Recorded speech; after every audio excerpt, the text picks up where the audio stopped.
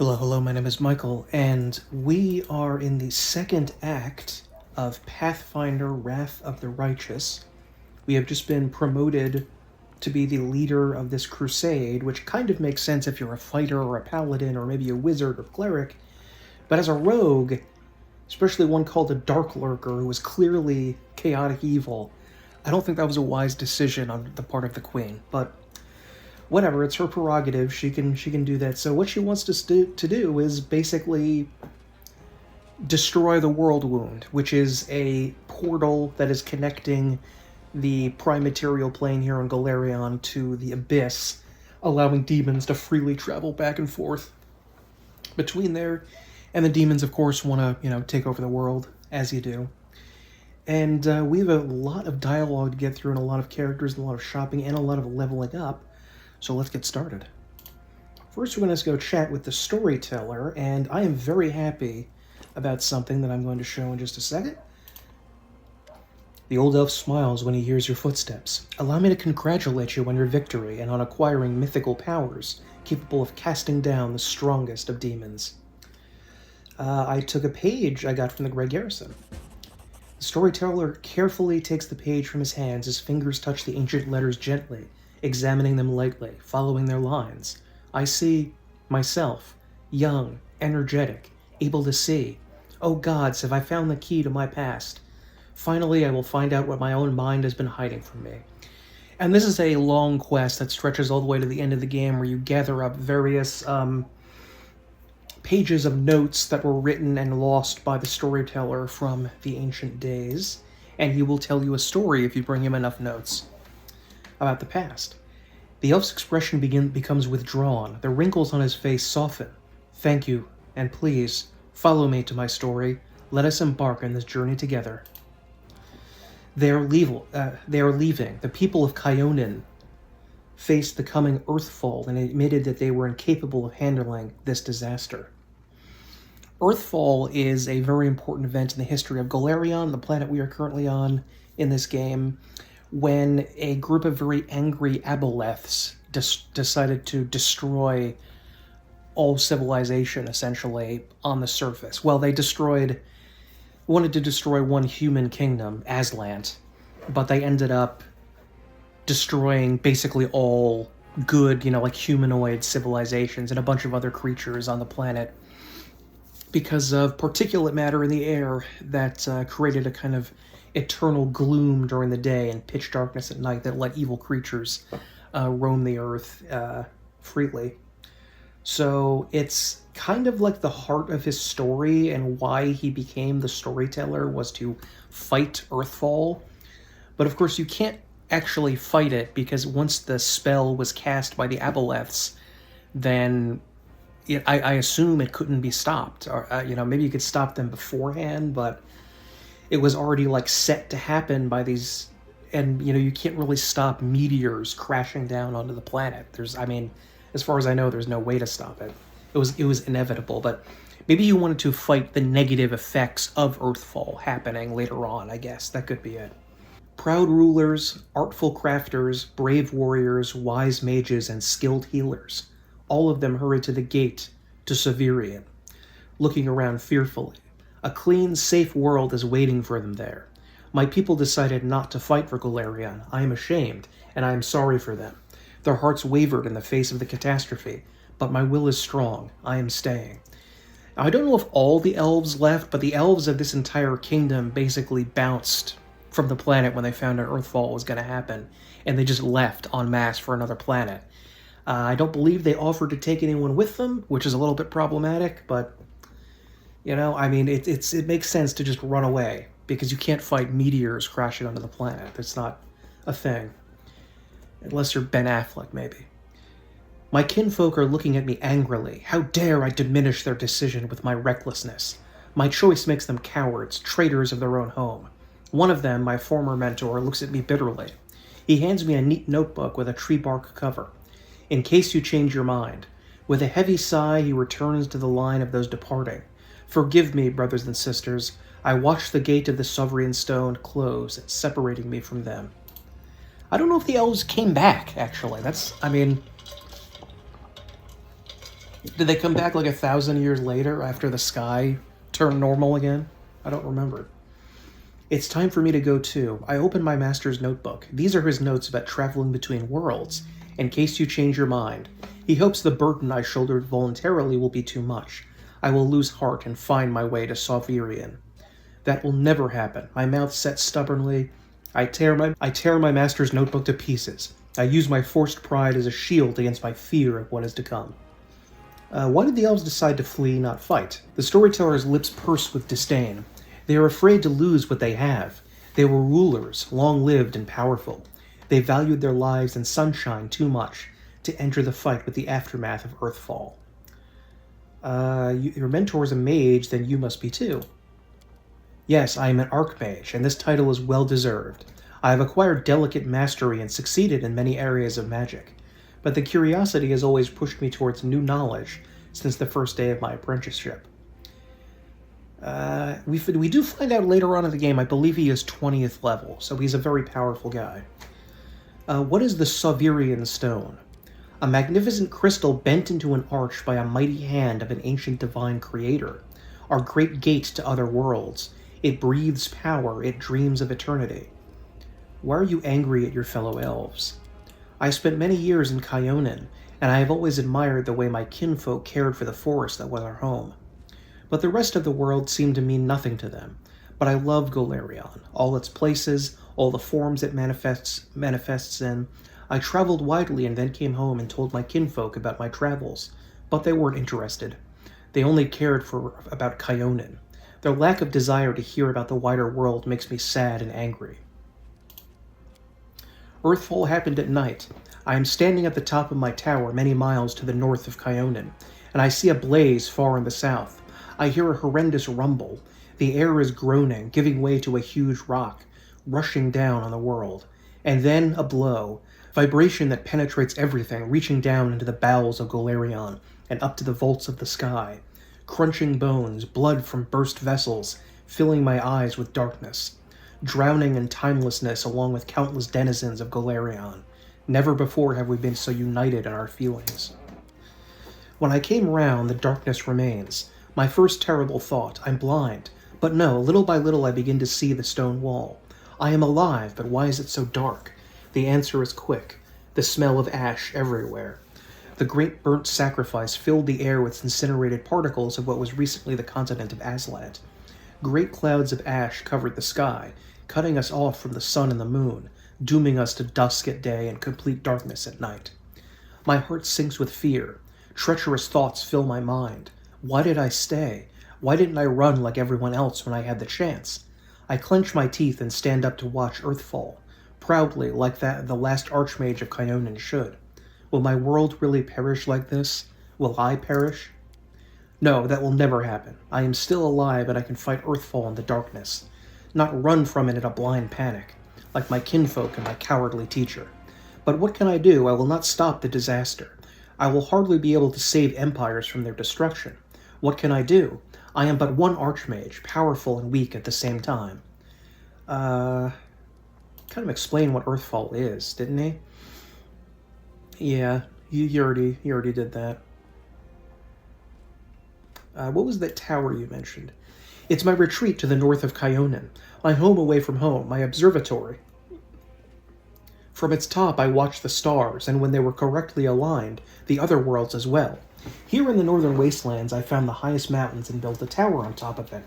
On clear days I could see the mist over the lake of mists and veils. That's how high I was. What are you going to do next? I don't know. I need to think. My opponent, Earthfall, is much stronger than me.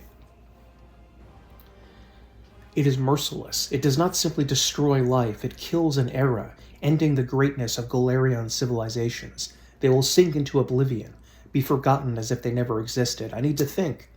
Yeah, but new civilizations will come around on the ruins of those, so do you necessarily want to go back to an impossible past that can't come back now? Forgive me, I shouldn't have raised my voice. This story was much harder than many before it, most likely because I played the main role in it. It is so strange to see myself, feel the emotions tearing me up inside, those that I felt a long time ago, and not remember them. It's like a split. I became both the storyteller and the main character. Too bad the story ended at that moment. Please, if you find other pages covered with ancient elven writings on your travels, bring them to me. I might be able to shed some light on my past, and we will find out how my story ended and perhaps even why I forgot it. So yeah, you'll eventually you'll really want to find all of those pages, so you'll want to search every crevice. I always seem to miss like one or two, though, because there's dozens of these pages that you have to find. Okay. Have you decided to join the crusade? I have decided not to, I'm afraid. My path and the path of the crusade lead in the same direction, but alas, they are not yet one and the same. After the demons were driven away from Canaveras, the path into the world wound became open, if only temporarily. I am planning on using this opportunity to visit. It doesn't matter. I'd hate to bore you with the details of my venture, but he just told us he has a tower here, so we know where he's going. And this is something I was very pleased with myself that I checked my inventory from and found. Let's see. There we go. That is it. The storyteller fiddles with a fragment of a gold buckle, an old thing, created long ago by divine will, but the power that gave birth to it is lost in the darkness. However, the relic still lives on, though it has changed. I wonder what secret it is hiding. Would you like to know it? Bring me 5 vials of magic essence and I will revive this object, and with it, its story. Give the storyteller the broken buckle and the necessary materials. I also managed to find 5 vials of magic essence in the first act. Restore this relic for me. The elf cautiously uncorks the vials and begins to work his enchantments. The essence evaporates, turning into light that streams onto the buckle. The light thickens, becoming gold. The Covenant of the Inheritor, that is the name of this relic. This buckle once adorned the belt of a glorious knight from Mendev.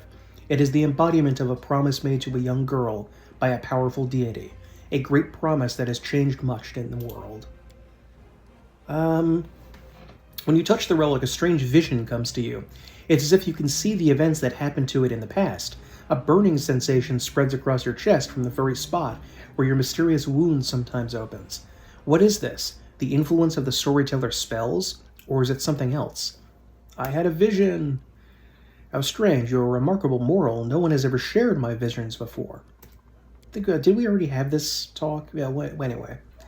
Let me show you Finian. Did I show you Finian? Don't remember if I did, but I'm not going to repeat this. But yeah, Finian, as it turns out, was actually... his soul was joined into this blade by a very evil character who we will eventually get to meet much later in the game if we want to.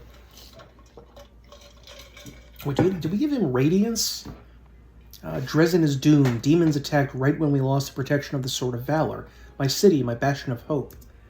Yeah, this is about Lariel. But I don't think we could do anything more with that now.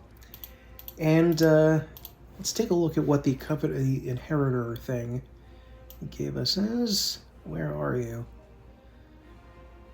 Belt of the Inheritor. There we go. Okay, as soon as you touch the relic, you experience a vision. The events feel as if you lived through them yourself. I kneel before your altar and ask for the 1000th time. Where are you? What evil has struck you silent and forced you to turn your back on those of us sworn to you? Are you still alive? Answer us, last Aslanti. I beseech you. Answer me, Aradin. I need you now more than ever. My cheeks are inflamed with resentment. He doesn't answer our prayers. All of us, his devoted paladins, feel the great absence of our patron's disappearance.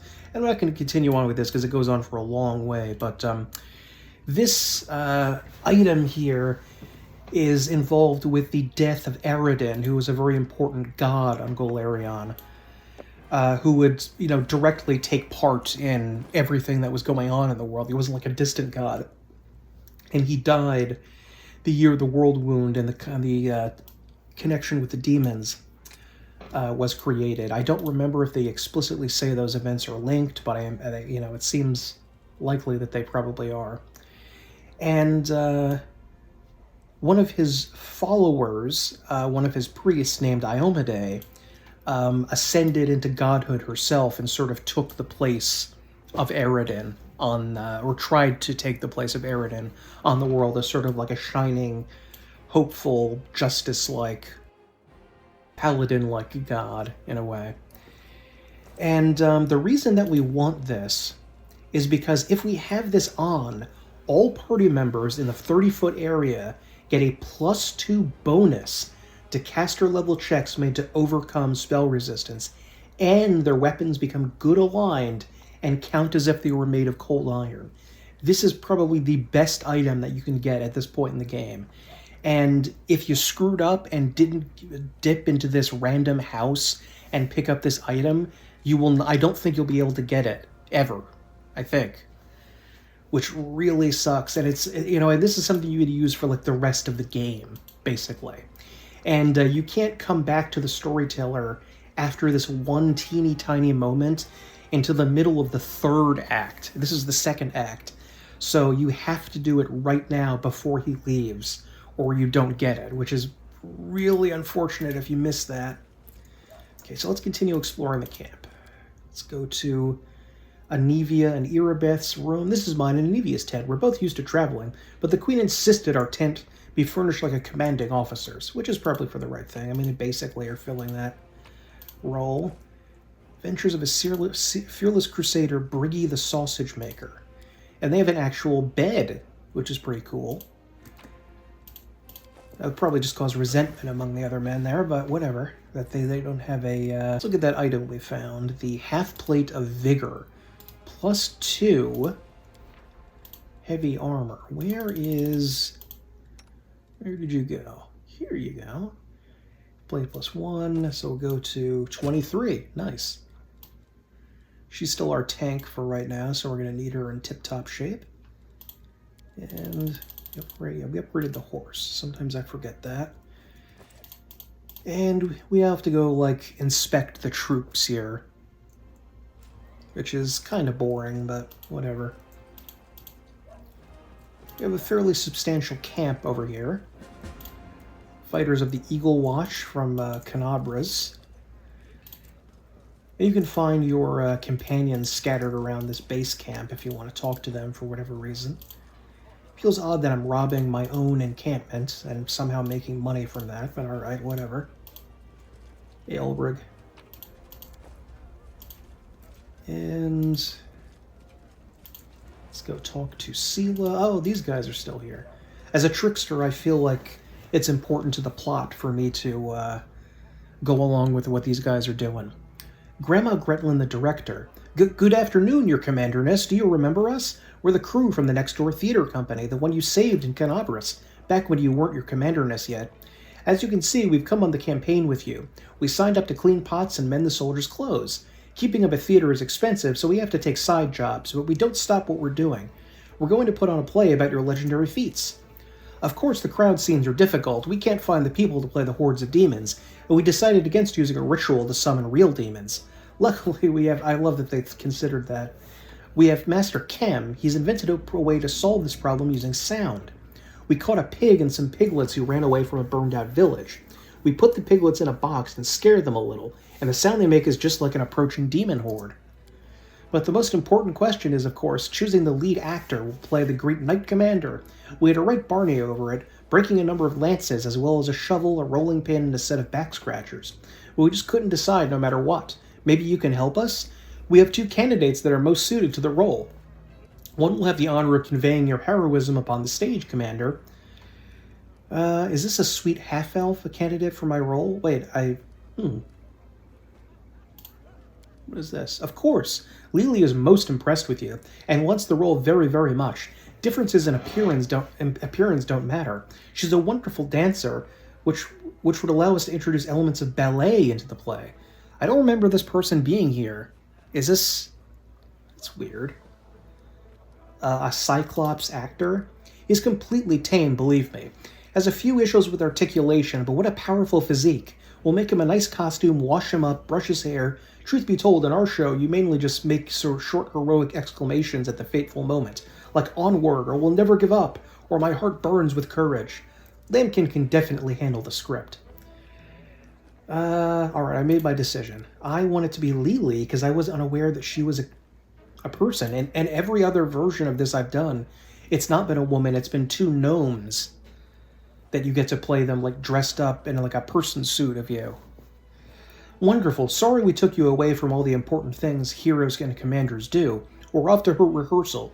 I mean, first we'll wash some pots, then we're off to rehearsal.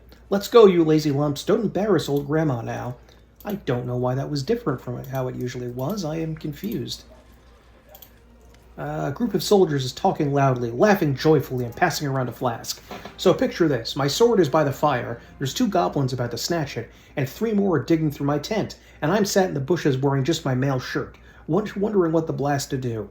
An old mercenary taught me about the mail shirt. You can't sleep in armor, but it's not so bad in mail once you get used to it. Too bad no one told me not to go into the bushes without a sword. So what did you do? What did I do? I barked like crazy. Goblins are afraid of dogs, you know, so they all went wild and started running around. I spot my sword and they spot me, so I jump over to the fire, wearing nothing but my mail shirt, and I grab my sword and I yell in my big tough voice, "Oh, Inheritor, grant me the power to crush these filthy creatures." My sword shining, the goblins are screaming. I jump to attack them and they fight back, but I fought them off somehow. But ever since then, I never take a step without my weapon. Sela takes a sip from the flask. Nah, that's some story. Hey, stop gulping. Leave some for us. We've only just set off, and you're already drinking, and with the queen in the camp. Stop this at once. Definitely chaotic here. Right, you are Commander Tierbade, but we are drinking to the queen's health. Give me a sip, too, to her majesty's health. Irabeth rubs her forehead with the palm of her hand. Commander, are you sure this is the right way to train your soldiers? Never mind, it's your business. And these soldiers don't have much of a future anyway. They're unfortunately not very useful on the battlefield. Recruits from Nerosian. So yeah, those are the guys that came over. Did they do anything else? Campsite of Canabras Knights. Oh, these are the ones from Canabras. Okay. And let's talk to Quartermaster Garms, I think his name is. Yeah, Garms. And Horgus Gwym. The burly soldier with an impressive beard greets you with a broad smile. I do like his beard. Wilster Garms, the camp quartermaster, at your service. How may I be of help? I'll do some selling now. All of this just basic non-magical stuff, even after as early as Act 2, was totally useless.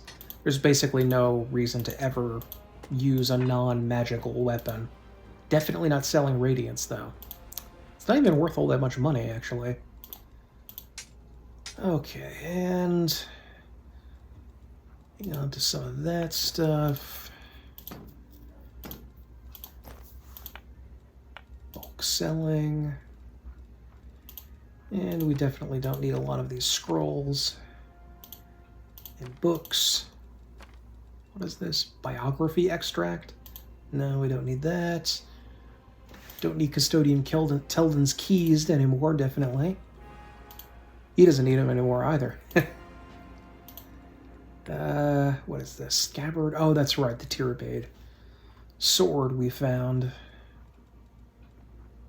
Probably a lot of this junk I can get rid of, but... Let me just take a look here. Yeah, this can go... The Collapse. Yeah.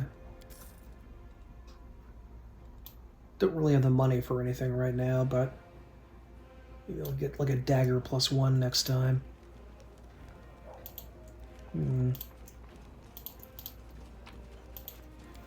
And yeah, so now we can go have our last little chat with the Queen.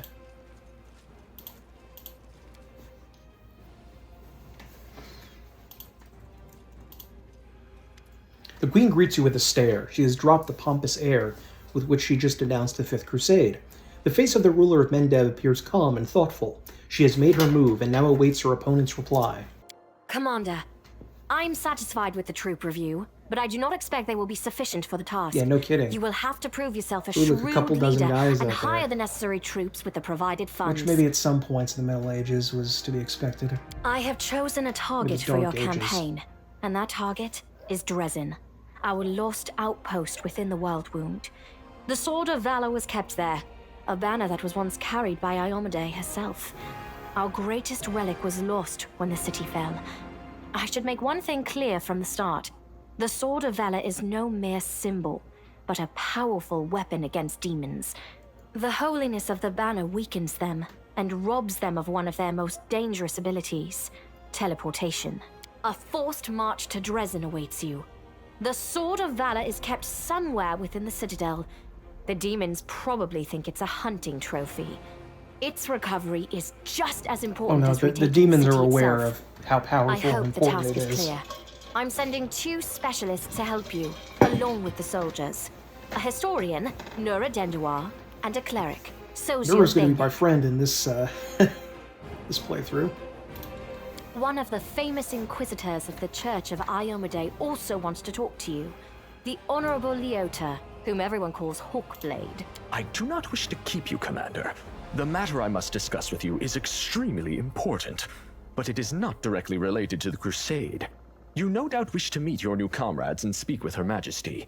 Therefore, I shall leave you now, but I ask that you seek me out in the camp at your earliest convenience. Forgot he was voiced. Hi!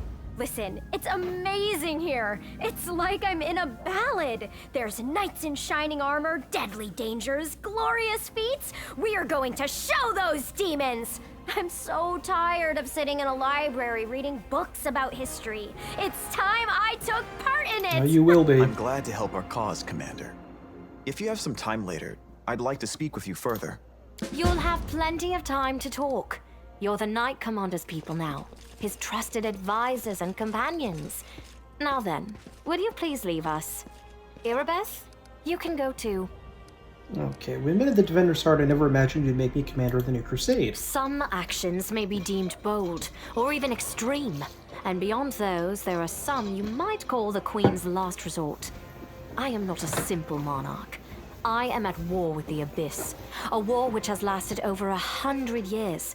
I cannot allow Not myself necessarily the luxury of impossible back in the caution. Middle Ages. In you, I see a chance, and I am willing to stake everything on it. 100-Year War. However, you cannot blame me for putting you in charge of the Crusade. I only formalized what had already happened in the hearts and minds of many. That's a pathetic People spoke of the power that justification, descended but upon you alright. and helped you save the Wardstones from corruption and total destruction. Word of this feat quickly spread far beyond the borders of Mendev. There was no other person who could better fit the role of Knight Commander of the Fifth Crusade. Were you planning on declaring it soon? Now, I believe we can show her the item we just got, the Covenant, but I think she might take it if we show it to her, which may, like, improve our relationship with her, but it's too valuable to give her. Did you know that the souls of angels from heaven are confined in the Wardstones? I had guessed as much. Many angels fought alongside us in the First Crusade. Heaven was unable to mobilize its full might to aid us, but individual Celestials volunteered to fight for our cause. Then one day, they all vanished, saying that they were setting off on an important mission. Not long after, Iomede's herald erected the first wardstone in Canopris, and then the others in cities across Mendev. Even back then, I had nagging doubts, but my faith in Iomade It's easily weird that the assuaged peace... them. Because they're It is saying for that the us to serve Celestials the can't goddess, aid after us all, because not to question her it would works. cause a broader war between heaven and hell, or the lower planes, I mean. But, I mean, the Abyss, they already breached the pact when the Abyss started invading Golarion, so why didn't that count as a breach of the pact? That would have everyone attack them. It doesn't really... I mean, maybe because a human, Aurilu, at Forlesh actually did it, but then the demons helped her do it. They promised things to her. So it seems like it's still ultimately the demon's fault. Nevertheless, I am pleased that you solved the mystery of the Wardstone in Canopris and were able to save this gift of Iomade. It was a deed worthy of a Knight Commander of the Fifth Crusade. Okay, I think she's pissed at you if you allow all the things to blow up.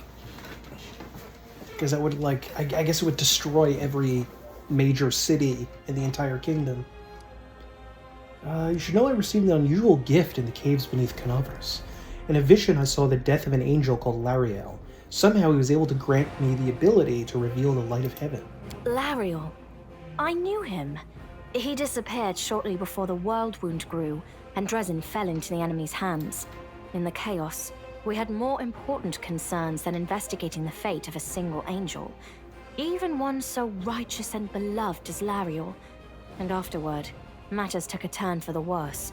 The angels left us to go on their special mission. It is so strange to hear the names I used to hear when I was young, like getting a message from the past. It is sad news, but it brings me back to the times when we strongly believed in our victory, and we rushed headlong toward it without fear. Could it be that such times have come again? What are you going to do? Overlooking a spot of insubordination just at the moment. However, I shall Just answer you. asking what you're going to do I shall is prepare the defenses at insubordination? Nerosian and all the other border cities and plan the future of the Fifth Crusade. Does that satisfy your curiosity, Knight Commander? Requires angel mythic path. My queen, I'd ask you to remain with us. The Dresden campaign is the hope of the crusade, and the blessing of Iomade that you carry may be decisive in battle. Here, a polite attempt to appeal to the conscience of an old sovereign? This actually will help us out, though, because on multiple, I think 2 separate occasions, Galfrey will help us in battle and during the second act. Other words, she just goes back to the capital. I don't know if you realize what you're suggesting. If our enemies in the depths of the wound were to discover that I was with your army, they would immediately send their most vicious demons to attack. They would stop at nothing to be rid of me, and thereby sow chaos across Mendev. Not unusual for a king or an emperor to personally lead a crusade. It happened. Not that it necessarily helped very much, but it did happen. But you are right. I shouldn't be sitting it out in the rear. I am a warrior queen, and a queen of warriors. Yet my fighters have forgotten what I look like. Fine.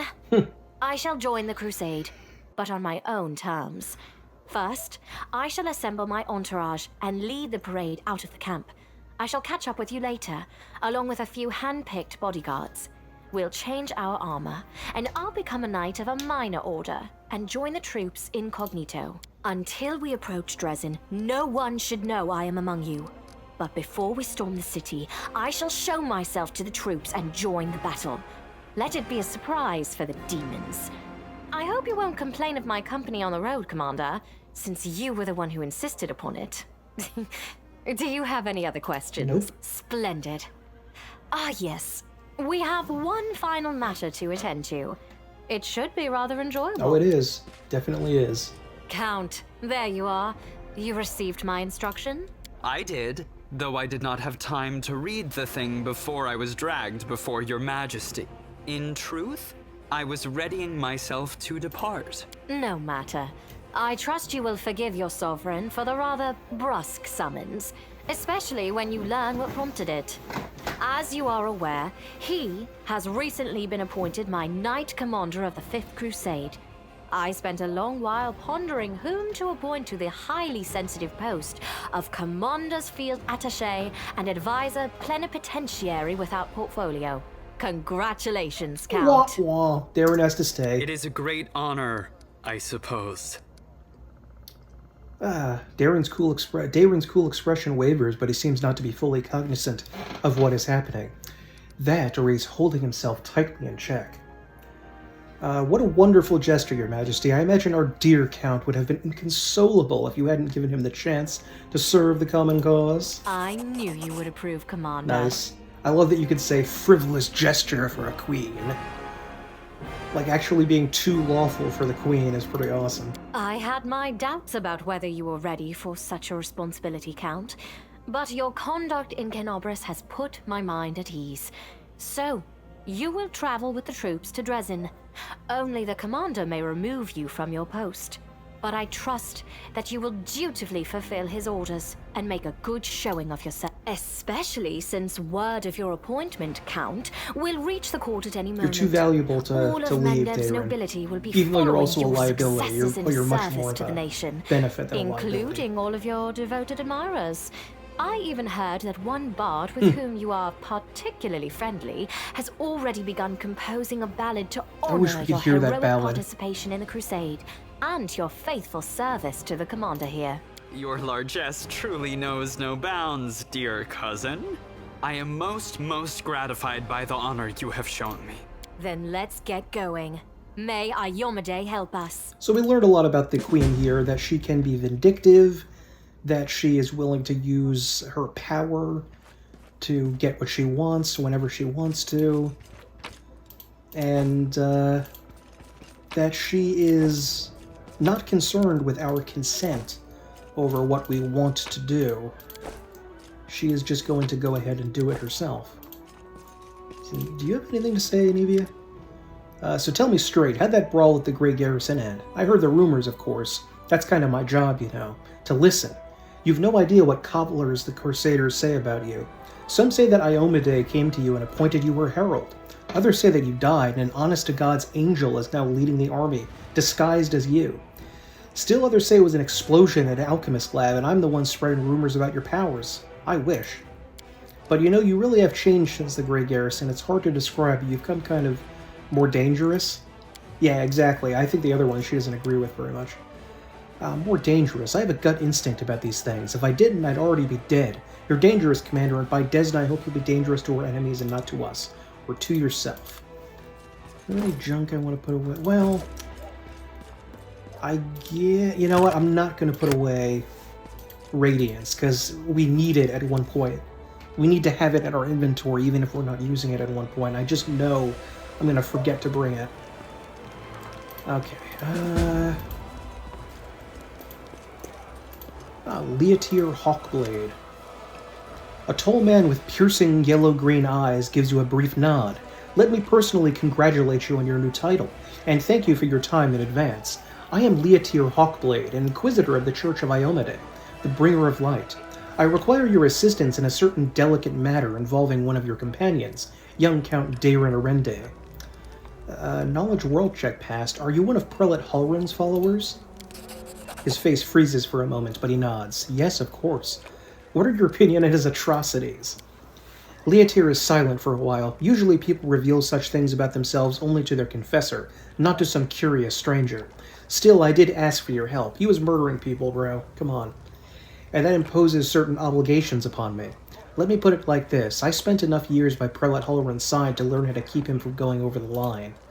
The Prelate is an extraordinary man, but he has fallen prey to his own paranoia and monumental sense of responsibility, which has gradually eroded his razor-sharp mind. He has witnessed so much hideous darkness that he now sees it in every shadow. Yet his strength was, and still is, a shield for all the people of Mendev. That is my opinion. His comrades and advisors are necessary to prevent him from making unforgivable mistakes. Thank you very much. So, what brings you here? I ask you to assist the Church of Iomade in an investigation of the utmost importance. I understand that the leader of the crusade has plenty of other matters to attend to, but please allow me to tell you the details. Perhaps it will explain why I'm calling upon you. The Inquisitor's open face instantly reveals his feelings. He frowns and looks through you, lost in his thoughts for a moment. I suppose you have already heard about Count Arende's story. I refer to the tragedy at the Heaven's Edge estate. You're going to investigate this old case, aren't you? Yes, I am. I have several reasons to doubt the widely shared account of what exactly happened at the estate and how it happened. You see, Commander, I was among those sent to examine the estate after the incident. I saw everything with my own eyes, and I still remember it clearly, even though it feels like it happened a lifetime ago. Heaven's Edge was a unique place that still carried the spirit of old Mendev before the World Wound, and yet on that day it turned into a labyrinthine house of horrors, like something only seen in our nightmares. Apologies for the digression. I wanted to tell you about my suspicions. Yet weirdly, Darin's old house is like inside the World Wound. I don't know how that happened. Like, you'd figure they'd abandon the house. I mean, technically it's like right on the edge of the border, so maybe there's like some tiny little line, but it still seems way too close to be living there, you know? Everything about the incident seemed odd. Why was the only person left alive a young boy with a newfound talent for divine magic? Why did nobody send to Canopus for help? even though the agony spanned many hours. We found the demons dead with their heads cut off. When we got into the estate, how were they defeated? How did the disease kill even the paladins present at the estate, who were said to be immune to any disease? If the demons had found a way to penetrate the Holy Warrior's defenses, why has this never been repeated since the tragedy at Heaven's Edge? You are the only person who can help me here, because the only living witness of those events is currently serving in your army. Your army's route will take you near the very site of the tragedy. Heaven's Edge has been abandoned and sealed with potent magic throughout all these years, and only the Count has the power to break that seal. He is unlikely to invite you Inquisitor inside, and in any case, he won't like me sniffing around his family seat. But if you, as his commander, express your wish to visit the estate, he will be obliged to fulfill it, and I will simply follow you as one of your attendants.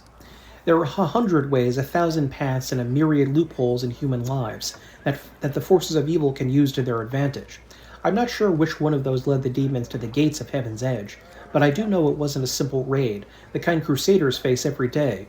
That incident involved a significantly more powerful entity, and that is why I'm asking for your help. We cannot be sure that such a tragedy will not happen again until we uncover the truth. You already been to this state several times, you questioned Dayrin. Sure, I'll help you out. And this is something we get to do later on in the act, just figure out more about the mysterious events that led to the death of Dayrin's parents. Thank you, Commander. Now I ask you to speak to the Count and tell him that you wish to see Heaven's Edge. Please do not inform him of my presence right away. I will join your escort when it's time to travel to the estate. When we get there, I will require your help during the investigation. You will have to follow me, observing my actions as an independent witness. If you have any other questions, please feel free to ask me. I will remain here for a while. Okay.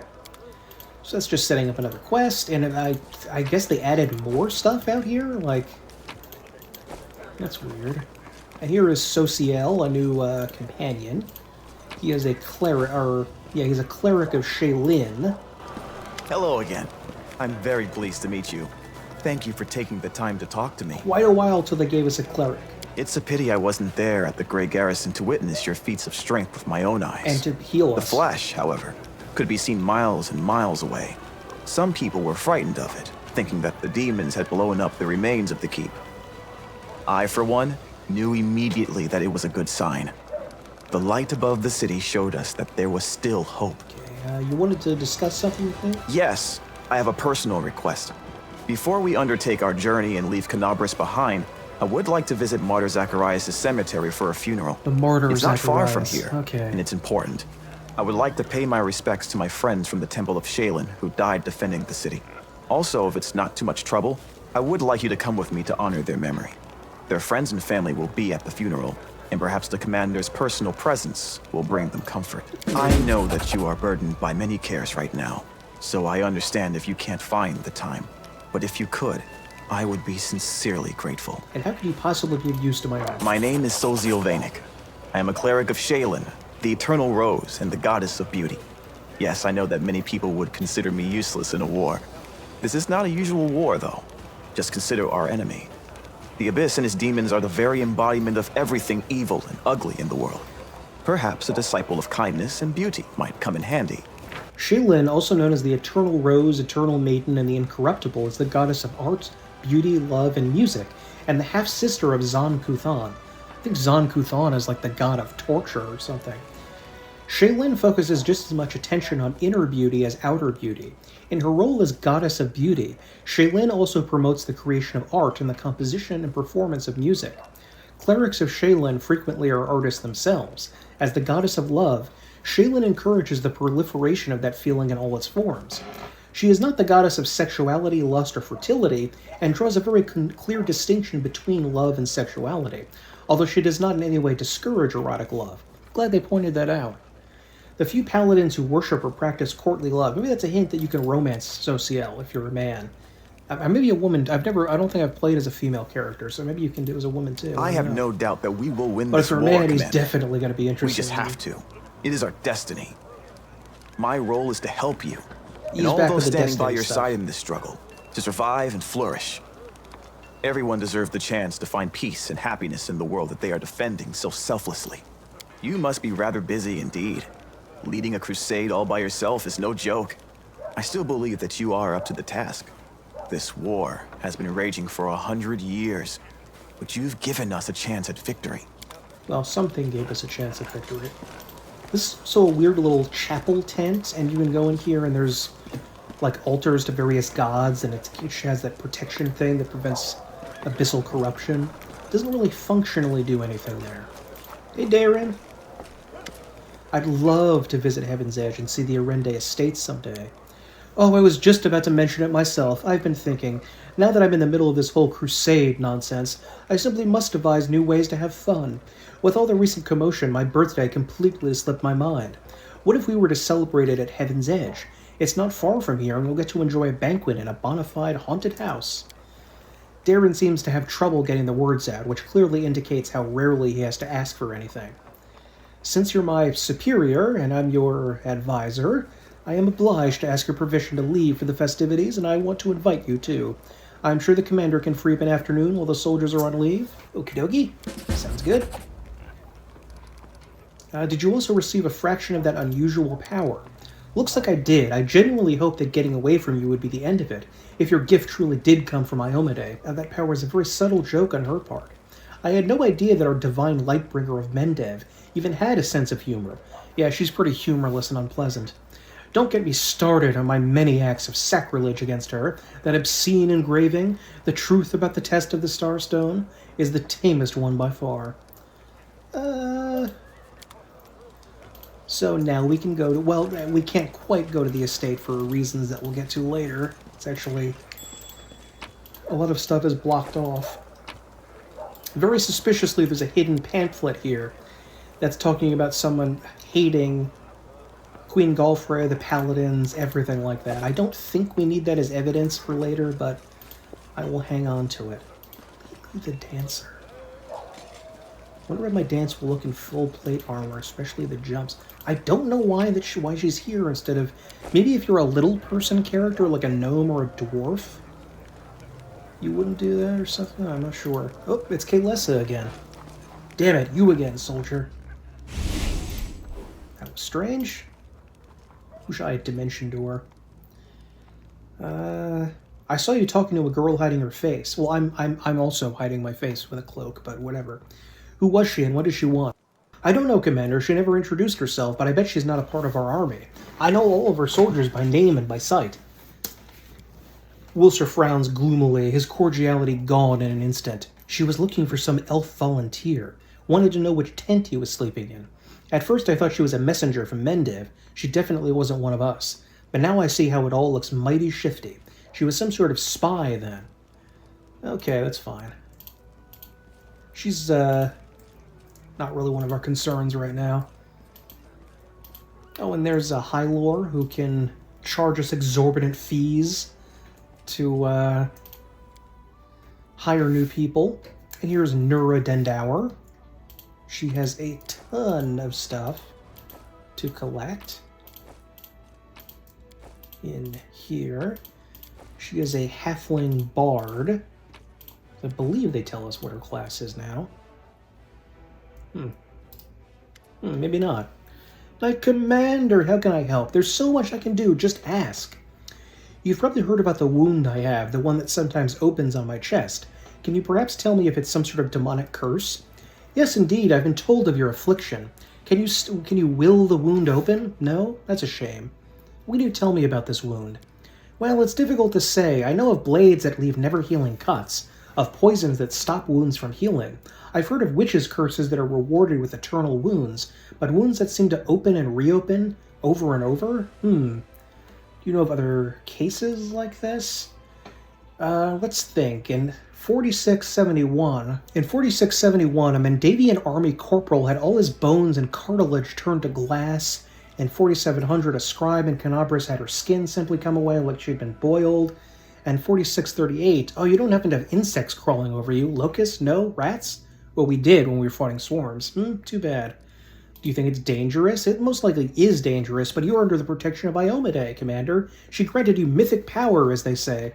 Well, something did. Surely the Inheritor would not leave you to face this alone. She could intervene right now, or at least come talk to me. I don't think that there's anything preventing her from talking to me about something. That's not going to breach the truce with the infernal powers. Have you perhaps noticed that the wound opens at moments when you waver in your faith? Perhaps it's triggered by doubt. It's odd that you would bring up doubt. Nura looks at you with sincere concern. Okay, thanks for your answers. And you can give a long list of things about what she knows.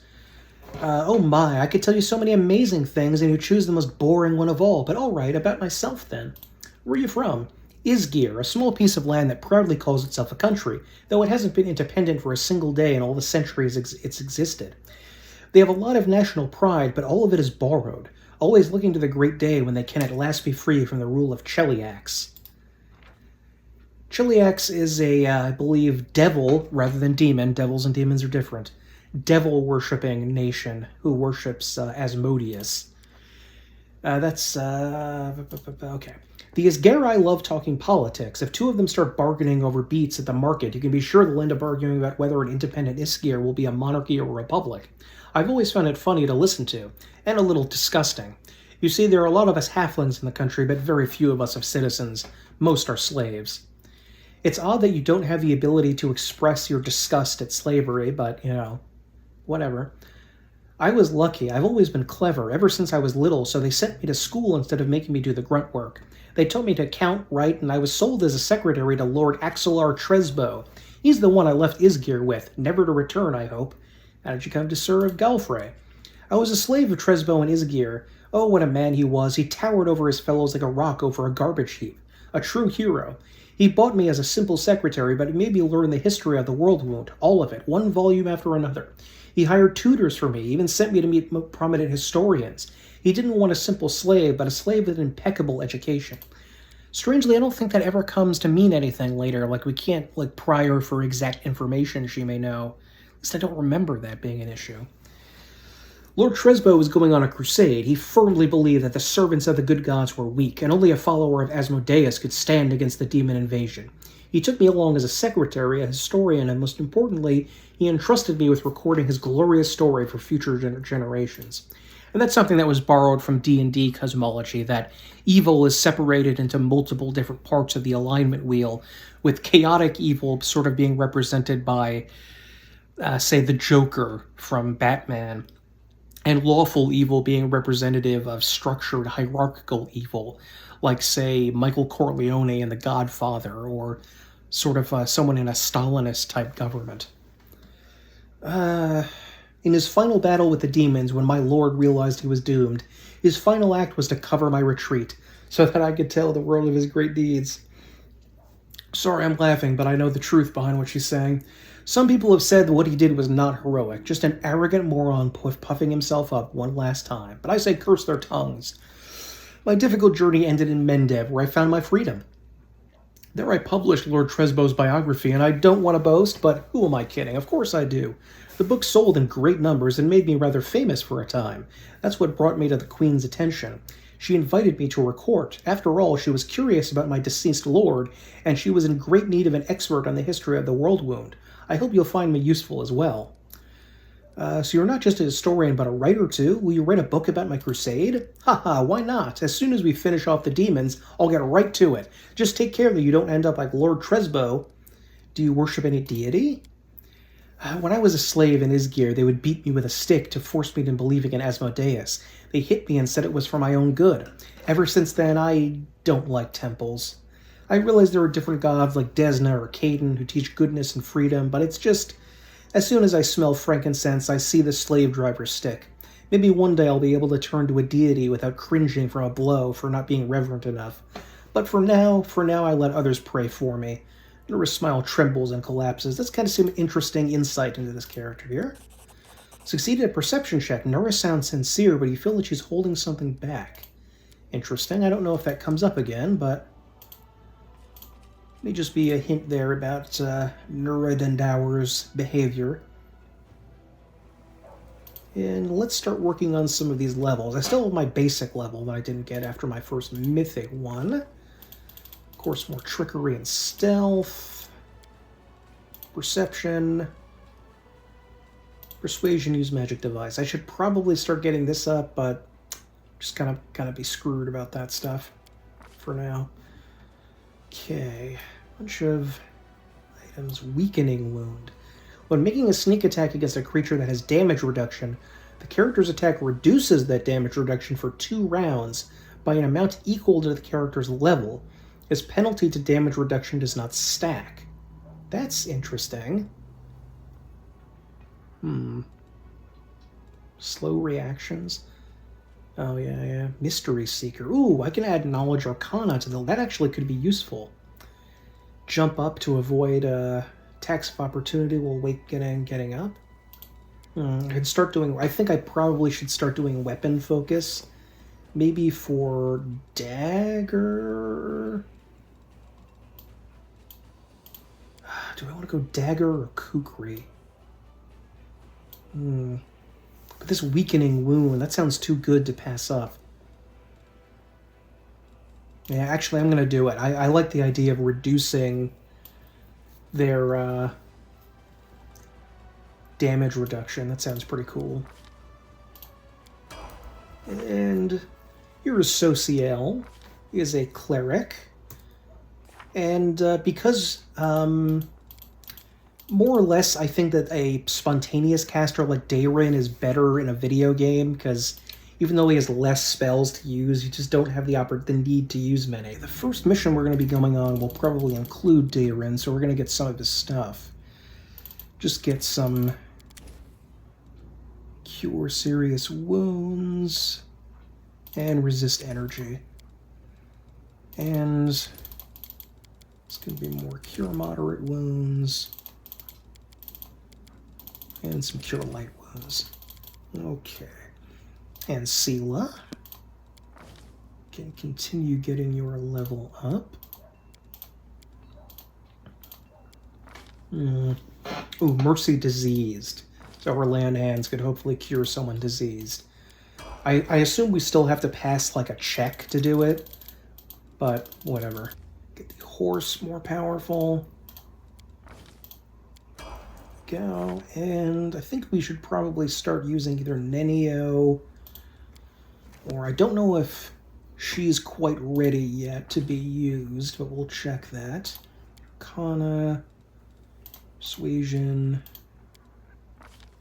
Okay, get healing, so get some extra heals from her.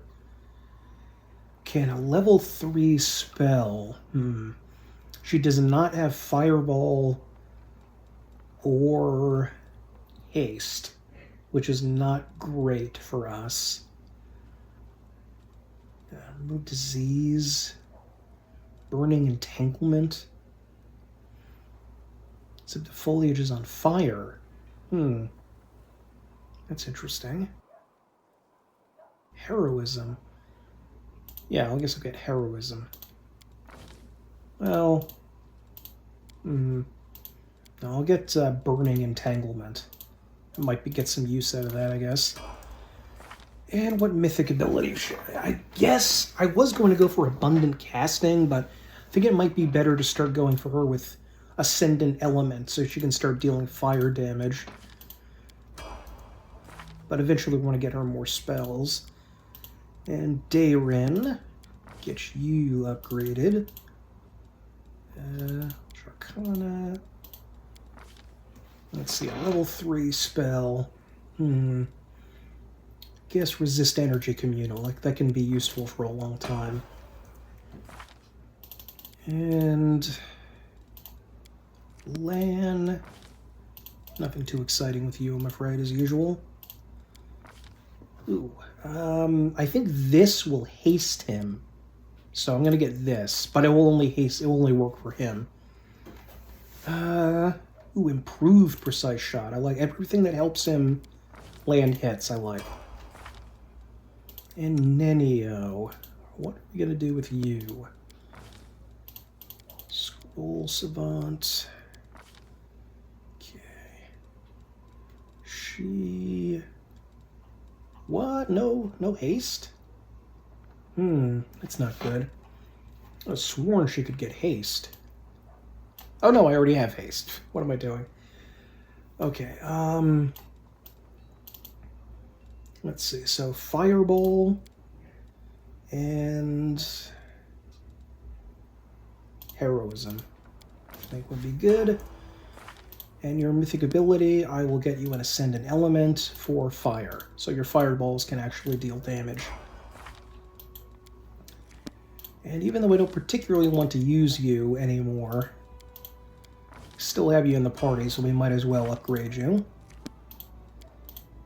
Get some more spells there. And we just have Woljeef. Magic device. And still on level 2 spells. Unfortunate. Very unfortunate.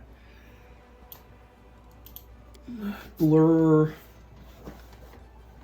And protection from alignment communal.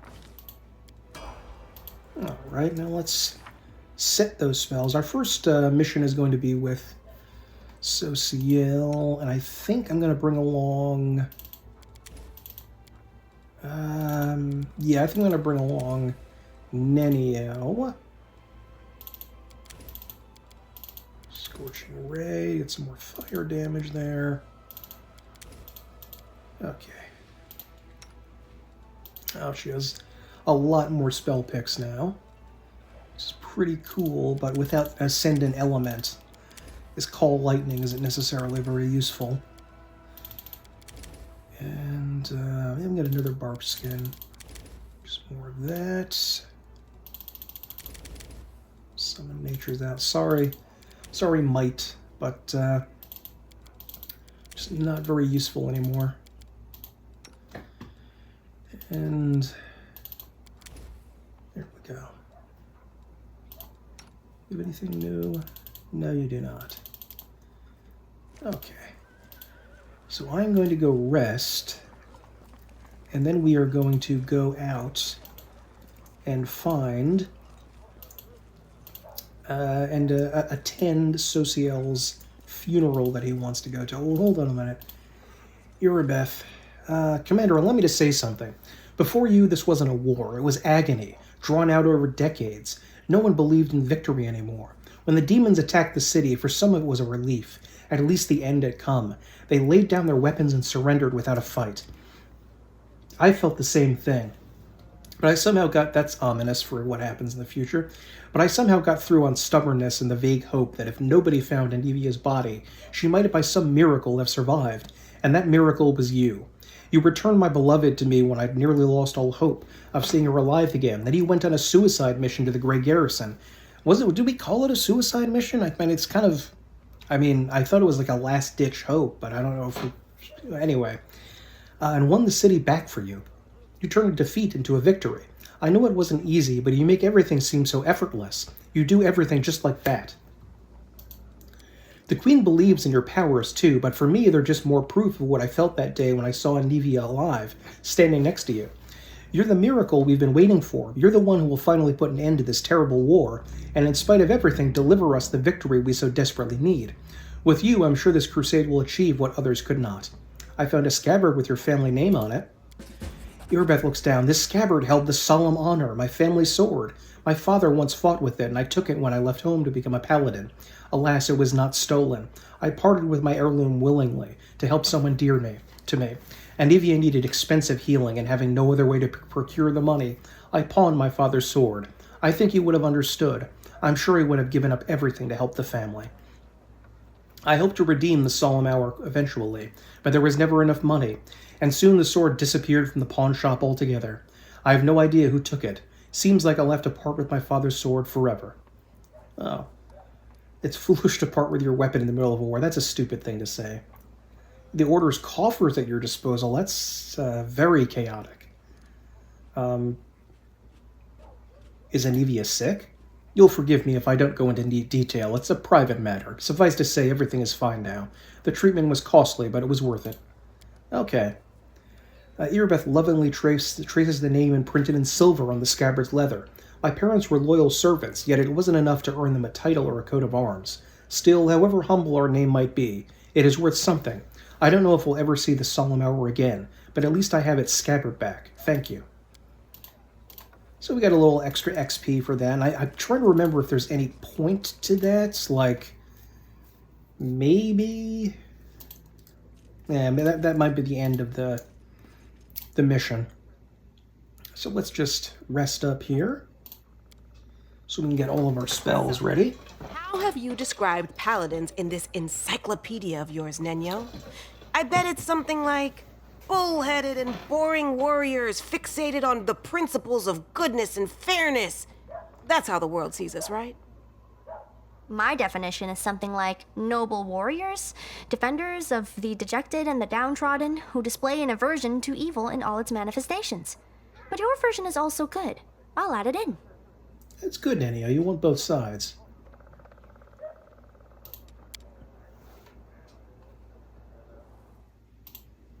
Oh, some of this stuff I'm just going to quickly stow away for the moment. Don't particularly need any of this junk right now. Yeah, there we go. Okay, let's do some final bits of shopping. Just selling some garbage we don't need right now. Probably didn't even really need to pick up all these basic items. You see, they're barely giving us anything of value. We're not yet at the part of the game where we can just casually not care about money. That comes more like in the middle of the third act. But here we still have to be a little bit careful about what everything that we are buying and so forth. I don't remember what this Thiefling's account book is supposed to do. Does it do anything? Is it part of a quest? I don't even remember. I really think that I do love that there's a search option in the inventory screen, but I feel like it would be better if they had like a special scrolls only section, and they just put they didn't have the scrolls in the everything item, and maybe also with key items back here. I forget if key items that might be under notable. I'm not sure. Or maybe like a little like food chest so this stuff isn't here, because it does irritate me a little bit. Okay, our party is not spectacular right now because we don't really have oh, this is Ulbrig's quest. I forgot about this. Hi, Ulbrig. So you're the war chief now. You're going to lead us to free Sarkoris from these Fae. Ulbrig nods his head with respect. I felt at the moment I saw you, this one is special, but that you'd go and get yourself a whole army in no time? That I did not expect. Well, how does your newfound power feel? Has it gone to your head yet? I feel proud. Finally some much-deserved recognition. You know, I mean, yeah, why not? Your head is in the wrong place, War Chief. You think being in charge is a reward? Then you have it the wrong way around. Your queen rewarded you with constant pains in your buttocks, head, and all sorts of other places. Here's my advice to you. If you don't want to get yourself and your whole army killed, think less about how great you are and more about how the people under your command are faring. Well, I didn't come here just to flap my gums. Since I'm going to war and you're in charge, I better do this the right way. Ulrich lowers his head and says solemnly, My blade and life are yours, War Chief. I mean, it's not like I need a blade. My talons and beak will do the trick. But saying it like that is the done thing. But wait. Okay. My talon and beak are yours, just doesn't have the same ring to it. There's something else. I can hardly see things are bad, but the tales of all of Sarkoris burning down and its people dying out, I'm sorry, I don't believe those. It can't be true. We're not the kind of folks to be snuffed out just like that. I have kin in a village not far from here, Current Glen. Let's go there and talk to them, have them fill us in. They're smart folks. Perhaps they'll help us in battle, too. Together we'll clean up Sarkoris before you can say, anoint ye foul creatures? What? Ulrich bumps his fist into his palm with a chuckle of bravado. All right, I'll go prepare for the road ahead. Take care, War Chief. Thank you, Ulrich. As I was saying, I think we really need a better... Ooh, wait, I didn't sell that. That armor is really heavy. What does Soziel have on him right now? Where are you? There he is. Ooh, yeah, you can use some better stuff. 19 armor class, that's better. He's just got this basic glaive. That's not that great. but he's probably not going to be casting for the most part. Tankard, should I leave this with him? Yeah, I guess so. We're not going to be taking Dayrin because Sociel is a cleric, so don't really need to. Jeff, did I look at your items recently? So I don't. Maybe these don't actually upgrade over time. Yeah, probably not. Wand of Magic Missile.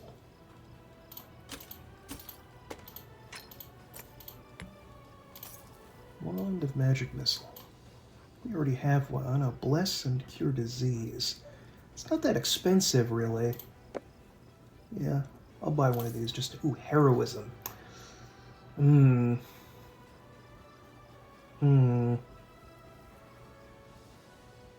It's a lot. 11,000 is too much for right now. Let's go talk to Irabeth about that scabbard. Let me ask you personal questions. Huh. Wait, didn't I... I could have sworn I told her about the, I can't check my log right now. Okay, tell me about the Eagle Watch. It was a small order, created to fight not only demons, but also the enemy within. I'm sorry if I said this before in an earlier episode. I apologize. To maintain the purity of the Paladin ranks, prevent heresy, and identify spies, and it failed miserably at that. The Templars of the Ivory Labyrinth infiltrated it and formed their nest within its ranks. After the Queen entrusted me with leading the order, Anivia and I practically built it from scratch. We got rid of dead weight, people who weren't committed, we organized ways to transmit messages and orders safely, we introduced reliable ciphers, we found tacit allies around the city, from Crusader orders to street beggars. This was my personal crusade, to purge the city of the Templars who had infested it, and I thought I was winning. I could feel it. We were so close to driving the cultists out of Canabras, but it's hard to admit, but those successes didn't count for much once the demons entered the city. On the contrary, if it wasn't for you, there wouldn't be a headquarters at the Defender's Heart. The cultists would have served up the city on a platter to the demons. Lines in Irabeth's forehead softened. Yes, that's true. It's a good thing we achieved something, thank you. So it turns out that the Queen has had her counterintelligence watching me? I wonder why. You think the Queen doesn't trust you? Of course she doesn't. and she shouldn't. If that were true, she wouldn't have put you in charge of this army. Well, the Queen is following the old saying about keep your friends close and your enemies closer. My main task is to be your advisor until you've gained enough experience as a commander. As for counterintelligence, Anidi and I were tasked to keeping an eye on your inner circle. But we're not under suspicion, Commander. You're under our protection. Okay, we need reinforcements. Can you get us more soldiers? Now, this is for the Crusade. When we began the march on Dresden, we chose speed over numbers. If I order more volunteers to be recruited, they simply won't arrive in time. We could pay mages to deliver the troops to the camp, except I doubt that our army's coffers could afford I can. If you can spare 7,500 gold coins, I will see to our reinforcements. This is going to help us with the Crusade easier. Make that a little bit faster. Okay. Let's just head out there, and I will show you guys what the Crusade is about. Trade out for Sociel. Now, should we bring Nenio? Yes. I'm going to try to bring Nenio, see what she can do. And this is our Heroes of Might and Magic screen that we have here. This is basically the entirety. I mean, this just is Heroes of Might and Magic. There's really no other way to look at it. Okay, let's go to Assign General. And generally what the pro gamer strat here is to continue looking through all the generals until you find the best one who has the best spells. There he is, Setsuna Shai. And he is the most powerful of any of the generals that you can get, because he gets incredibly powerful spells, and it just becomes completely game-breaking. Okay. Probably won't even need to fight these guys. Let them flee. Having defeated a band of cultists who had driven the captives from Canabras and made the ruins of Valus's Gift their temporary base, the commander's army celebrates its first triumph. Unfortunately, the demon worshippers have killed all the citizens and gathered their belongings into a huge pile in the middle of the camp. That stuff still technically belongs to the family members of those people, but okay, whatever. Alright, probably finish these guys off too. And you still get experience, even if the battle auto-resolves itself and they run away. So there's no real point to fighting if you don't have to. Crusaders stumbled upon a group of ragged and exhausted scouts. They had set out on a patrol mission deep into the World Wound. But then, when Canabras was attacked, they found themselves cut off and surrounded by demons. Surviving in such hostile conditions was not easy, but the scout spirit remains high and they readily join the commander's forces.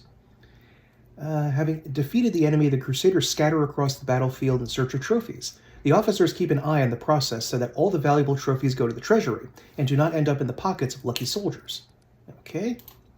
And normally a general is only allowed to have 3 unit types in his army, which is really weird and wrong for if you want to make an interesting Heroes of Might and Magic thing. But thankfully you can get this ability called Master of Maneuver, which allows you to, which is basically required if you want to play the game, to get more soldiers in your army. And we're going to have to skip a day if we want more movement sites. But now, oh, actually I forgot. It's weird that when you talk to Sociel, his mythic rank doesn't turn up normally. You have to actually go and do this, so we would have to rest in order to get his new spells if he gets any. I think I'm just going to get Abundant Casting, so he gets more spells. Or next time, I guess. Martyr Zacharias' Cemetery. An elderly man limps towards a grave and clumsily throws a handful of soil inside.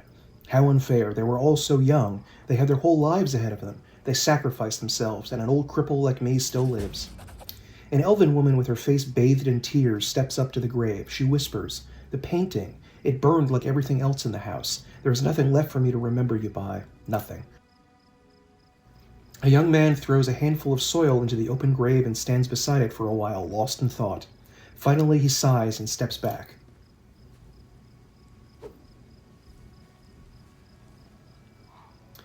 Sociel throws a handful of soil into the grave in front of him. He takes a breath and prepares to speak, but it seems that he simply cannot find the right words. The cleric wipes his tear-filled eyes, gathers his resolve, and says in a gentle voice, "I wish you a warm welcome in Shaylin's realm. We will win this war, I swear to you. We'll banish this ugliness and evil, make the world richer and let peace blossom in it. We'll make sure anything like this... He breaks into sobs mid-sentence, then falls silent without finishing his declaration. How long will this take? I'm sick of these ceremonies. I'm just going to say nothing. Sociel and the townspeople respectfully fold their hands in silent prayer. What is that? An elven woman shrieks in horror, disrupting the atmosphere of silent mourning. Her trembling hand points at something moving inside a grave.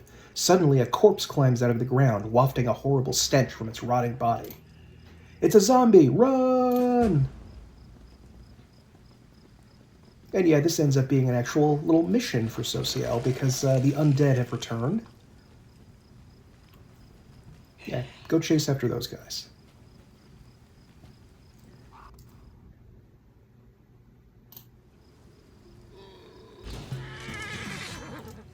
And these zombies are fairly low level, but as with zombies, there is a lot of them. And weirdly enough, whenever you rest, you of course have to dismount. But when you leave the encampment, you can't, like, put Sela on the mount, or any other mounted character for that matter.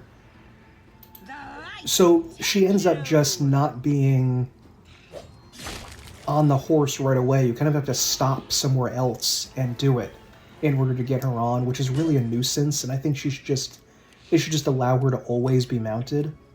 It's odd that she's allowed to attack again. I'm not sure why that's happening. Nice. Let me take a look at this here. Yeah, the extra damage that she would normally do with the weapon, she can't actually do now because it's negative energy, and that does not damage undead. does have haste, but we might want to save that for later. Toss a good fireball over here.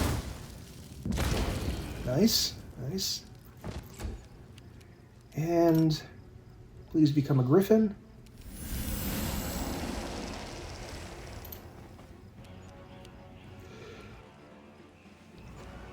Okay, Social. Where is... Here we go. Channel positive energy, damage undead.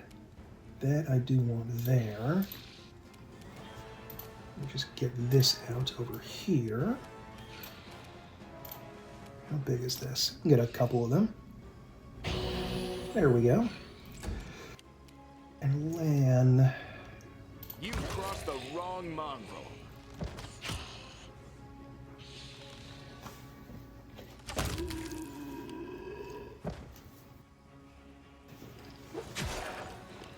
What am I going to do?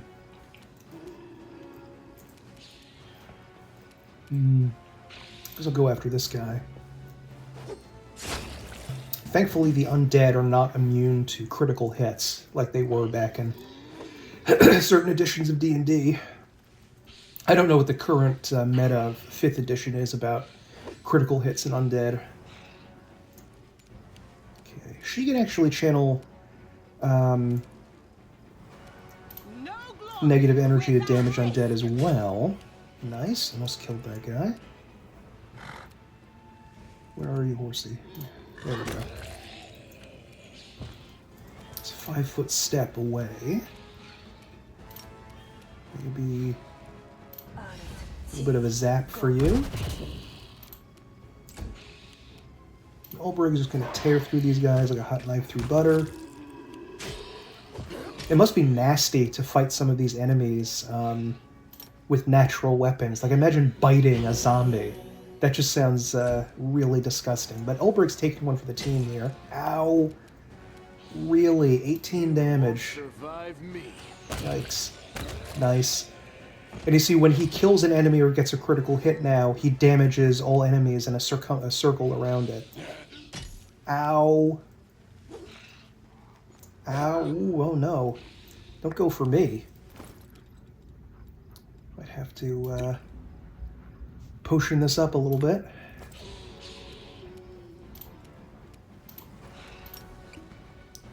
Would prefer to attack. Well, I'll risk it.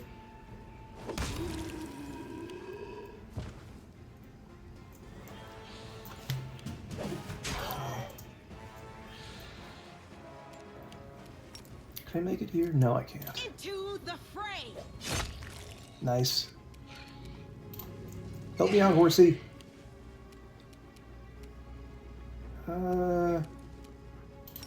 Doubt she'd be able to hit these guys with her crossbow. Maybe I should have given Dayrin's magic crossbow to her. Okay, well, just attack normally. Oh, he actually hit. Nice. Clerics have a very low chance to attack, unless you put a lot of buffs on them. With a heavy heart, Social looks at the corpses of his friends, returned to rest by his own hand. What is this twisted mockery? Who could possibly... Wait, what's this? He bends down and recovers something from the ground. Take a look at this. Social hands off a black onyx gem to you. Once precious, this stone is now covered in cracks, falling apart in your grip as you examine the engraved Minotaur's head, the unholy symbol of Baphomet. The cleric's voice, perplexed at first, fills with rage as he speaks. Cultists. Simply murdering my friends was not enough for them. No, they had to come to the funeral and desecrate their graves. I don't understand this second remark. Looks like some of the townspeople are only feigning their grief. That's an odd suspicion that it was one of the people at the funeral that did this. I'm sorry you had to go through this. Thank you, I had already said goodbye to them. Seeing them again in that form, Shaylin as my witness, it was not easy. Wait, the townspeople fled the undead without knowing they have a traitor among them. Wherever they are, they're in great danger. We must find them. Okay, I'm pretty sure all these zombies just have garbage on them. Yeah. Nothing magical, nothing worth taking. I Okay. will lend you my aid. Use a heal or two.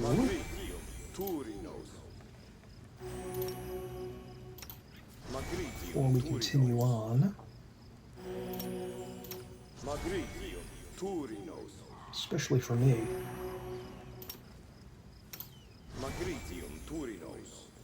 Okay.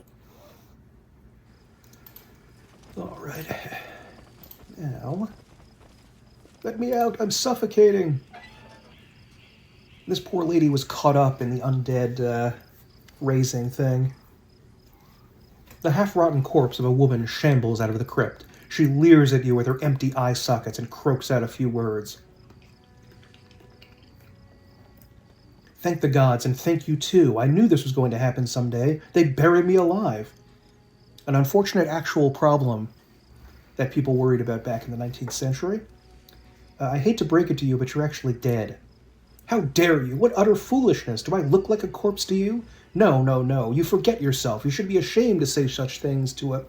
The dead Baroness wags her finger at you in a chastising manner, but cuts herself short, staring at her own hand in horror. What? How? This simply cannot be. I shan't permit it. I'm afraid it's true. I'm truly sorry. This graveyard was desecrated by a necromancer. It seems that he disturbed your rest as well, but she remained, like, aware and intelligent? That's really impressive. The dead woman covers her face with what remains of her decaying hands. So I died? But even in death, the accursed servants of the Abyss torment me? Why would you think it's from the Abyss? A lot of other places do undead stuff.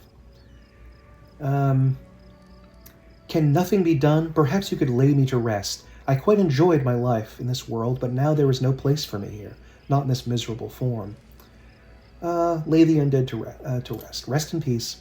Thank you. Do feel free to take my burial jewelry. Those pieces are dreadfully out of fashion where I'm going anyway. And he channels positive energy and kills this lady. And how much is this worth? 600. 600 gold is nothing to sneeze at for something so small and light. And we got some more jewelry. Nice. Nothing like grave lining. Awesome, Lan. Shut it, Lan. Okay. Yet another obstacle. Make every strike count. Yeah, sure, why not? I'll charge this guy. Missed. Good. Good thing I missed. Guide my blade. Oh, my god, I forgot. I forgot to put her on her horse. I forgot again. Mind over I muscle. didn't even damage him. And let me put this over here. Ooh, nice. Get him. Okay. Sela, you are going to get on your horse. Wherever it is. There he is. Okay.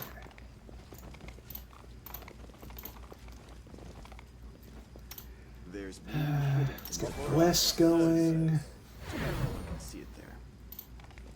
Anything new? And I will put displacement on myself. Give her mage armor. Yes. Hopefully she will not be caught up in anything. It's bizarre that the game, like, it weirdly rearranges automatically the formation when you switch characters, and it can be a little bit irritating. Okay, You are my favorite aide. anything good we want to... Yeah, whatever. Just use this. We are the light. They are the darkness. You've crossed the wrong mongrel. I'll use my trickery ability. And because we're in a surprise round, we're not allowed to dive bomb. I think there's also a zombie up here, if I remember right. I don't know why I don't see him though. Come on. The light. There we go. Take you. I cast a bit of luck. What does it give, an attack roll?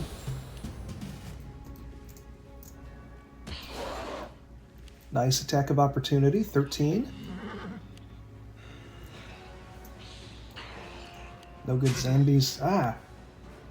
My horse. You won't survive me. It's like level 2 or something.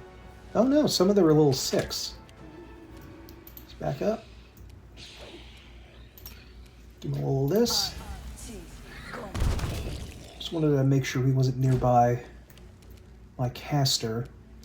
The other mythic ranks that you can choose, mythic powers I mean, they give you a powerful ranged touch attack. Ranged touch attack? It's like a ray attack where you can deal damage, and it's actually pretty powerful for the Azada and the, what is it, like the heavenly, the angel mythic path. So this one so far doesn't seem as powerful. I mean, getting like a couple of free mirror image abilities is nice, you know, but it's not quite as good as dealing damage over time. I'm going to have to... Remember, this is my first time going Trickster, so I'm learning this, even though I've played the game many times.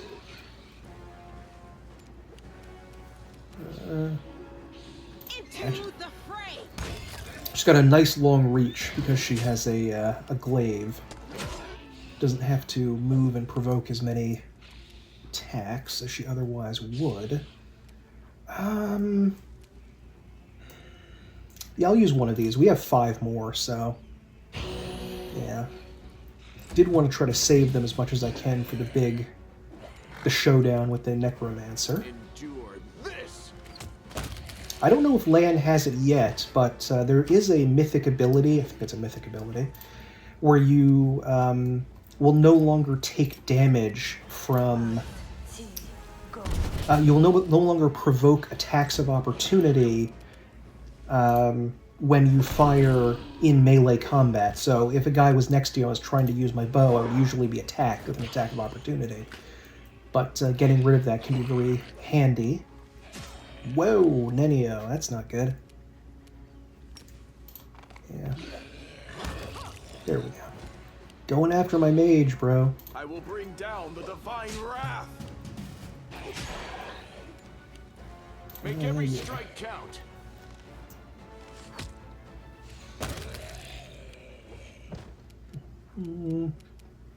I don't do anything. Nice.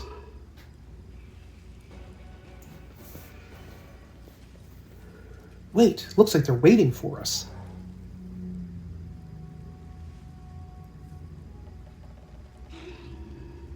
And there's the Necromancer. I guess you can't actually see him now, but that's his horde. There's a whole squad of undead guarding the door. Maybe we should look for another entrance. And yes, we will. Now, I didn't know that other people had ever done this, but you can charge the Necromancer right through here and just attack him normally head-on. But that's really dangerous. Like, really dangerous, because he has archers, which is a nuisance, and I don't think we have protection from arrows on Nenio. I'm going to have to check that. That's another very valuable protective spell that everyone, you pretty much need to get. A little gold. I'll take it, I'll take it. No reason to pause.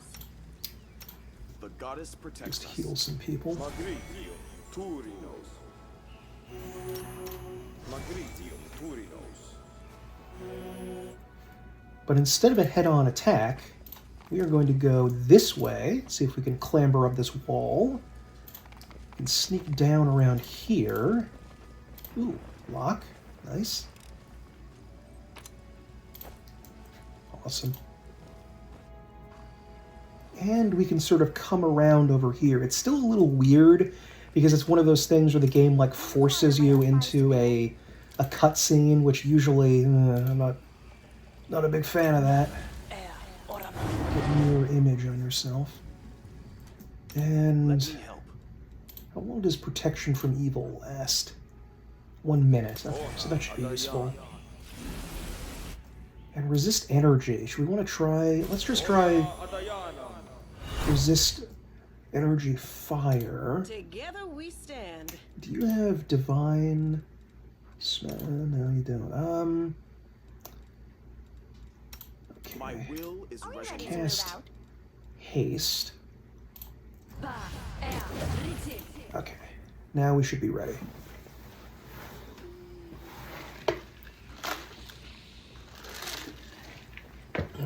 Who are you? What do you want? All you have to do is die in the name of Baphomet. Have faith, you can do it. Sociel, don't you dare, get away from them.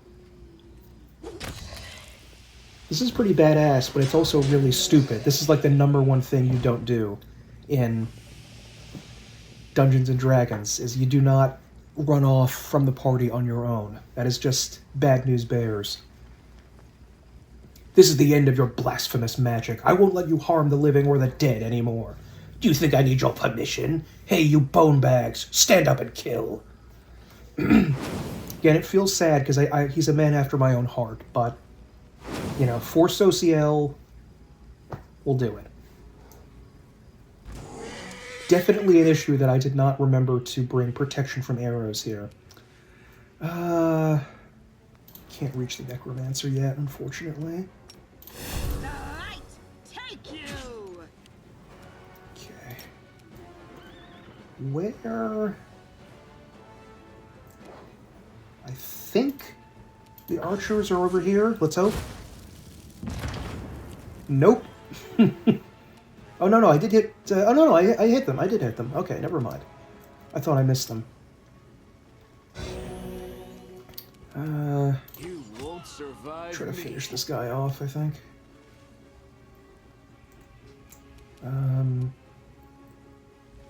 Yeah. Skywolf 5 wizard.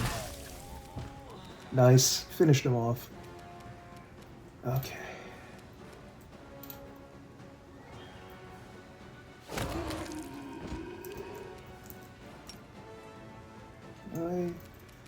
No.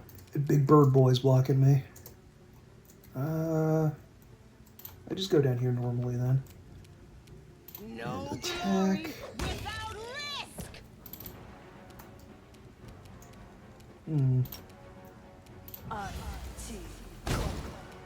Whoop. Okay. I hope I gave her point blank shot. You'll have to you'll have to forgive me if I don't remember exactly what's going on, because I'm, you know, taking breaks and recording and I don't quite remember. And this is such a gigantic game.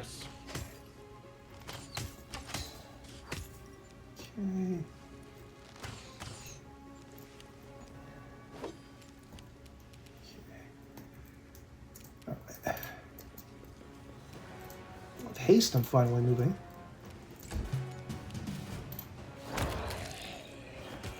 Nice. Well, Bruce is ripping them apart. Into the fray. There we go.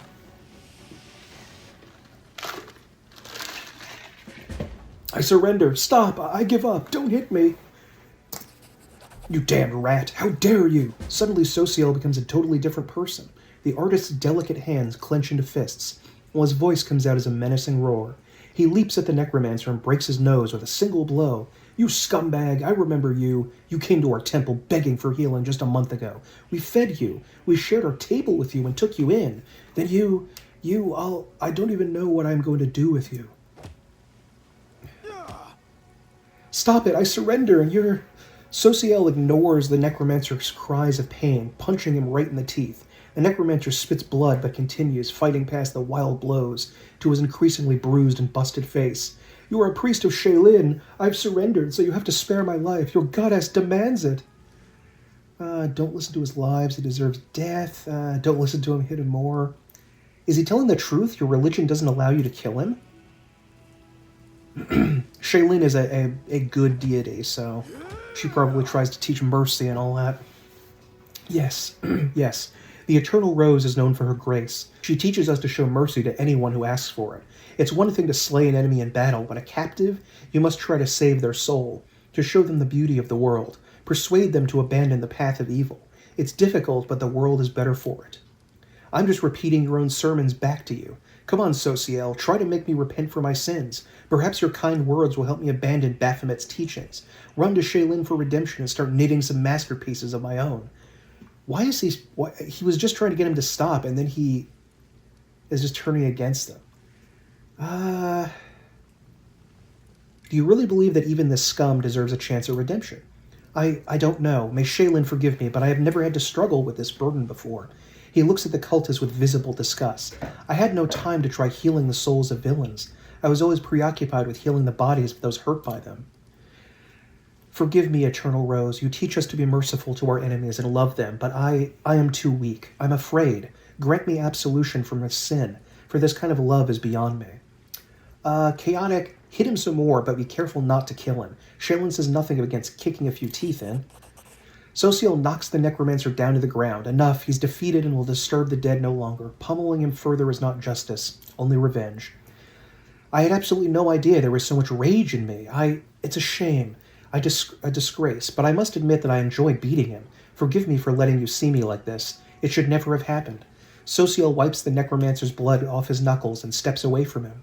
You are the commander and he is your captive. It's up to you to decide his fate. Oh, passing on the burden to me? That's cowardly. I surrender. Here, take everything I've got. Just don't kill me. He only has a scroll of hideous laughter. That's it? For Sociel's sake, well, and because he's a necromancer and I want to be nice to him, I will send a messenger with orders to imprison the cultist. His deeds will be punished to the fullest extent of the law. Yes, that's the right thing to do. The cleric lets out a sigh of relief. Thank you. Sociel examines the devastated graveyard, then diverts his attention to the terrified townspeople. It's all right. You're safe now. We should bury the bodies again. This is a place of peace, and we must not leave it desecrated like this. The townsfolk are clearly terrified of even looking at the fallen undead, but Sociel's soft words reassure them. As they work together, the graveyard soon regains its tranquil appearance. After a prayer, Sociel bows his head before the graves of his friends for the last time. May the Eternal Rose grant them peace at last. Let's be on our way. We have many more innocents to protect from the horrors of this war. And that concludes Sociel's quest there. And that was just a little quick side quest thing. I don't even know if it's required to continue Sociel's path. I think it probably is not.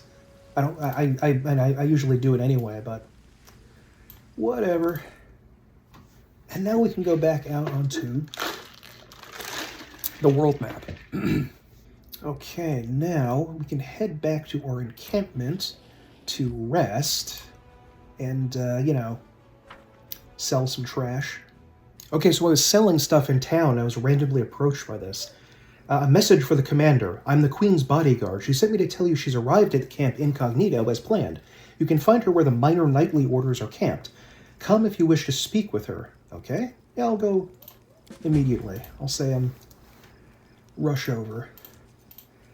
There basically is no negative to bringing the Queen along with you on the crusade, and you get a bunch of benefits because she helps you in battle. The only time where it is actually a negative is if you want to go for the odious swarm mythic path where you turn into a gigantic monster made out of swarms of locusts, which I don't want to do. Queen Golfrey nods to you cordially. Her armor is plain and unadorned. As promised, I entered the ranks incognito along with a few bodyguards. I have introduced myself as Katrine, an old friend of yours. I am a knight of a minor order, the Green Crows. We shall see how long it takes Anivia to sniff me out. Why did you entrust me with Dayrun? The Queen smiles. I saw such a wonderful opportunity to teach the Count a lesson and just couldn't resist. Honestly, I expected you to dismiss him forthwith. The Count would have been forced to return to court, a laughingstock. It would have been a truly sobering experience. There was nothing more disgraceful for a Mendavian nobleman than to be discharged like that. Dayrun Arende. He was such a lovely child. His mother, Lady Selena, was one of the most gracious people I have ever met. She was amiable, yet decorous, and truly kind. Bonds of kinship among the nobility are on the whole highly practical, and only useful for forming alliances. But Countess Arende managed to become a true member of my family.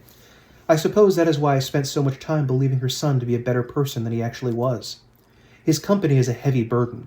Still, I must admit that I am quite pleased that you decided to keep him on as a companion. There is a small chance that once he has had a true taste of the Crusade's life, the Count will finally cease to mock the Crusaders as cynically as he is wont to do. Now, I forgot about this. I think we can show the Covenant of the Inheritor, that super powerful magical item, to the Queen, but I think if we do that, she takes it, which obviously we don't want to do.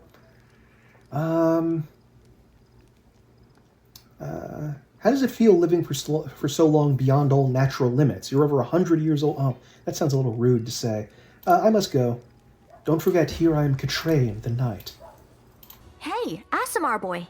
I calculated the number of sexual encounters you've had in your life, considering the young age at which you presumably became sexually active, and your lack of general moral principles. The total was 2,184. Let's look at your workings. So 3 times a week, twice on each occasion, for 7 years. Ah, there's your error. I go 3 rounds on Sundays. If we recalculate, that gives us 2,548. I don't remember this little dialogue there, and I kind of wish I hadn't just seen it, but okay. Daron is very young, too. I thought he was only like 20-something. And he said it's been for 7 years, Jesus. And I like when after you rest, you can just immediately exit the area. So we're going to bring Daron along with us. And I guess we'll bring on, we'll bring on Nenio. Haste is very powerful at this stage of the game. We can move again. I think we're going to have to... Oh, no, they're just going to run away. Nice. A Crusader unit advancing north encountered a cultist band and eliminated it. The servants of the Abyss had been transporting prisoners of war to Dresden, the remains of the garrison from Villareth Ford, which had been captured by the demons. Exhausted and wounded, the warriors adamantly refused to depart for the relative safety of Canabras, and instead asked to join the commander's forces. A squad of Crusaders was caught in a sudden storm from the... Why is this happening twice in a row? It lasted only a few minutes, but the unnatural lightning made up of electricity, flames, acid, and ice left several soldiers dead.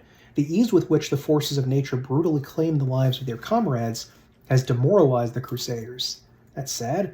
The outpost at Villareth Ford, which straddles the West Sellen crossing and is of strategic importance, has been taken. The cultists are destroyed, and the commander's army is able to operate on both sides of the river.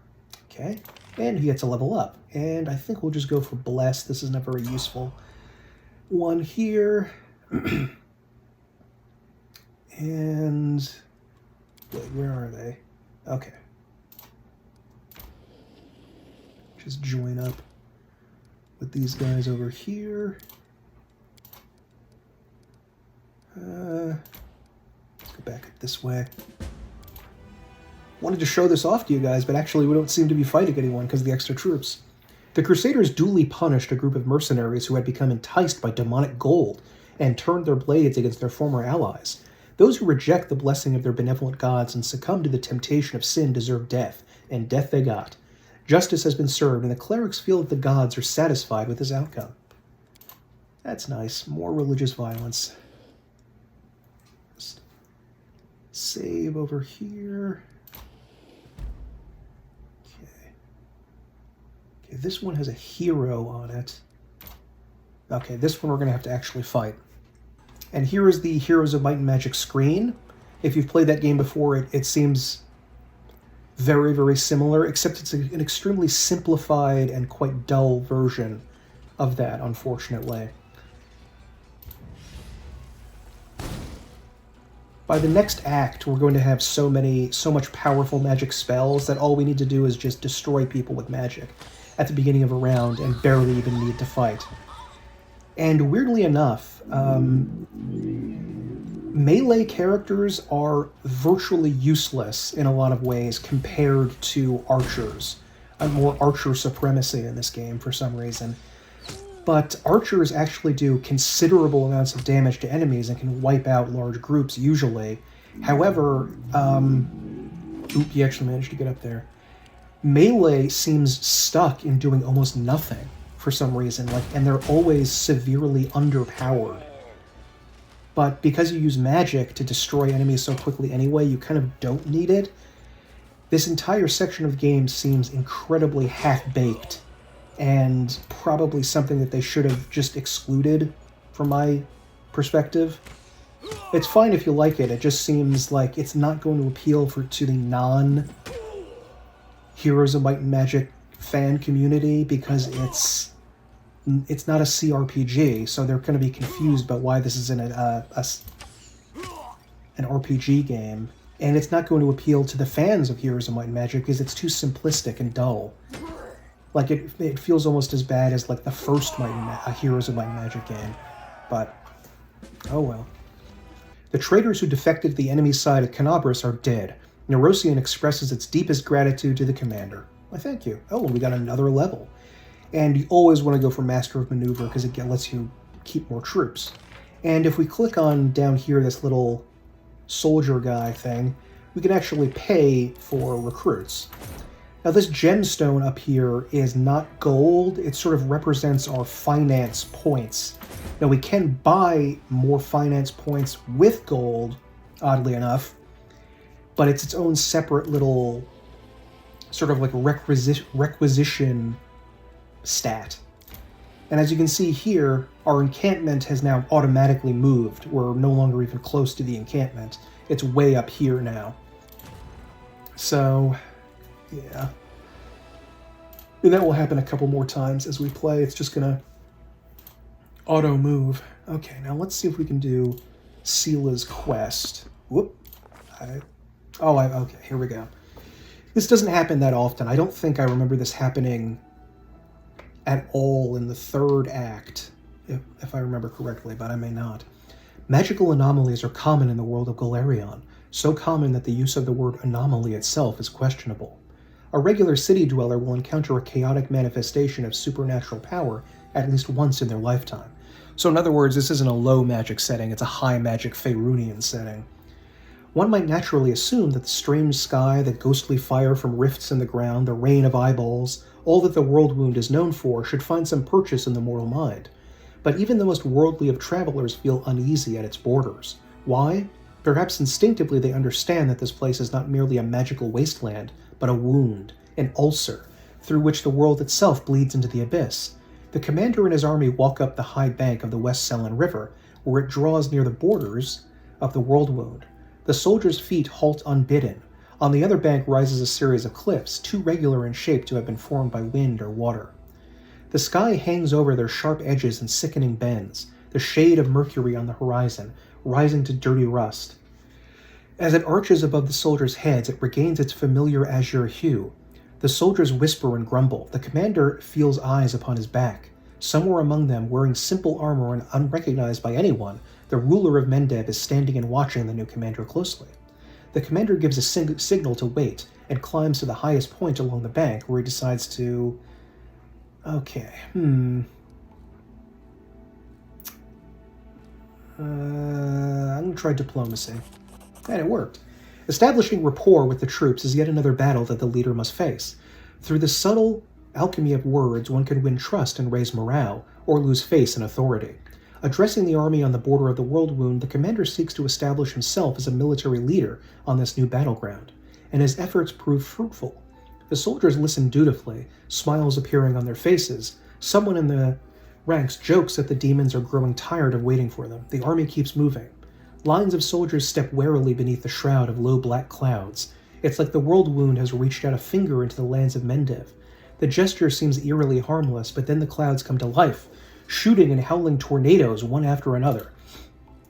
The tornadoes come from all sides, from ahead, behind, and right above the soldiers' heads. The power of the elements on one side of the scales, the soldiers' faith and inspiration on the other. It's plain to see which is greater. The determined army runs the gauntlet of tornadoes. The struggle lasts over half an hour, but the army's only losses are a few bags of supplies and a dozen hats whipped off into the sky. After stopping to catch their breath, the soldiers continue on. Their first encounter with the world wound has ended in their favor. And we got a little bit of extra morale. Morale is something that is constantly something you have to pay attention to during the game. Losing a battle is going to lose you morale. Losing a fort once we capture them in the next act is going to lose morale. And there are a bunch of things that can lower it over time. And it's just something we have to be aware of. They have both. That was weird. They had two food things affecting them at the same time. Okay, Scylla, Rely on me. let's get you on your horse.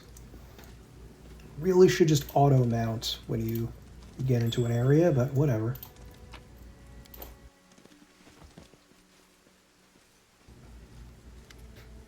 We're finally here. Alana and Curl must be around here somewhere. And Jana, too, if they gave her permission to leave. Ah, there they are. There's Sela's friends from before. Come on, come on. Greetings, Sela, and greetings to you, Knight Commander. Sir Alon puts his hands behind his back and bows slightly. Then he casts an inquisitive glance at you. He seems less friendly than he was the day you met at the Defender's Heart. Jana puts her hands on her hips. She looks even more dashing than usual. Alon is feeling a little shy. He thought he asked for help from a couple nobodies like us, but now you've turned into the saviors of Canabras, Knights of the Fifth Crusade, marked by Iomede's blessing, and you still came to help him dig through a pile of junk.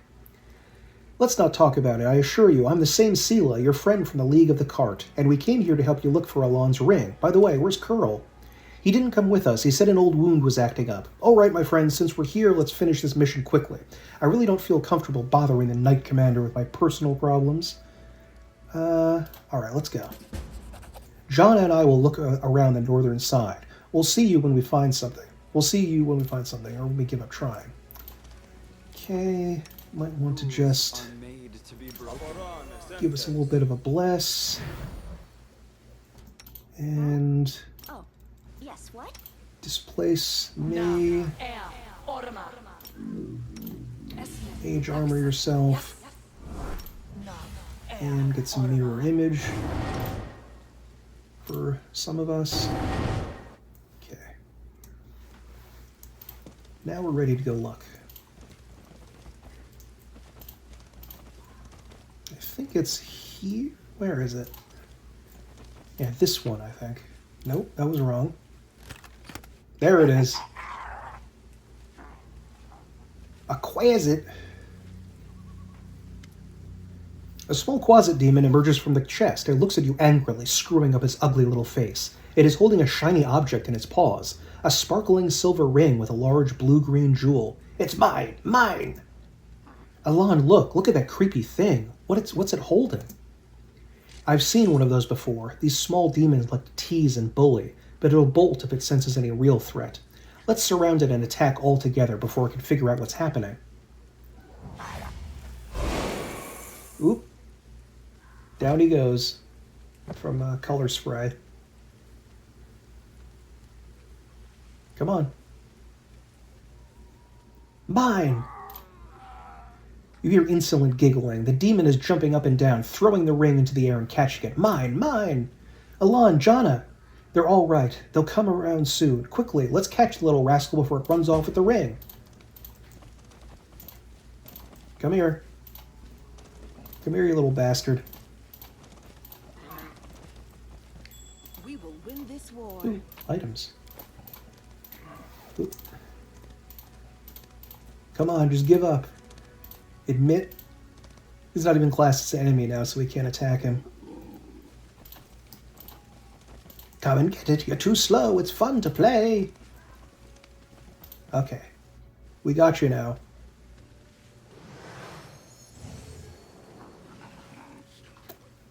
Give me the ring, you scoundrel. And there's Curl. Before Alon manages to get to the Quasit, the halfling Curl appears right next to it. It's quite out of nowhere. He snatches the ring from the demon's paws. You mustn't get it. Curl, what are you...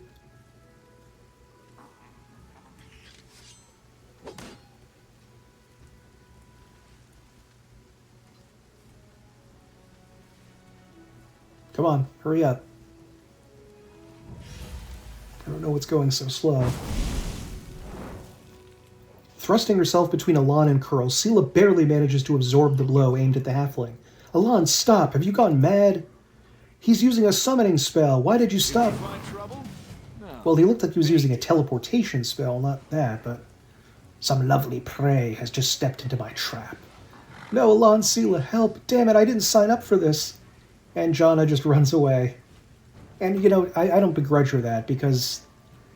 the bows with their sneak attack damage are very dangerous, at this stage of the game, so The inheritor. definitely dangerous to hang around here. Come on. The There we light go. take you. Get him, Sela. It's a lot of missing. Make every strike count. Oh, that's right. I didn't cast haste. Did I? Let's just move away here a little bit. It's so peculiar that they don't explain to you his curse, that they just sort of leave it in the screen here to check. It really, I don't even remember if there was a tutorial thing that popped up, but they really should explain that because of his powerless prophecy, he's going to be staggered at the beginning of every round. Don't even see where it is here. Class, biography, or whatever.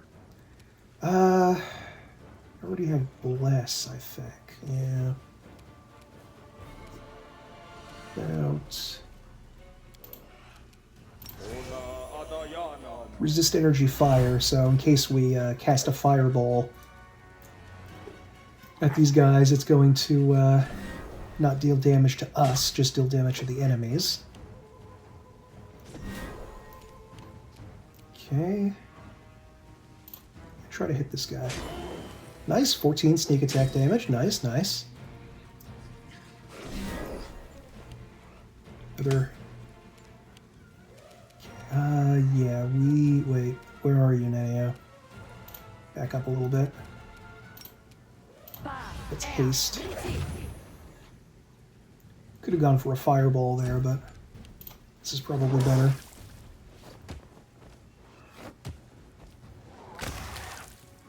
If you have high reflex saves, you can sort of like bob and weave around the acidic slime, I guess.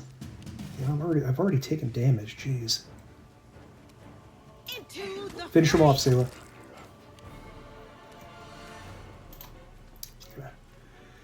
Back up a little bit here. Crossed the wrong mongrel. Get Elan on our side. Okay. Blessing of Courage and Light. What does that do again? +2 morale bonus, saving through endurance. That's not much use to that. Let's just try to hit him.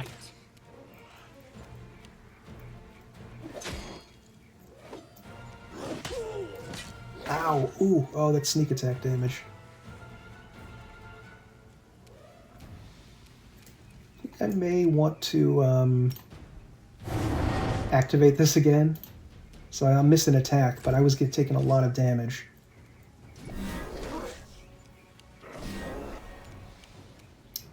Okay.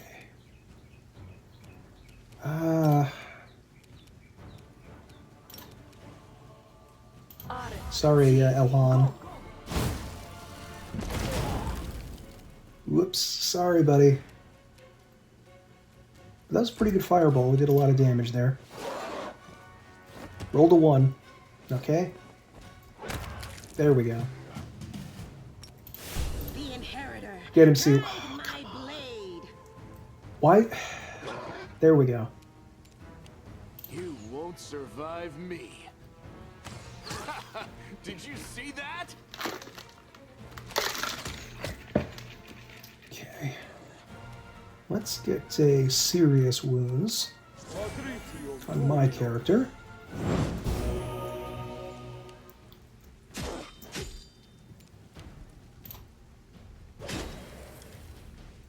13 sneak. Ooh, crit. Nice, nice.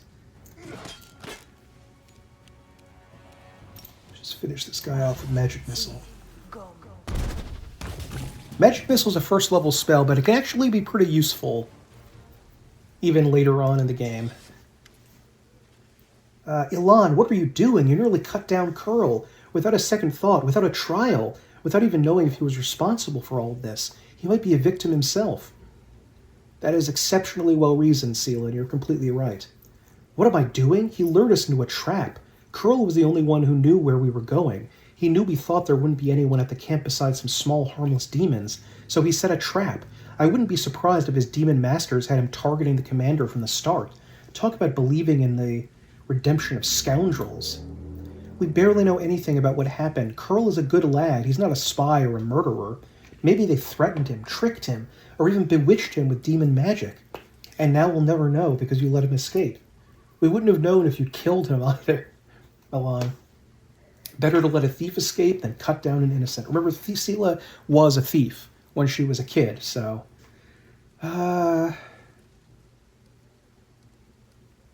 Alon thinks. Sela was defending someone she thought was her friend, and she stopped you from doing something you might regret. I don't need a shepherd to light my path and save me from regrets. Can you say the same, Sela, or you, Commander? You clearly have something to say. Go ahead then, spit it out. Sela, I didn't want to say this, but I think of you as my friend, so I'm going to warn you. After what happened at the Grey Garrison, you're in serious danger, and maybe not just you. You might like to ignore military hierarchy and the rules of knightly orders, but there's wisdom in them that has stood the test of time. A soldier rises from a private to an officer, a knight becomes a squire. Even Iomede's paladins gain their abilities gradually, but not with you and the commander. You were granted incredible powers, far surpassing seasoned paladins with experience and skill far beyond your years. You received this gift at just the right moment and saved a lot of lives across Mendev. That's a great deed that will be remembered for ages to come. But what happened next was wrong. They began to worship you. The Queen gave you such vast power, all while you sidestepped everything. Training, experience, hardship. This is not the first time Her Majesty has behaved rashly, and how much good has that brought Mendev? I'm frightened by what I see, especially by the way that you, Sela, trust people so easily and leap into adventures without looking. One day you'll lower your sword when you should have driven the blade home, just like thousands of bright-eyed youngsters will after you. Elon pauses as if reluctant to continue, then looks you in the eye. I wanted to tell you the same thing, Commander. Elon kind of has a little bit of a point here, that it's dangerous that we're granted this mythic power out of nowhere, and we should be careful around it, but he's also being a whiny little bitch here, who's clearly just jealous that we have all the power and he's getting nothing. What's the point of dwelling on can't change? I have this power and I'll use it as I see fit. Forgive my bluntness, Commander. I said it to Sela and I'll say it again. You shouldn't have said it the first time. Don't repeat it. This wasn't a reproach, but a warning. The power you've been given, it may be your undoing, and the undoing of all the Crusaders along with you. In any case, forgive me for wasting your time and subjecting you to danger here. Now at least we know that Curl is a traitor and Jana is a coward ready to abandon her friends when the going gets rough. I hope we'll all learn a lesson from these mistakes. As for that blasted ring, to hell with it. Kiana won't love me solely for the gifts I bring her. Whoops, I missed that. Sela watches as he leaves. Her expressive eyes are filled with sadness. Everything's become very complicated all of a sudden. Please, let's go back, and I'd like to talk to you about it later. I have a lot to think about. Okay, and there is a pretty useful item that we can grab here. Went splendidly. Torn Flag of the Houndhearts, a small but noble order of Crusaders. Oop, I don't know why you ran all the way around. Why did you get off your horse again, Sela? A bright future awaits us. Okay. I can see that happening. Ooh, piece of an antique ring. That's not the ring that's, old Curl was stole just now. There's a shield we can get around here. Lockpicking, nice. Now we can search this tent over here, but they're actually Bremerak demons inside of it. The ones that cast fireballs. I think they're called arsonist demons. And they are very, very strong, and we're not going to bother doing that. Well, this Are going to go. Well, Really? You couldn't do that after 30 minutes? forget it. He failed twice in a row! Bruh. The mongrel did it. Yeah, barely. Can't hide from me. There we go. And the Divine Protector Shield is actually pretty darn good, but we don't really have anyone who needs to use it just now. Okay, now we have to head back to town. Well, if we want to rest normally, we have to go all the way back to town. And as you can see, as we move across the world map, time is passing, and we are getting this little condition here, fatigue. A fatigued character cannot charge and takes a -2 penalty to strength and dex. doing anything that would normally cause fatigue, causing the fatigued character to become exhausted. And exhausted is like fatigue, except it's a -6 penalty instead of, yeah, here it is, instead of a, uh-oh, that's not good. Random encounter. Oh shit, I'm probably gonna have to reload. If this is what I think it is. Yeah, I think this is what I think it is. Wonder if I can rest here, directly next to the battle. I'll try it. No, can't rest while there are enemies nearby. Shit. Yeah, we're gonna have to reload that. Okay, I went back here and it said, a random encounter, you've spotted a traveling merchant. Do you wish to meet with him? I do. This is the fun guy that shows up every now and again, and he's got some interesting stuff to sell. And here he is, Skeleton Salesman. A skeleton is walking across the wastes. He moves with pep in his step, humming a tune. His skull bobs in chorus with the humming, making the coins inside his head clink rhythmically. Next to him, nightmarish horses of flame and shadow draw a cart loaded with valuable-looking items. Upon seeing you, the skeleton offers a dramatic and hearty wave. Good evening to you there, or is this what the days look like in your world wound? Can't really tell, but no matter. Be it day or night, the skeletal salesman always has the best deals you can find anywhere. Ah, you're in luck meeting me today. I have a special offer, a free potion for every dwarf customer. I could use a free potion. Ooh, 5 haste potions. That is useful. Here you go. I know that dwarves are often criticized for being overly thorough and lacking haste. Surprise your friends with this potion. Show them how quickly you really are. Yeah, show me your wares. And he'll sell some pretty decent level items. Unfortunately, we don't really have the money right now to spend on this. But he has a ton of good stuff up until, you know, like the 3rd act. This is going to be some very useful items. Even has like Restoration, Raise Dead. Just generally some good stuff. But we don't really need anything. Well, I'll buy a couple of Cure Serious Wounds. Also, you definitely want to run into him if you are a Dampier character or have undead party members, because he sells a bunch of these hard-to-come-by potions of inflict wounds. Okay, Hat of Heartening Song. This is really more of a bard item. We don't really need that. This ring we picked up before. Fragment of a gold ring broken into pieces. Mysterious runes adorn the inside of the antique piece of jewelry, perhaps once imbuing it with one or more powerful spells.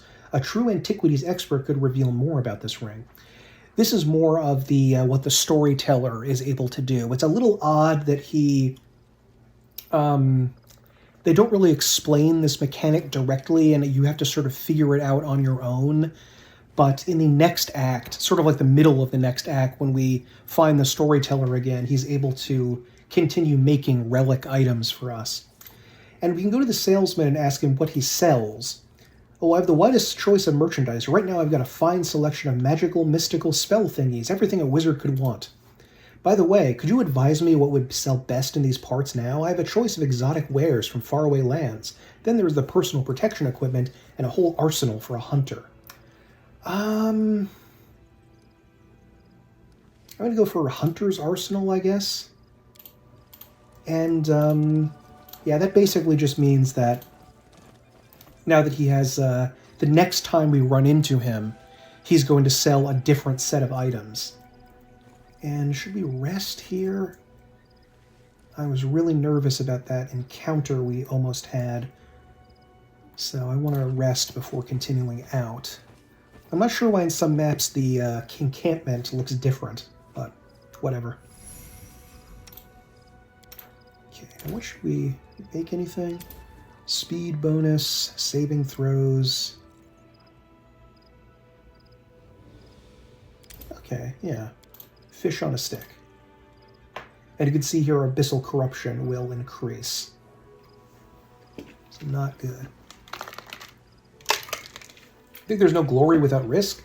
Why do you want glory? So you can fight off crowds of admirers?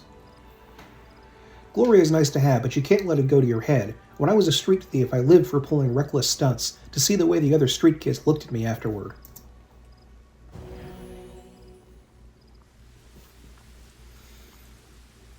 Who's carrying that giant cauldron that we used to make stuff in? I always liked how in the Lord of the Rings movies they showed Samwise carrying like pots and pans to cook with. That was a nice little touch. Okay. Oh, crap. Ulbrig wasn't in griffin form. Okay, let's see if we can make it to Nightingale Grove. Nope, it looks like we have to go through this encounter. I thought this was much later, like way down the line, but we may kind of be screwed over here because this can be pretty difficult. Shape return, turn into a beaky boy. And let's snag a bless. And protection from evil. Displace me. Get this going. Mage armor. Yes, I will help where I can. Okay, Sela. You take this potion of displacement and bark skin. Ulbrig, you take a potion of blur and bull strength. What else do we have here? The wand of magic missiles. And you take a potion of heroism as well. Heroism is a very important spell that gives you a bonus to your attack rolls. So it makes it much easier to hit enemies than it otherwise would. Okay. Let's head over here. Through the mist, you spot the flickering flames of a campfire. 3 figures wrapped in crusader cloaks are huddled next to it. A stout, smiling dwarf, a brash, dark-haired halfling, and a delicate-looking woman who appears to be very young. The crackling campfire is driving away the bleak fog and promising warmth and rest for tired legs. Noticing you, the halfling's hands jerk towards his weapon, but then he relaxes. Hey, it's the commander himself. Don't just stand there, have a seat by the fire. It's a bit damp today, you might as well dry off at least. In an amicable gesture, he passes you a large mug that smells of freshly brewed tea. Okay. Perception. The location of the camp was chosen wisely. It's safe and quiet here, no tracks in sight, the air is calm, but an odd feeling of wrongness lances through you like a sting from an angry wasp. Something isn't right. It's quiet here, all right, as the grave. I don't know why, but I don't like the feel of this place. It makes my scales stand on end. Something's not right. Attack! Smirking brazenly, the halfling licks his lips with a surprisingly long, pustule-covered red tongue. Ah, would you look at that? He didn't buy it. Enough of this masquerade, then, everyone. No more games. The figures by the fire ripple and transform. 3 gray-haired and dark-skinned elves watch you with mocking sneers. Their twisted, grimacing faces look demonic. From the haze, more previously unseen shadows materialize. They are all just as loathsome and unsettling. The campfire emits a sickly, sweet, intoxicating smell, and in the squat kettle you see some slimy mushrooms swimming in a disgusting, boiling slurry. That's great flavor text. You think I'm at your mercy? We'll see who the real prey is. This is pretty difficult. I may regret those words. I love it when prey tries to fight back. Okay, You've crossed the wrong mongrel. Good damage. Okay, did not finish her off. And the rare magus that we will run into in the game. Usually we don't run into these guys. Ow. A lot of archers. You know, pointy-eared elves. Of course, they have tons of archers. Okay, do I have protection from arrows? No, I do not. Okay, well, have to use the old reliable. Nice. Finished one of them off. Don't move forward just yet.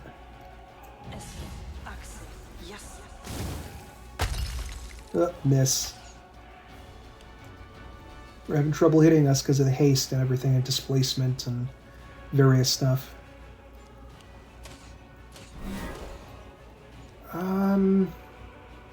Part of me wants to fly up here to start working on these guys. In fact, yeah, I think I will do that. There we go.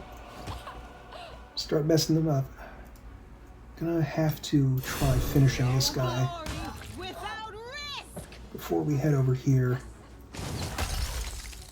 Ooh, that was some serious damage. 15. We reach it? Yes, we can. Finish him off? Yes. Nice. Roll the 1. Think he can reach him. Maybe? No, he can't. Try to finish this guy off.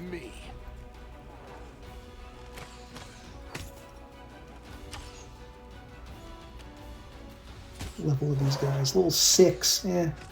It's not that impressive. Ow. Critted Dayrin. Okay. I think I can hit these guys without getting hurt. Yes. Good, good. Finished another off. Okay, there are more of them, like, hiding up here, too. So we gotta be careful of that. Okay. Finish this one off. See if we can charge. Yes, we can. Nice.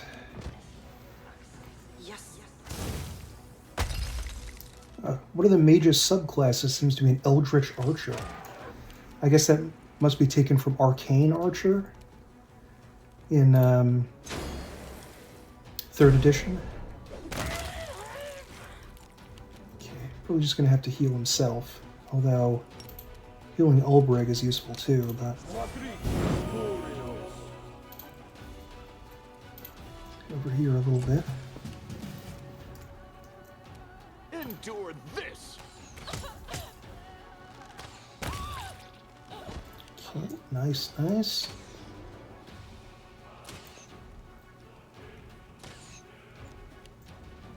Okay, can you hit her? Yes, you can. Good.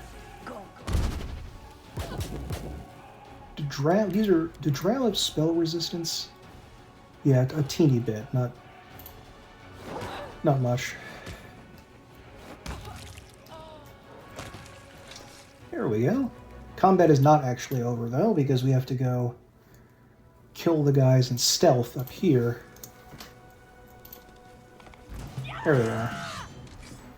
That was quite a battle cry. I like that. Into the fray. Oh. That was weird. There we go. Still managed to do some damage, though. Can't find a path to target. Where are you, Dayrin? Really? Okay. I just go over here, then. I don't know why they went into this little crevice here that you can't get out of. That's kind of weird.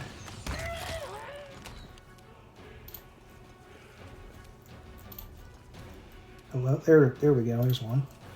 There's another.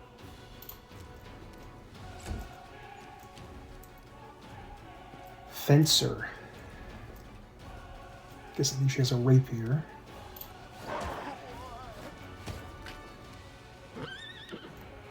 This battle would be going very differently if I didn't have Ulbrich and his flying ability, his pounce ability. Nice. Oh, critical hit for 35. Nice.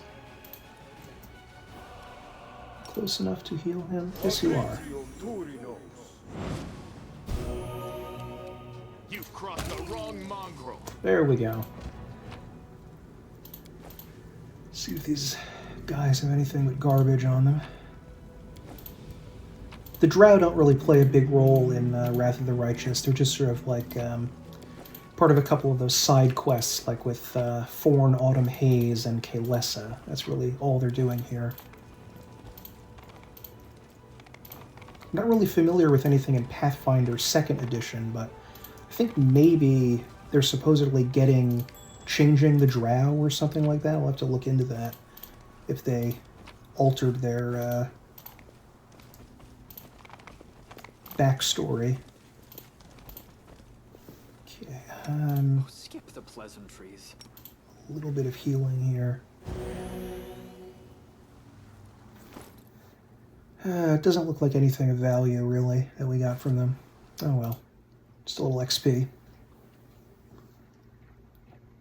Okay, we're back on campaign, so we can send our boys forward a little bit more.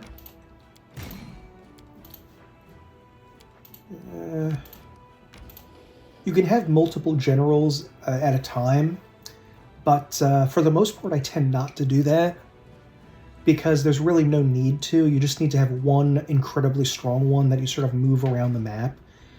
They kind of sort of have an issue that crops up every now and again where there's two sets of enemies attacking forts in different areas, but you can move so quickly between the forts it usually isn't much of an issue. A corpse in tattered scout's cape bearing the emblem of the Crusade was leading the undead squad. He battled on until he ran out of bolts, and desperately tried to conceal his crossbow with his own body, even when the soldiers were hacking off his limbs. What crossbow is this? Crossbow of Judgment. Oh, that seems pretty good. Not really going to be using much of that, but whatever. We're getting really close to the midpoint of Act 2. This is Dresden. That's where we have to get to eventually. Where's our level? I'd really prefer to get a level before... Oh, another? Oh, no. No, no, no, no, no, no, no, no, no, no, no, no. No, no, no. Oh, okay. I thought this was something else. Okay, Commander, we caught a suspicious lad on the road. He says he's an ally, and he's desperate to talk to you. Who knows who he really is? The young man before you was trembling from his wounds and exhaustion. His boots are in tatters, as if he had any weapons or armor. He shed them along the way. His clothes are torn and his hair is wet, like he recently swam across a river. Blood oozes from the wounds on his chest and shoulders, and his skin is cracked and inflamed from the acrid water of the world wound. Commander! The man breathes heavily, and the words emerge as a whisper from his dry throat. My squad, ambushed, beyond the river, help! Give our guest some water and something for his wounds. Yeah, sure, why not? The man's wounds heal with the help of a magic potion. Taking a gulp of water, he catches his breath, snaps to attention, and begins again. Yaker Ankel, Hell Knight of the Order of the Godclaw, under the command of Paralictor Regil Derenge. Our squad is under attack by demons far surpassing our number. Without your assistance, we are lost. Hell Knights. They've supported the Crusaders more than once in our battle against the demons, despite their questionable reputation. We cannot abandon our allies in trouble. The Hell Knights are a collection of knightly orders with a unique focus on the promulgation of law. Unlike paladins, they are interested less in social good and charity than in the foundation and stringent maintenance of order at all costs. So order without law, really. If people cannot be trusted to obey the law out of their own sense of civility and social righteousness, Hell Knights provide the need to obey out of fear of a master's stern hand. So the Hell Knights are lawful evil, and they worship something, at least some of them worship something called the God Claw, which is a weird, like 5-part, almost pentagram-shaped set of deities that I think are Iomedae, Asmodeus, who is a devil, maybe Irori, I forget what the other ones are, but it's sort of a weird mixture of lawful deities that are like all the lawful deities, even if they're evil, neutral, or good, worshipped at the same time. If they really are our allies, then of course it's just Anivia looks Yaker over closely from head to toe. I kind of think this isn't a knight at all. A real Hell Knight would be skinned alive for losing his infamous black armor.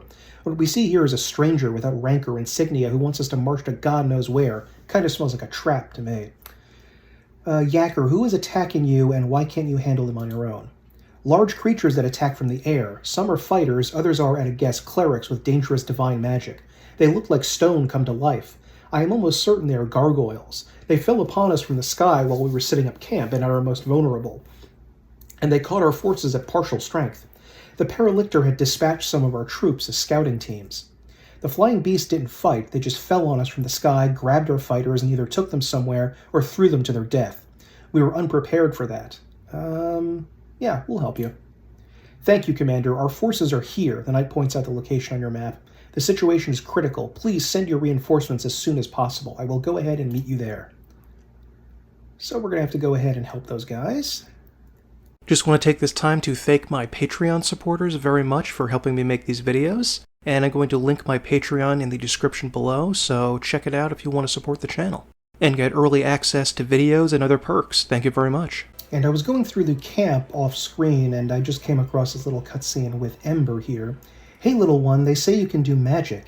An old silver-haired fighter sizes Ember up skeptically, apparently baffled to find such a young girl in the middle of the war. He's cradling his wounded arm, which has been hastily bandaged. Can you heal me?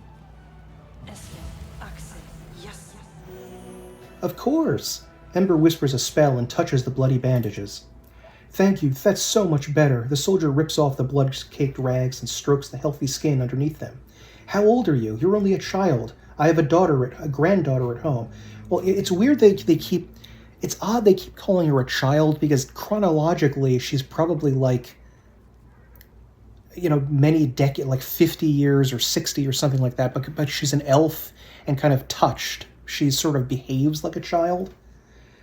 I have a granddaughter at home just like you. Oh, little girl, how did you end up here? What are you doing in the thick of it with us? Ember gives a lighthearted smile. I'm just like you. I came to the thick so that the thick wouldn't come to the other kids, like your granddaughter. Well, I'll be. So little and yet more courage than some officers. The old man runs his rough hand over her hair, and she smiles at him again. The crow on her shoulder rubs its head on his hand like a cat. Talking to you takes a load off my mind. I reckon it's not just my arm you healed. Hi. Looks like your words really got to him.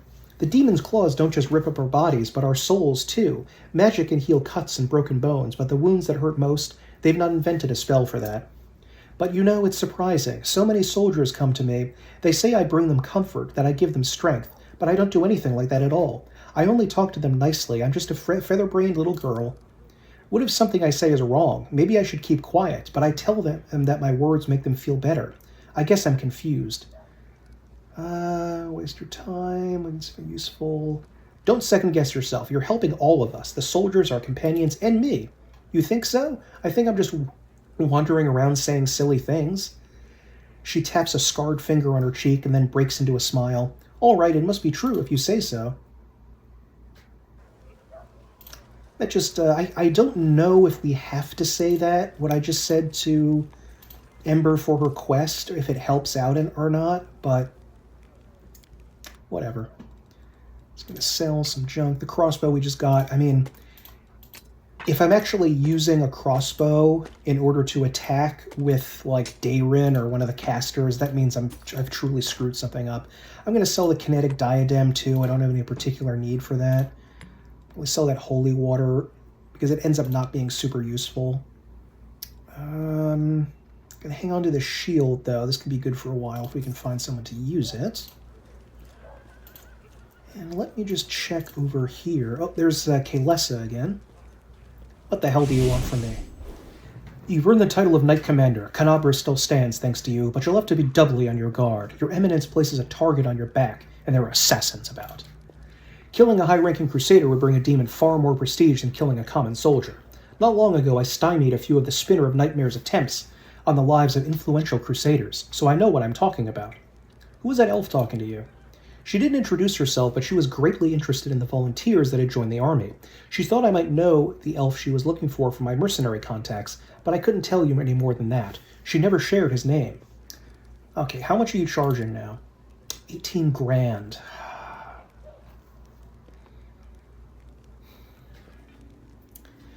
I feel like it's worth it to get an extra person for some later stuff. I have not done very much with barbarian characters, so I think I'm going to attempt that. But first I'm going to check Blood Rager out. Blood Ragers are berserkers who succumb to rage to increase their power in melee fight. Should be in melee fights. They can use a basic set of arcane spells, mostly to empower themselves. As a Blood Rager advances, they gain immunity to certain enemies' tactical advantages. Okay, Blood Rage. Ability temporarily increases the attack power, health, and ability to resist hostile control, but decreases defense. Blood Rider. Oh, do we get a mount with this? Blood Rider. Mounted advantage. Yeah, you do get a mount as a Blood Rider. Hag Riven. A Hag Riven can work for any creature tenacious enough to endure them. Those who survive without transforming into hags are scarred and saturated in arcane power. Can you be a man and take this? Because... Spell Eater Steel Blood. Most Blood Ragers prefer light armor, but some learn the secret of using heavy armors. I think I'm going to go with Barbarian, because I'm a little bit... I want something a little bit safer. Okay, Barbarians, difficulty class 1 out of 5, nice.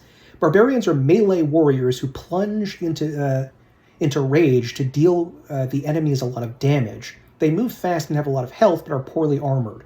As they advance, the Barbarians gain immunity to some of the enemy's tactical advantages. Okay, What is Armored Hulk? Some barbarians disdain the hides and leather used as armor by most of their kin.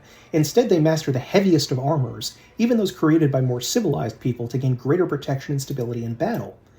So we can use heavy armor. I don't have fast movement or uncanny dodge. Approved uncanny dodge, it's taken away. Kind of want to use Armored Hulk, because I think that sounds kind of cool. What's Instinctual Warrior? Savages driven by rage animals. Instinctual warriors represent the opposite picture. Concentrated fighters, they adapt to controlling the rage. They can fight blind, relying on a sixth sense. Just sort of mix monk in with that. Invulnerable rager. That sounds very dirty. Some barbarians learn to take whatever comes their way. Shortening off mortal wounds of these barbarians invite their enemies to attack them and use pain to fuel their rage. That seems a little bit dangerous. What is Extreme Endurance? At 3rd level, the Invulnerable Rager gains 1 point of fire resistance and 1 point of cold resistance. And it goes up every 3 levels after that. That doesn't sound useful. I think I might just go Flesh Eater. Flesh Eater eats flesh to create a spiritual bond between... You could be neutral good, but also eat flesh. Okay. Between herself and the consumed creature, limiting aspects of the creature that serve as a meal. That sounds confusing. Ooh, this is complicated. Devouring the flesh of a dead creature is a foreign action means used on any dragon, fae, magical beast, outsider, or undead that is a bot. So we can eat the flesh of like a ghoul. Ugh. You know what? I don't know about that. Maybe I should just go for a basic barbarian. Yeah, because I haven't really experimented much with these guys.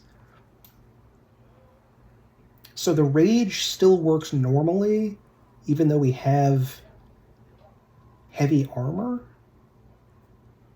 I'll just go with the basic barbarian, I guess. And who do I want you to be? Probably just human. I mean, half-orc would be kind of neat, but Tiefling barbarian. That's an interesting idea. Fiendish resistances and tiefling heritage. Humans do get an extra feat, though. And that's probably what we're just going to do. We're going to go for street urchin, pickpocket to get a bonus to our initiative, as per usual. And get strength up, constitution, a little bit of dexterity. Let's see. Don't need charisma.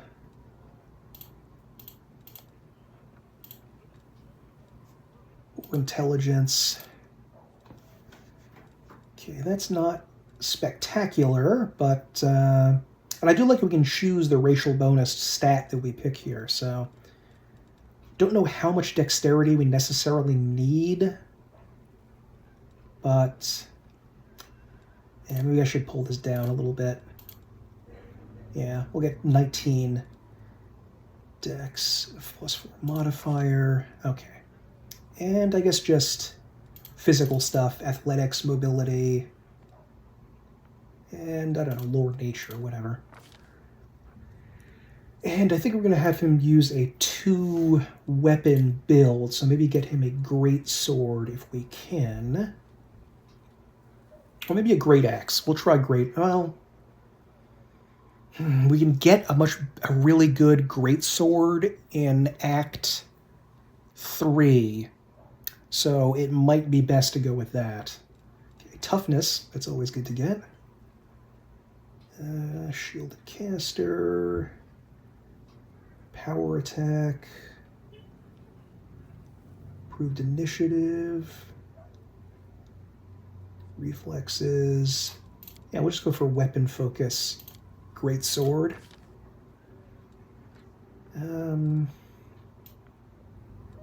Do I want power attack? I don't know if I want power attack right now. I mean, Sunder armor is good, though. But no, I won't get that right now. It's really probably more for later on. So I'll just use toughness. And he can worship Gorum. And he can be chaotic neutral. And make a big old boy. And beard. Yeah, we'll give him a beard. He's gonna need some war paint because he's a barbarian, maybe. Okay, there we go. This will hurt! My wounds pile on. Spell's not working like that. Yeah, there we go. Aggressive. And we'll just name him Conan. Just some random. I am superior! There we go. And we just level this boy up a little bit. Okay. Perception, I guess, because it doesn't really matter. Okay, now what do we have here? So rage powers. Okay. While raging, the barbarian gains a bite attack. If used as part of a full attack, the bite attack is made at a barbarian's full base attack bonus -5. If the bite hits, it deals 1d4 points of damage. Okay. That doesn't sound very useful. While raging, the barbarian gains 2 claw attacks. So I guess, but I don't have to be unarmed to use them. Claws do 1d6 points of slashing damage. Okay. Celestial Totem. While raging, the barbarian is a spell or a non-spell healing effect that cures hit point damage, deals 1 additional point. While raging, the barbarian gets a +2 bonus in saving throws against acid damage, death effects, disease, and poison. While raging, barbarian grows a large pair of horns, getting a gore attack. Wow. Barbarian can take on a more defensive posture. He's not really a defense kind of guy, though. Lethal stance. +1 competence bonus in melee attack rolls and thrown weapon attack rolls. That's probably what we're going to go for. Powerful stance. What is deadly accuracy? Barbarian scores a critical threat while in the lethal stance. She applies double the lethal stance bonus when rolling to confirm the crit. Barbarian must have the lethal stance power, rage power, and be at least 4th level. It's weird. Scent. Gives her blind sense. There are a lot of enemies that have invisibility-like effects that might be useful. Powerful stance. +1 bonus to melee damage rolls and thrown weapon damage rolls. Barbarian can attack with abandon and dispense for defense. +1 attack, -1 penalty. We're basically already doing that when we're raging anyway. I think we're going to get lethal stance to get extra attack rolls so we don't miss as much.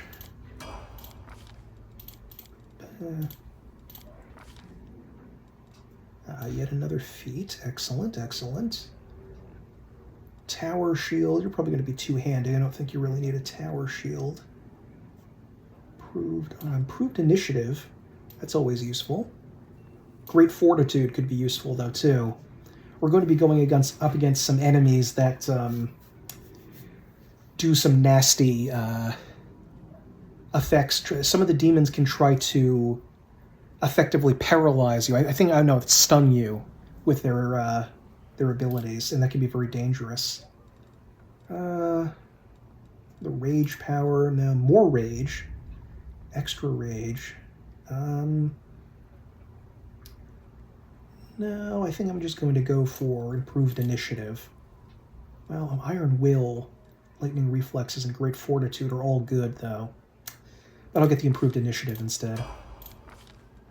Ooh, 20 plus 5 bonus, nice. And... okay, more of this. I'm going to try powerful stance, I guess.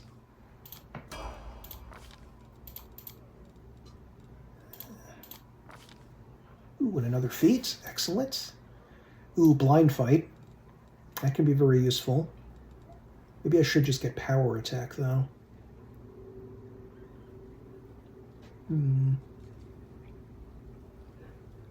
Yeah, I mean, I guess, well... I wouldn't be using power attack for a while because the penalty to attack rolls is so steep early on. I'm just going to get Great Fortitude. That can be useful. Perception. I guess this for the blind fight thing. And what about your mythic ability? Casting you don't need. I think I'm actually going to get Last Stand for this guy. Oh, Limitless Rage. Amount of rage or rampage abilities rounds per day is no longer limited. Ooh, actually, I think I'm going to have to get that. Charge. Restraints. Inspirational Leader. No, we're going to go with Limitless Rage. That sounds much more important. Alrighty. Now we have another bruiser in the party. That's going to be very helpful for the next, over the next act, because of some very dangerous situations we're going to be walking into. And still have a decent amount of stuff here. I forget if do I need to talk to Social about his, event? No, I guess not. He doesn't want to chat about that. I'm gonna go purchase some Remove Blindness scrolls. They're very situational, so I barely ever bother having Remove Blindness on one of my characters. Show me the scrolls you're selling. Book we don't need, but it does happen every now and again. There we go. Alrighty.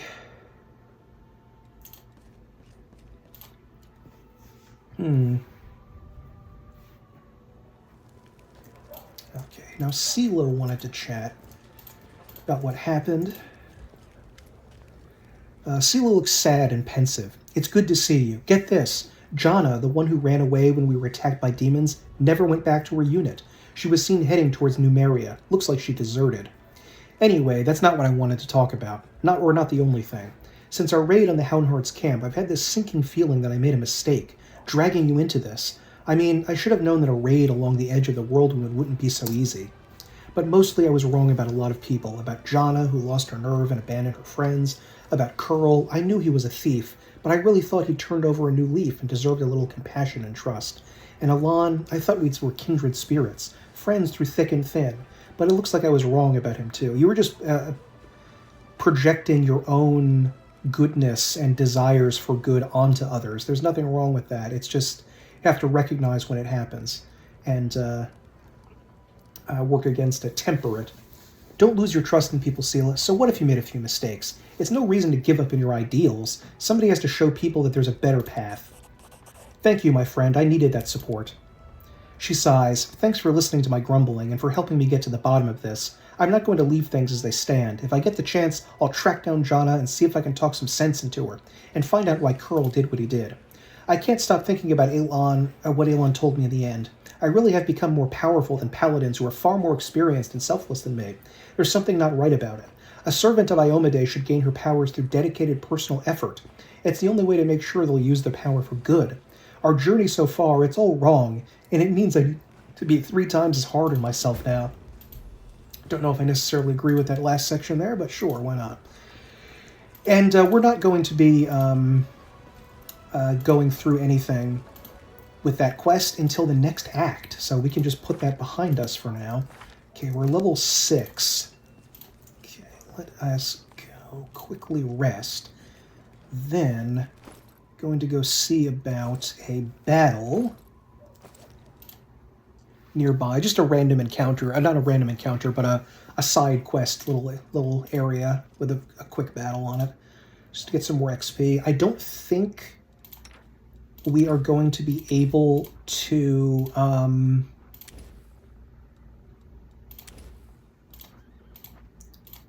lost my train of thought there. I'm sorry about that. But this is going to happen a lot during this playthrough. I don't think we're going to be able to level up before we get to the Hell Knight mission, and the Hell Knight mission is very difficult. So that's not great, but whatever. We'll see what happens.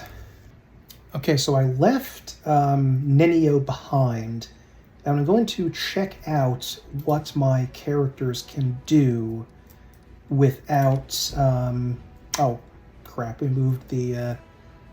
That's another very dangerous mission that we don't want to do right now. Let's see how well we can do in battle without haste. Because Nenio's haste ability is really good, and the displacement he casts on my character also really, really good. But after she does that buffing, her fireballs are kind of like meh. It's not No reason to pause. super good. Check something. No. Let's go back here. Back here. There we go. Okay, and to I will help where I can. less going.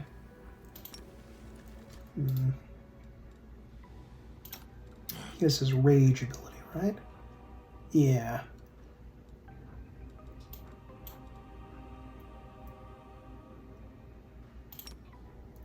Try lethal stance. I gave my barbarian the +2 scythe. He did come with a cold iron greatsword, but it was it wasn't. There was no enhancement bonus to it. So I think this is going to be better for now. Oh, sure, Bodo. Oh, no. Future awaits us.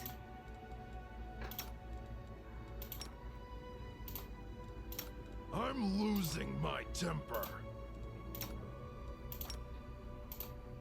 Target is too far away. You've crossed the wrong mongrel. Smile. The world's not ending just yet. I think these guys do count as evil, but these Smilodons are nothing whatsoever to joke around with. They are very strong, and they have a ton of attacks per round, which is not spectacular. Okay, I'm still way back here. You won't survive me. Sorry if you can hear some thunder outside. There's a storm going on.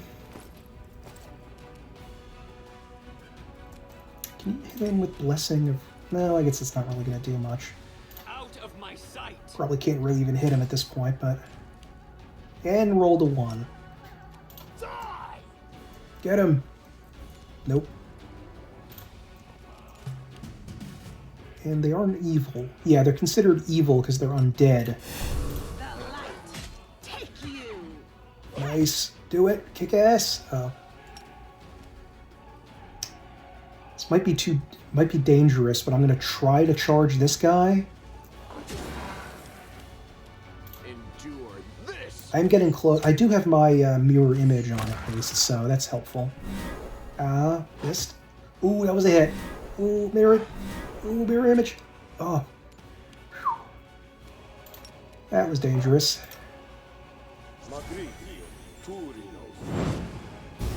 There we go. Let's hear you. Save the first attack. Oh, 14 damage. Oh, no, there's another one. I didn't know that. Shit.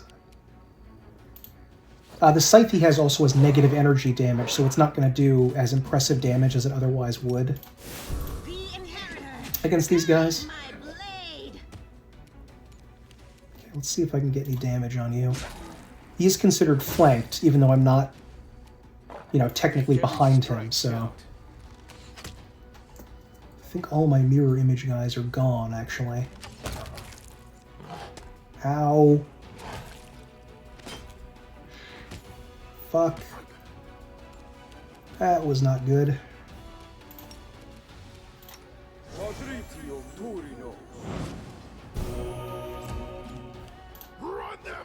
Finish him off, please. Oh, thank goodness. That could have gone badly. Ooh, cold iron. There are odd little items that you pick up that you really don't have a good context for why they're important. It's like this cold iron. It does say special metal extracted from depths and forged at low temperature, valued alchemical reagents, used for making weapons. These are things that you can use with the storyteller later on in Act 3 to help him repair magical items to create artifacts.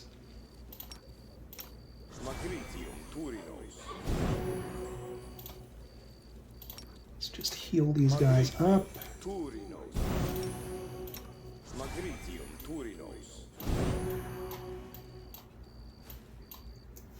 And see if there's anything of value here. Not even close to a next level.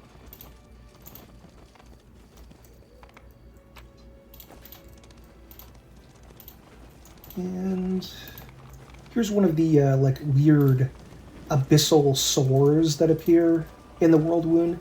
It actually doesn't look super scary. The purple and the orange give it kind of a pleasing tone to it.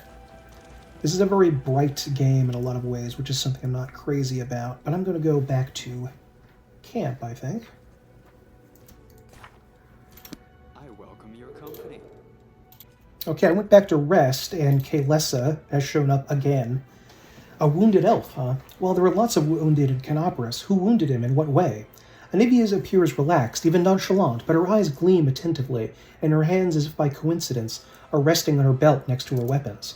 How should I know? It must have been demons. If the wound was serious, I doubt he is fully recovered from it. Maybe if you could point me towards a healer, I could... The woman, wrapped in rags all the way up to her eyes, turns around at the sight of your footsteps. Damn it. In a lightning-fast motion, Anivia knocks something from the woman's hands, an amulet that seemingly appeared out of nowhere. It falls to the ground and disappears in a flash of magic. What's the rush, sweetheart? Stay a while. The commander and me, we've got a couple questions for you. Who are you and why are you hiding your face? You hear a heavy sigh. Fine, you've got me. We'll talk, but not here. Lead me somewhere away from prying eyes. She's all yours, Commander. I caught her, I handed her over, and now, as they say, I wash my hands of this whole affair. It's weird that I actually agreed to come to a secluded location with a stranger who clearly looks like an assassin, but whatever. What do you want from me, soldier? In an exasperated gesture, she rips the half-mask off her face. Her skin is black like onyx, and her eyes have a menacing ruby glint to them. Take a closer look at... I don't think I can pass this one, but... Oh, I did. It appears that this woman is a drow. Her race is also known as dark or cavern elves. They are rarely seen on the surface, so it's surprising to encounter her here. I know who you are. You're Plsy, a cultist of Descary. That's a lie. I loathe demons and kill any I come across. Okay. Perception check. Oh, we can pass this. She's clearly holding something back, but she doesn't appear to be lying either. Whatever it is she's hiding, her claim that she hates demons sounds quite convincing. Okay. Why would Foreign slander you? Kaylissa's grim expression hardens further, as bleak and unflinching as the words on a tombstone. You're asking questions that are dangerous in and of themselves. I urge you to stop. The more you know about me, the higher the chances that a traitor's dagger will find its way into your back. I believe you. Forn is in the camp. Watch out for him. With a crooked smile, Kaelissa says grimly, he's the one who should watch out for me.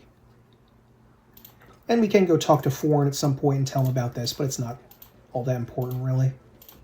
Well, maybe, yeah, why not? I'll go chat with him. It's not all that important. I don't even know if we need to speak to him, because I think the side quest kind of just plays out on its own, but I'll go chat with him anyway, see what he says about this woman.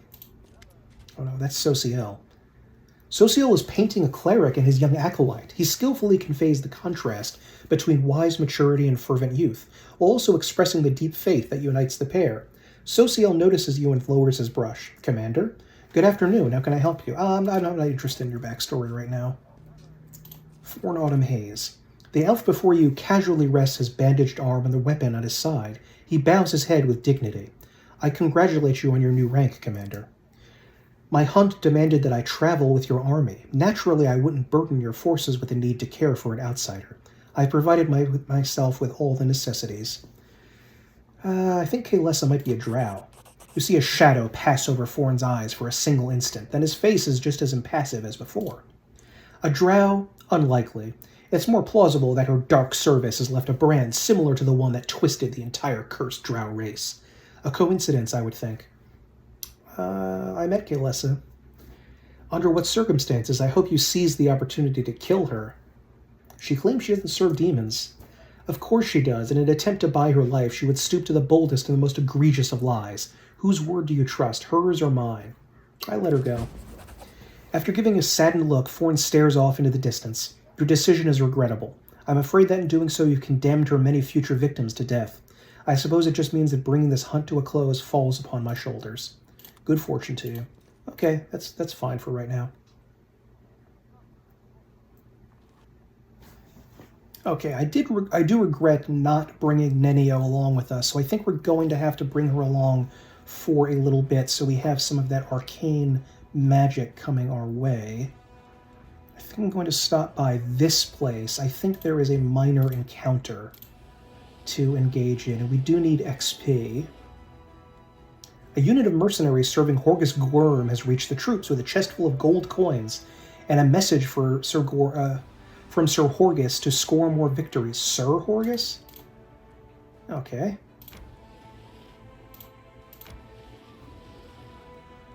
Now, typically, when I am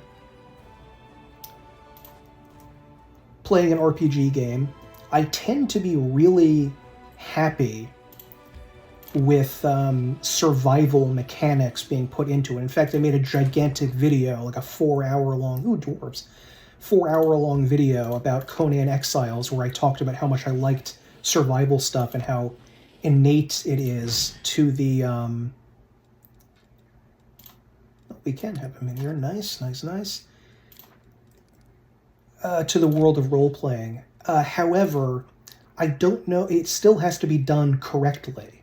You know, it still has to be done right. And I think that too often in Wrath of the Righteous, transitioning between different areas, fatiguing you, necessitating rest, it doesn't add very much to the game.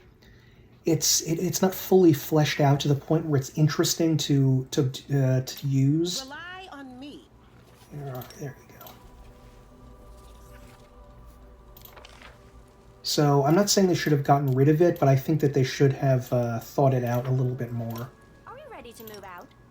You know, it's sort of like the Heroes of Might and Magic campaign stuff that we were just doing. It's like, it's not complicated or interesting enough to stay because they didn't want to make it too hard that people would get angry about it and just give it up. Bless. I don't know if these guys are evil, so I don't know if casting Bless is important. I mean, protection from evil is important. Bless is important. Nice try. Yeah. Haste. Some tough guys up here. They are humans. Get your hands off that. It's mine. Yours will watch me. Wait, someone's here. Run. These are just some bandits.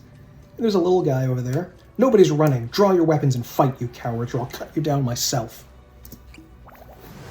invisibility potion like a coward. Okay, let's walk up a little bit, but chill for now. There's at least one archer, 2 archers. One of them looks like a barbarian. Okay. And were you... This guy's probably evil. I'm just making a guess that he is.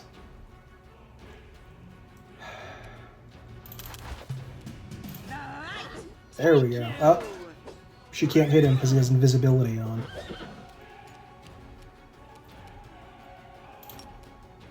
Don't think we have enough points here to... Oh no, we can get close enough. We can get close enough.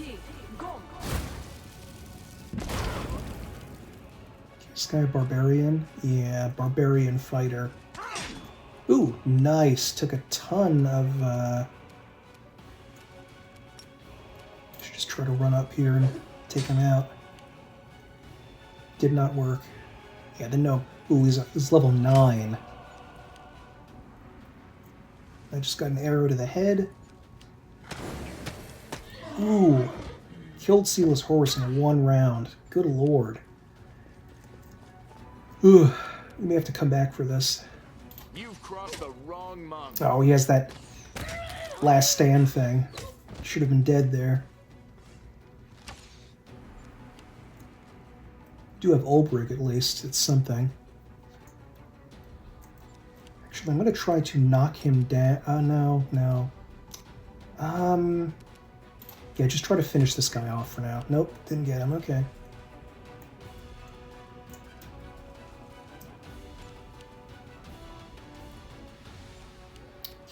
I think he can easily reach her with his extended mythic healing abilities. Now, this is probably going to hurt when I stand up, but Sela stands up, she's probably going to get a pretty nasty hit. I think she's close enough to this guy. Maybe the horse is separating them or something.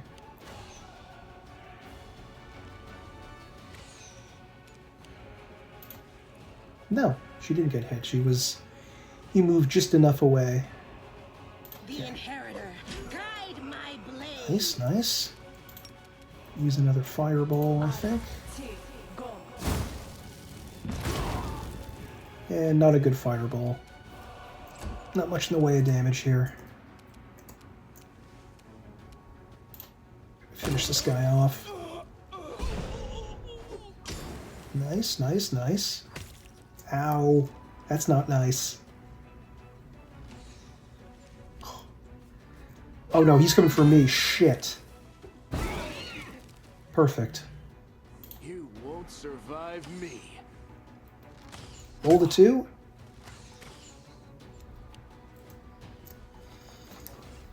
The attacks that you get after your first attack are considered what they call iterative attacks. And that means that they are your attack roll that you need to get needs to be much higher than you would for the first attack. That's why the first attack is much more likely to hit. Part of me wants to heal my guy, but... yeah, I'm going to heal him, but there's something to be said if your character is not dead, that they're just lying on the ground, sort of bleeding out, to just leave them there, because the AI is not usually going to target that enemy that's sort of bleeding out in the ground. They're going to move away from it and go towards another target. So healing them allows the AI to retarget them, essentially. So it may be more dangerous to heal them, depending on what's going on. But those are the kind of tactical things that come up that I really enjoy about this game. Marauder, are you evil? Sir, you are. No glory without risk. Oh, 28 damage. 21 damage. Nice. Oh, wait, where are you, Nenio? You gotta back up a little bit. It's 5-foot step you away. Ooh, a Marauder Alchemist. I don't like the sound of that.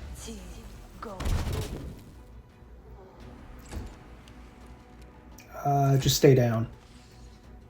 It's better. If he stood up, he'd get an attack of opportunity. Ow! Oh, good. Oh. We still took some damage even with resist fire. We don't have protection from fire, which grants us immunity. Let's get over here. Okay. Further heal my guy. Now he can stand up, hopefully, as long as nobody comes closer to him.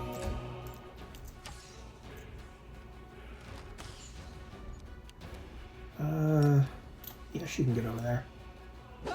Nice.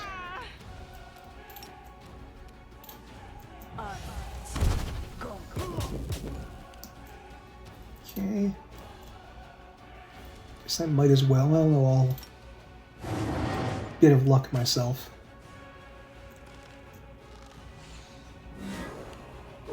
Nice.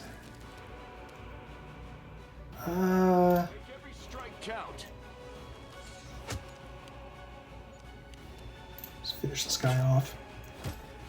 We also don't run into too many alchemists in the game, but when we do, they can be really ferocious and difficult to mess around. It's something you don't want to mess around with. Because if they can essentially toss like 10 potions at your face in a row. Nice. Oh yeah, nice. She got a attack of opportunity because he was using ranged in melee combat.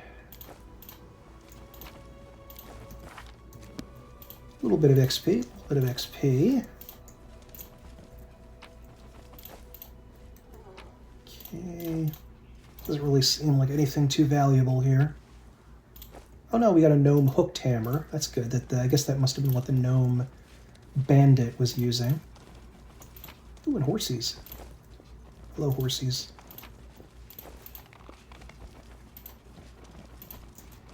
My intent for this, by the way, is to be like a chill, laid-back playthrough. You know, something you could have like on in the background or on a second monitor or something.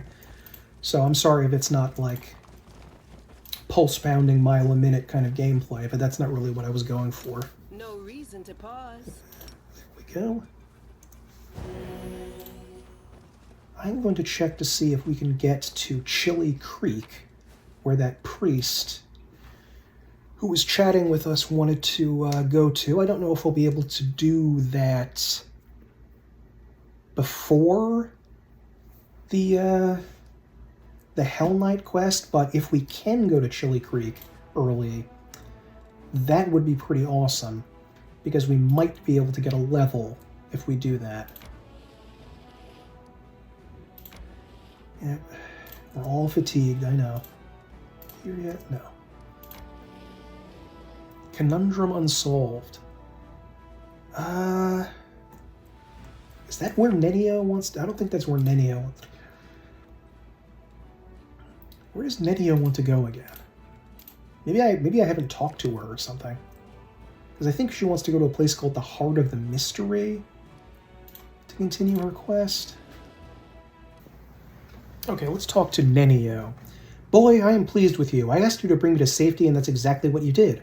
Indeed, having a follower to aid me is the most efficient and frankly pleasing.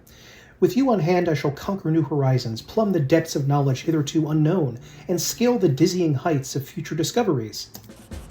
What I mean is, I'd like to express my deepest gratitude. I foresee immense potential in our future cooperation. Happy to help. Hand in hand, we will unravel the greatest mysteries inaccessible to the minds of ordinary people. Just imagine it. I, leading the way, proudly staring into the faces of the gods themselves, and you, my loyal follower, walking behind me every step of the way, writing down my deepest thoughts and admiring the profundity of my intellect. You are supposed to be writing the Encyclopedia Galerianica, not me. If we hold hands, you won't be able to go in front of me and lead the way. You are the catalyst, which, when it reacts with my intellect, will allow the latter to grasp the very essence of the universe itself. Do you always express your delight so effusively? What? Who are you? Oh yes, my new follower. So what am I supposed to do? Oh yes, I must provide some verbal encouragement for your as yet modest achievements, and try to induce you to strive for more of such encouragement. That is the principle that underpins any training. She frowns, but only for an instant. Ah, I see. Your modest nature was unsettled by the overabundance of my gratitude. I do apologize for putting you in such an awkward position. I will never praise you again, unless I forget. But let's get back to the business at hand. Your new assignment will be to take me to the inconspicuous ruins that are located in an even more inconspicuous valley lying between Canobris and Dresden.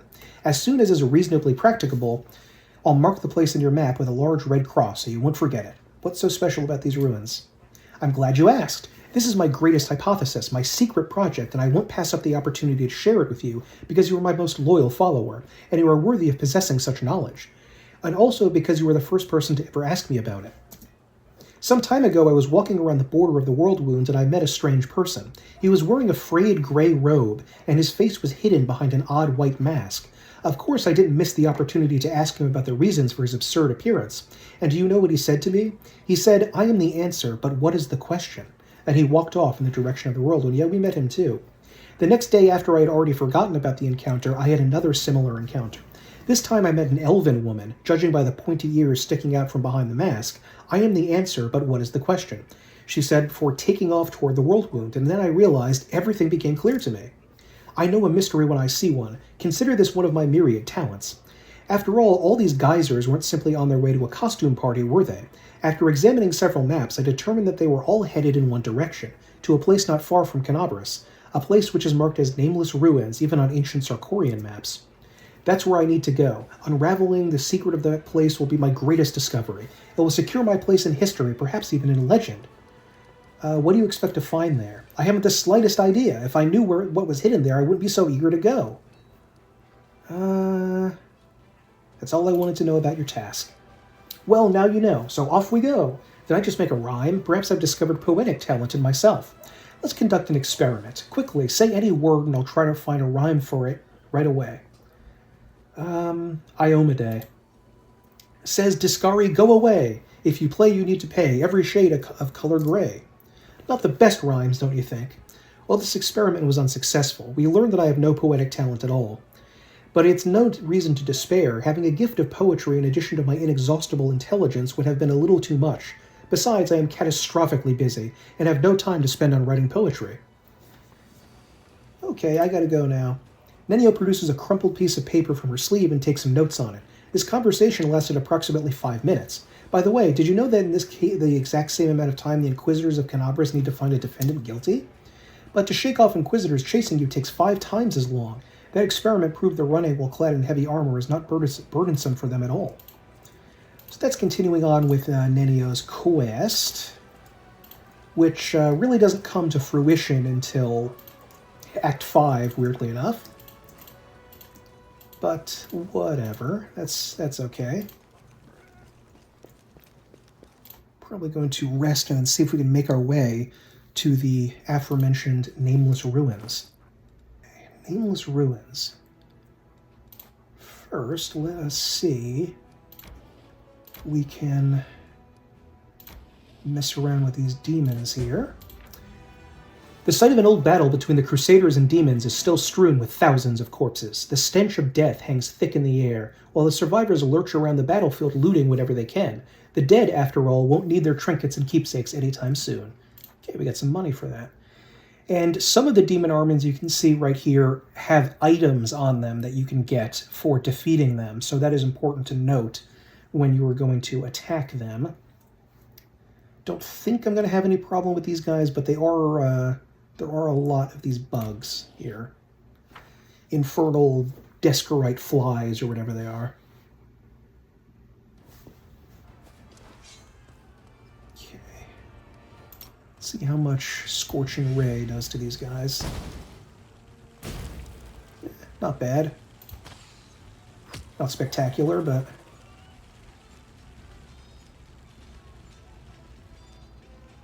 because these guys do not have any ranged attackers, we're just going to turtle up over here and guard our archers. Probably the best we can do for right now. We don't have enough to completely flank them, unfortunately. I usually include these dwarves in most of my armies. They are absolutely terrible at combat, like even worse than the standard infantry guys. But that's not the point. They're there to soak up damage, not to deal damage. And if you can you basically just can distract a single enemy with them and just leave them there to fight and not worry about them because they have so much armor that they're not really going to take much in the way of damage. Okay. Yeah, here we go. There we go. Finish that guy off. I think these priests are these clerics are basically useless. Their healing abilities are so minor and pathetic, it doesn't add up to much.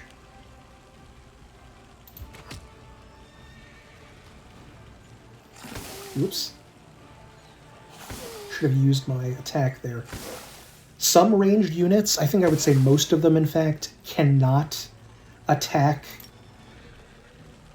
use a ranged attack if they are in melee range of an enemy, so they switch over to a dagger. Again, kind of like Heroes of Might and Magic. But there were a few specialist ones that can attack anyway, that have the point-blank shot feat, essentially, that can do that. You see this orange bar over here represents our infirmary, and another reason why the Heroes of Might and Magic section is much more questionable in terms of its value is because you can restore enemies to life. Not enemies, excuse me. Take that back. You can restore your fallen comrades to life afterwards. So we have right now an infirmary size of 300. So people, 300, I don't think it's a one-to-one scale in terms of 300 characters die. It's just sort of like each unit has a representation of how much value point that they have equal to their size. So a cavalry unit, for instance, would have a much higher infirmary size than, say, a cleric. Let's finish this guy off. But the fact that you can restore so many enemies after the battle makes combat seem curiously lacking in consequences, because at the very least I should have lost all of these guys and had no way to get them back. But the fact that I can return them makes combat so much vastly easier that it becomes, almost entirely unchallenging. Crest of Malander Linz, the Fallen Knight. This is another one of the artifacts that we can gradually get, and we can't do anything with them now. We have to wait until Act 3 before we can start researching these items and turning them into artifacts that we can use. Malander Linz was one of the most notable and controversial figures of the Third Crusade. The debate still rages about whether his valiant feats of strength and his willingness to make sacrifices in the name of the Crusade balance out the unholy crime that was exposed after a purge by the Inquisition. It was revealed that Linz had been practicing the forbidden dark arts of magic, turning this knowledge against the demons. Shortly after the discovery, Linz decided to let the debate about his dubious methods rage on without him, and secretly left Canabris in the dead of night alongside a group of like-minded deserters. Thereafter, they waged their own war against demons, tracking down and destroying small enemy groups, but ultimately all the members of Linz's squad fell in battle. Scouts discovered evidence that with each passing year, Linz had been descending ever deeper into his private abyss of the dark arts. He would have sacrificed everything for victory, but the question still remains whether he was a hero or a traitor. So, got a level there, and I guess we'll just get, we'll get Cure Wounds, I guess. So, again, not really sure if he's a good guy or a bad guy, that Linz, but it doesn't matter. We can just turn his item there into a relic. So,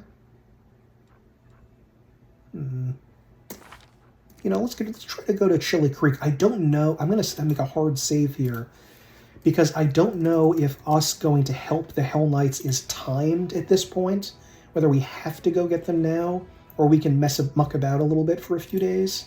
I don't think it is timed until after we continue on with the main quest towards Dresden, probably. Just gonna quickly stop to get some reagents here. And I think we do want to rest before going in, unfortunately. Okay, there are more enemies here. Not really. Can we take these guys on? Guess we have to in order to get to the Hell Knights, so probably shouldn't be that much of an issue.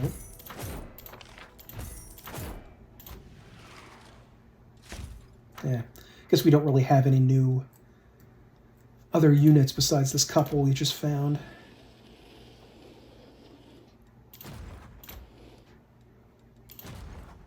I think I am going to wait until I get these guys in, though, to take on that fort before the Hell Knights. Oh, wait, no, that's not what I wanted.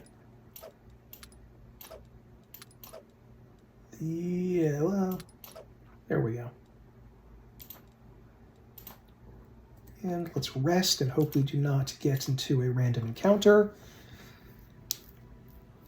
Thinking about cultists hiding amongst the townsfolk has put me on edge. I don't want to suspect every person I meet.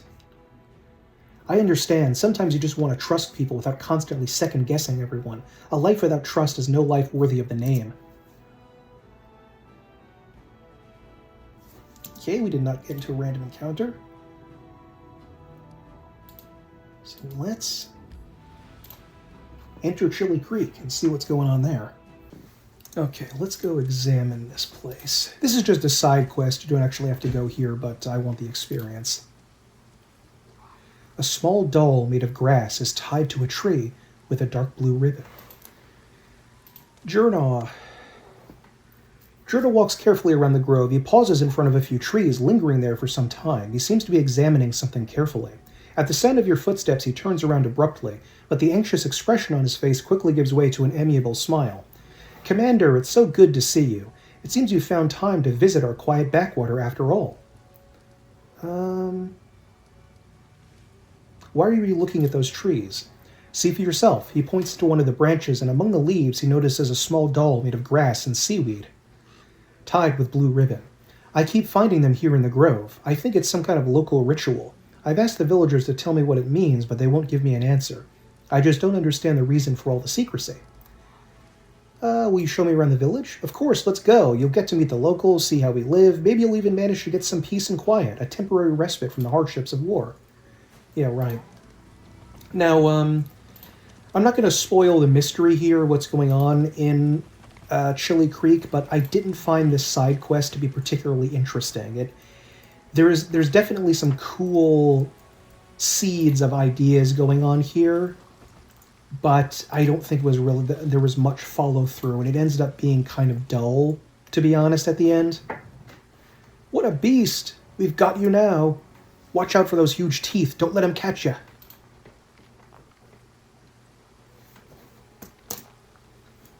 Aim for a throat and belly. Fewer scales there. Don't be afraid, everyone. We fought ones bigger than this. It's one of the rare Hydra enemies we can encounter in the game.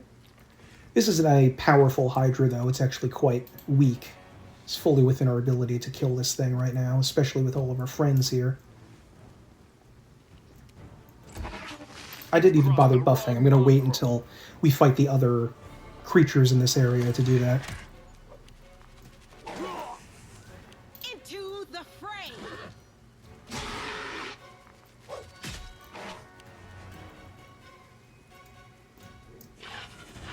His villagers running up and punching it. They didn't even give this guy a weapon. This guy's an incredible badass. Or lady. There we go. Pretty weak.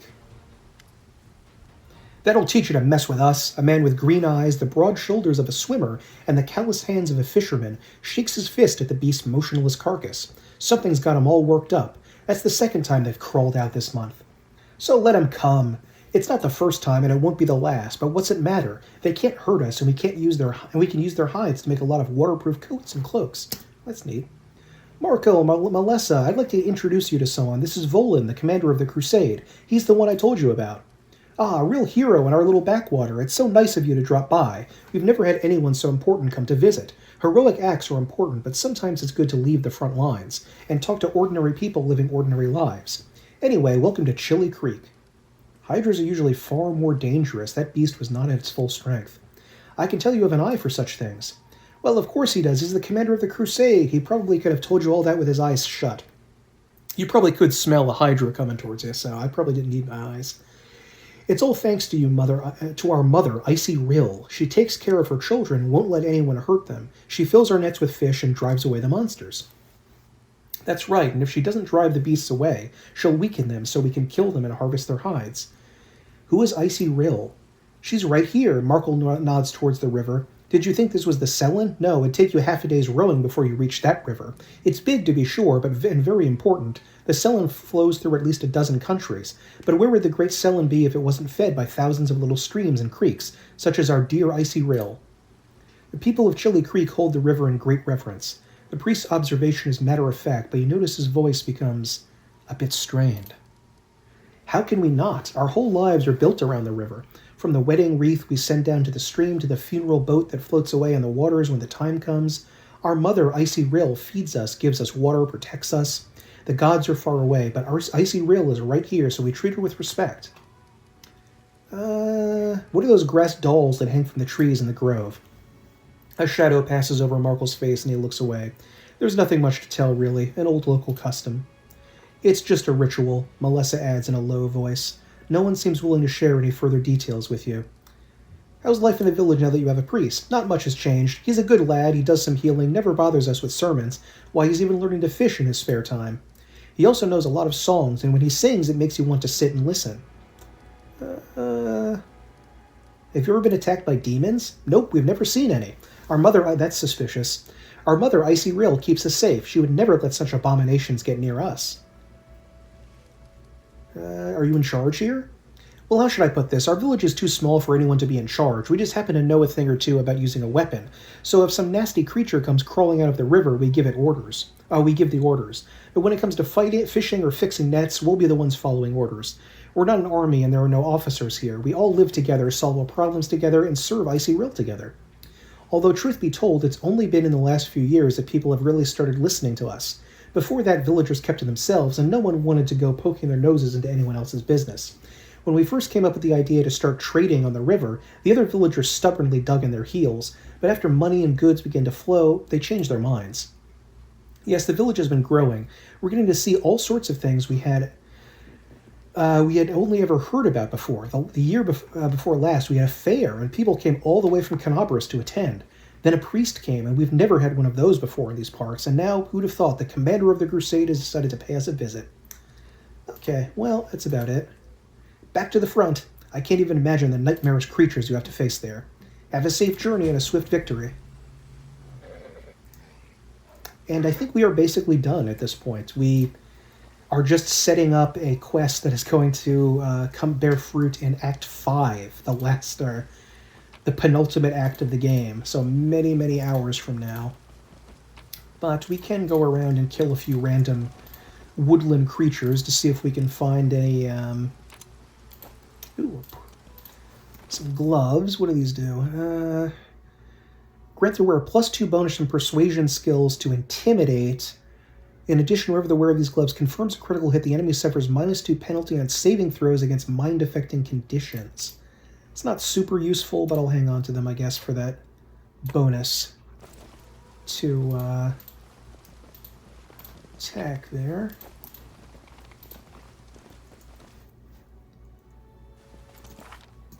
I don't know if it's possible to reach level 7 before the Hell Knights quest, but that's what I'm doing these little side areas for.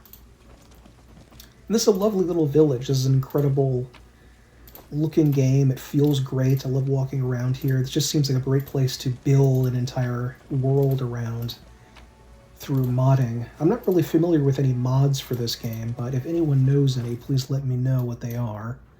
So I would like to. Godspeed Salad. Yeah, just some random trash. Gotta be careful over here because there are enemies right outside the village and we don't want to get Future awaits us. in combat with them on the edge of the village here like this. We want to wait until we actually get outside. Ooh, more lockpicking.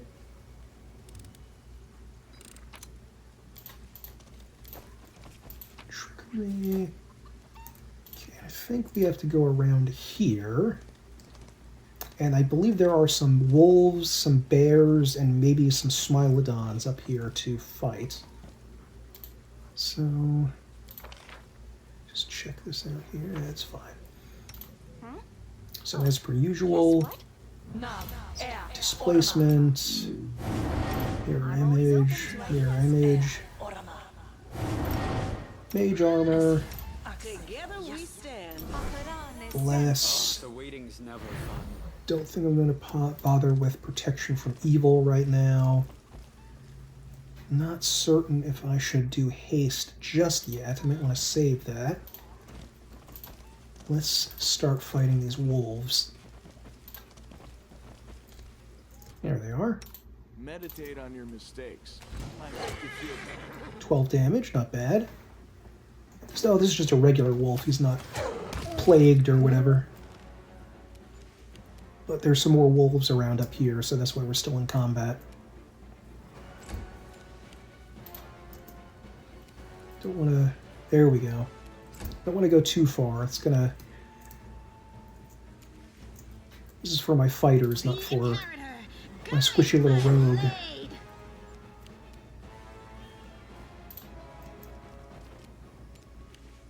Okay, you hang out here.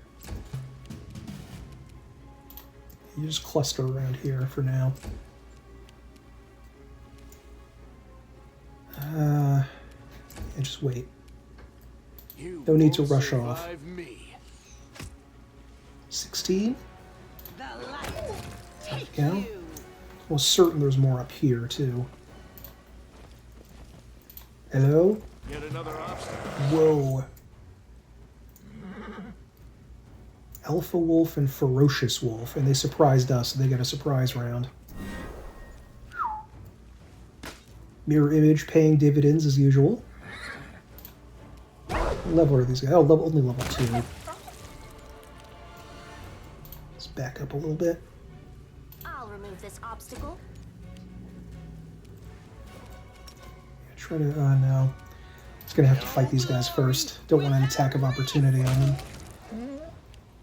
Strong as the Alpha Wolf, level 7. Ooh.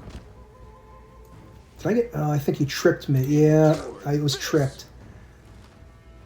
The dog and wolf animal companions you can get are really good at tripping enemies. So it's actually kind of a cheesy way to win at the game. If you get worried about something, just get the dog animal companion to knock people over. I am not going to stand up. That's too dangerous right now.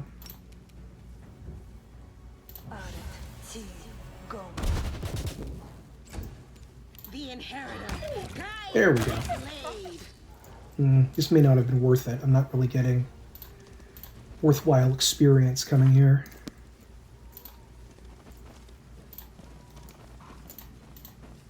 Don't remember there even being any items. It's a delicate process creating a map in an RPG game because you have to make sure it doesn't... it's fair for someone of every class. That one is not usually overwhelmingly strong compared to another. And you have to make sure that there's an interesting item to find, that it doesn't cost you too much time or effort, that it doesn't slow down and get boring. There are all these things that you have to worry about when designing it. And we can attack these guys if we want, these giant moose creatures. I think these were like prehistoric moose that were extra huge. Come on, guys. There's definitely a bear somewhere around here. I think he might be down around here. Careful. Yeah, I think You are my here. favorite aid. So let's haste. Let's prove their logic Oh, it's a is right. Smilodon and a bear. 2 Smilodons. Oh boy. That's not so good.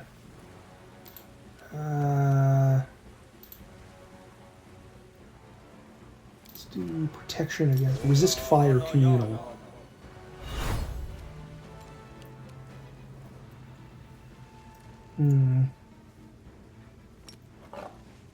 Try to bring Ulbrich forward. This may not be very safe, though. Ooh, oh my god. So much damage. Jesus. Okay, don't kill Ulbrich with this, hopefully. Killed him. I shouldn't have went forward. That's a reload.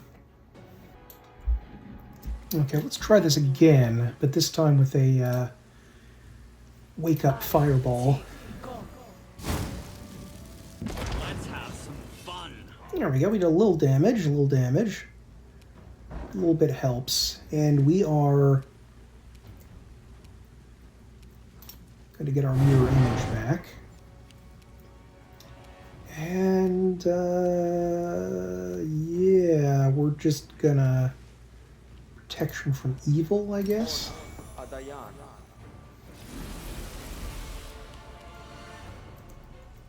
So we can hit without his, point-blank shot. No, it doesn't look like it.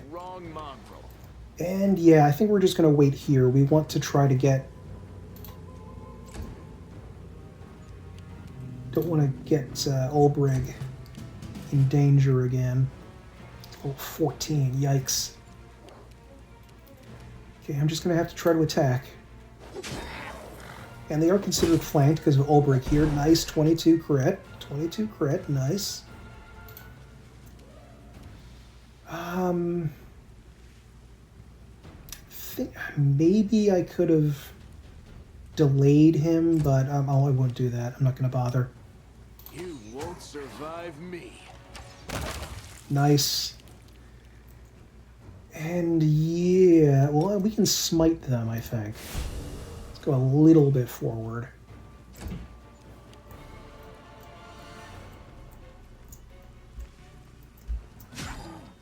Ooh, 14 damage, nice. And the Plagued Bear is 10. Good. We just wasted their turns by walking over here, thankfully. Ooh. I think I'm far enough away. Yeah. Hopefully this will kill him. Yes. 14 damage, nice, nice. Back up a little bit, Darren. This just attack. Might as well. Yeah, 1 damage. I'll take it, sure. Endure this. So some kind of damage resistance. Unities. Yeah, damage resistant 5, except for slashing. The light. Take you. There we go. Got a teeny little bit of XP there. So you can get some extra money here for skinning these animals. I think there might be another set of wolves somewhere, but it doesn't really seem all that important, so I think I'm just going to see about leaving now and going along with Nenio on her quest to explore the ruins. Head back to our encampment. First, see if we can take on that Fortress of Demons. There we go.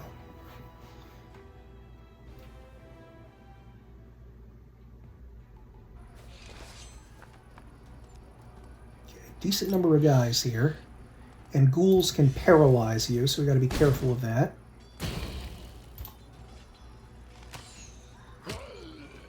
These are gargoyles over here, so we're going to be encountering these guys quite a bit. Having a skeletal crossbowman is so badass, I really like that.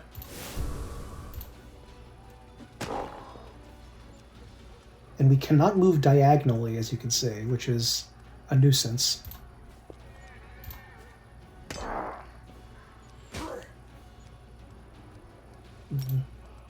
Finish these guys off.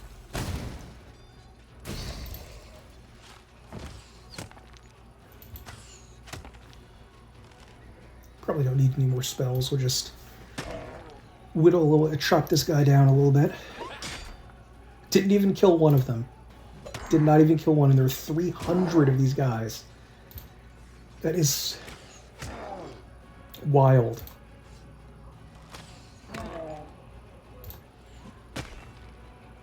What resistance do they have? Damage reduction 3. Exception, slashing, piercing, bludgeoning. But I thought that was all of the...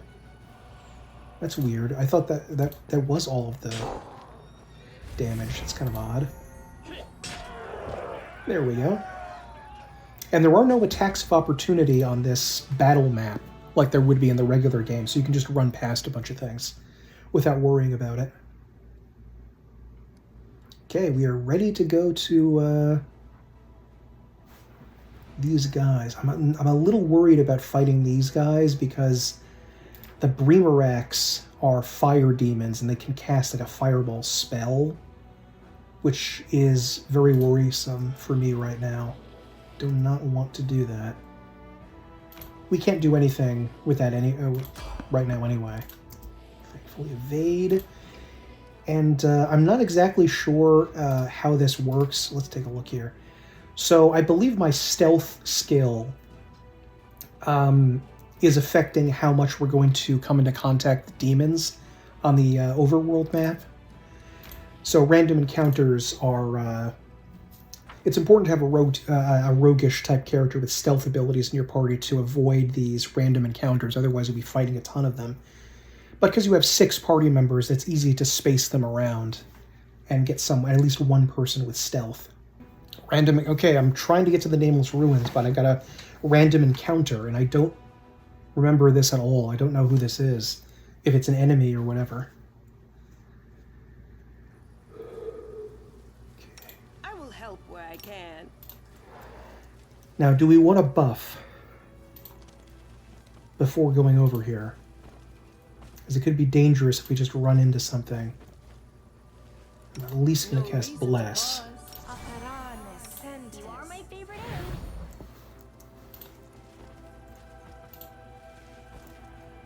Yeah, there's some demons over there. Are we ready to move out?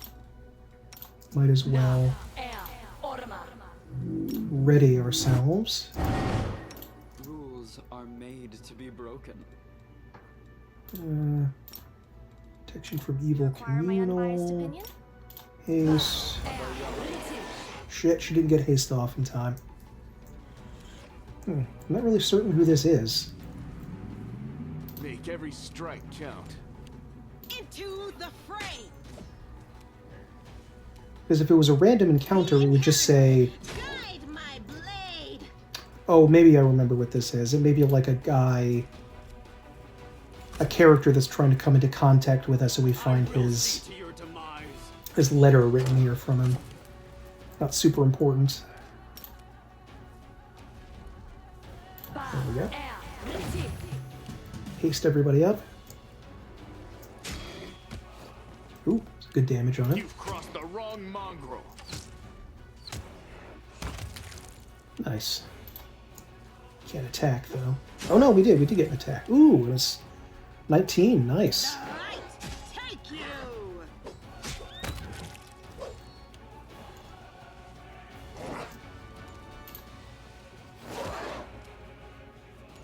Precision and grace. We just wasted his attack there, but whatever.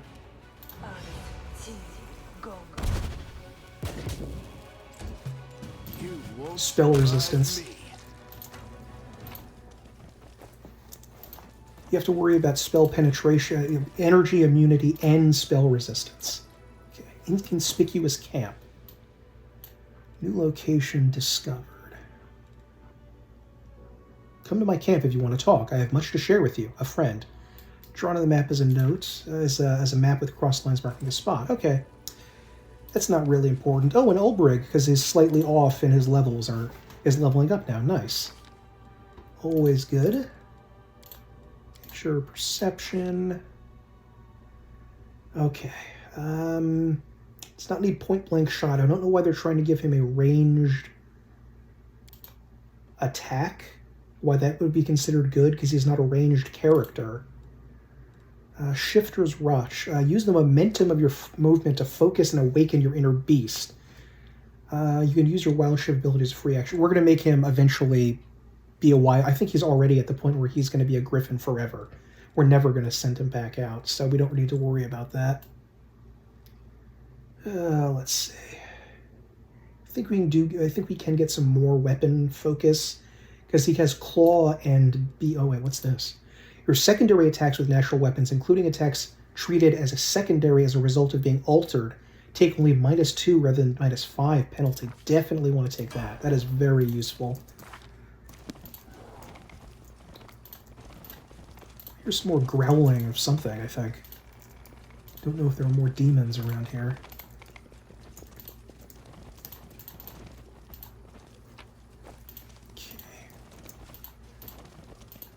Okay.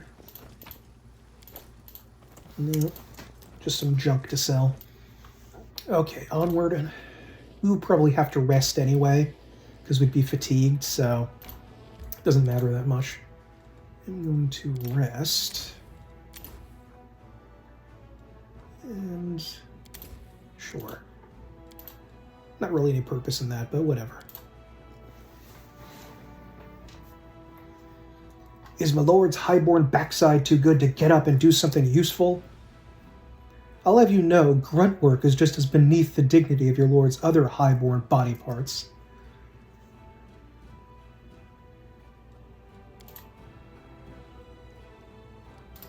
Okay.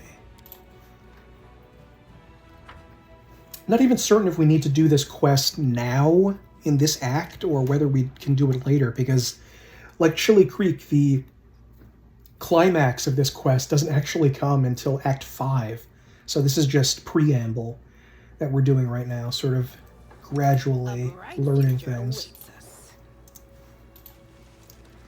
Okay, and might as well get all of our stuff going now.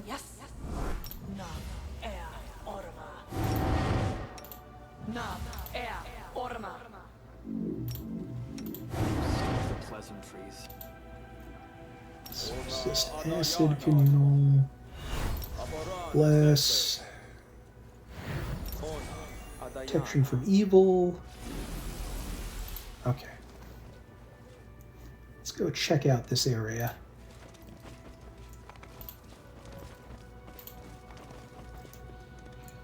We got a bunch of ghouls. Just stay where you are, Darren. I believe there are ghoul archers here. Yeah, hunt masters. Those are archer ghouls. Be especially careful of those. What? I swear I got on I swear I got on this horse. I swear to you I clicked that. I'm gonna go back and look and check to see. I swear I got on that horse.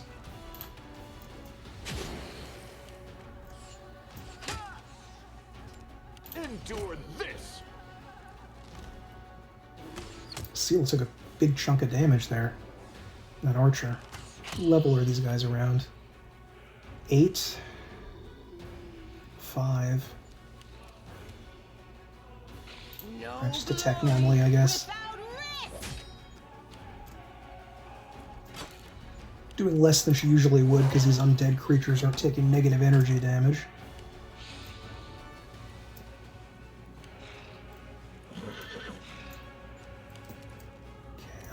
Back up a little bit. Let's haste.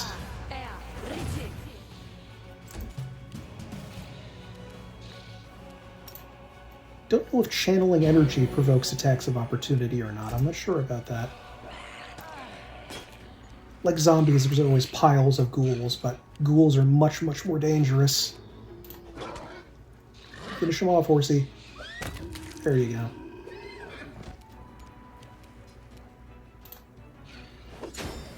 They've surrounded us in a big cluster here, so... Very dangerous. Oh my goodness. No, not Sela. Make every strike count.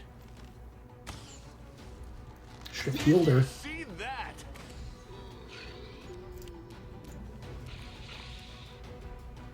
I'm gonna actually have to use a potion for her. This is serious.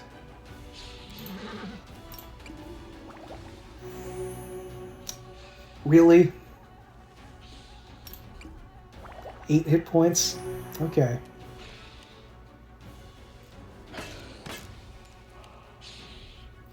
Didn't take any damage there, good. Get him. Get him, Olbrig. This'll leave a bruise. Ow. Just sit here. Shit. Don't worry about me. Go. Wait, does she have point blank shot? She does not have point blank shot. Good. I mean, not good. Terrible. Oh my goodness. Okay, well, that's unfortunate. Your chances of hitting anything without that are kind of nil.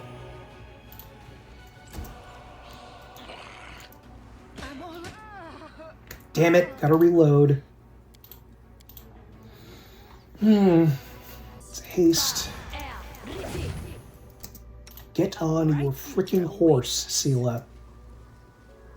We will win this war.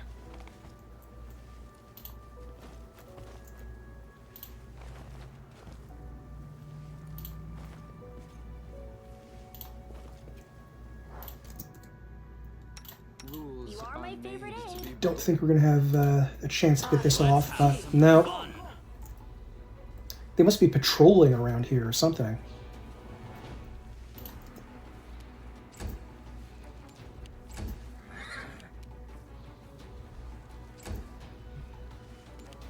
And there's not much for us to do here. She could get a little damage on them, though. Perfect.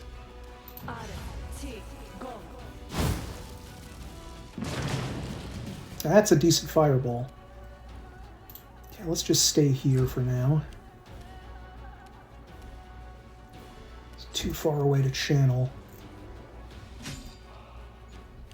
Attack of opportunity. Nice, nice.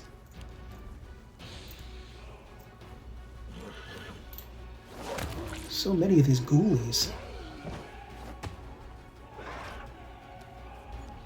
You've crossed the wrong mongrel. Team still alive. Okay. Because of displacement, it was pretty hard to hit me, it looks like. Nice, nice. Into the fray. I'll use one of those.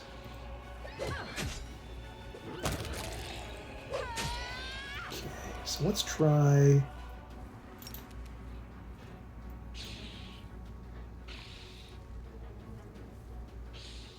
no. I'm going to save that for later. Let's finish this one off.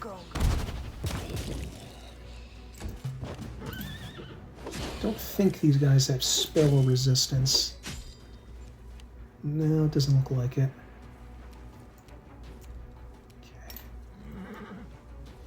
Okay.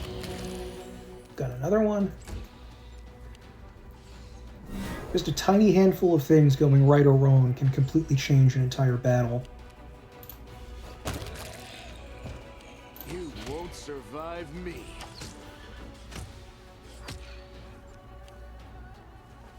Ooh, she can charge, nice.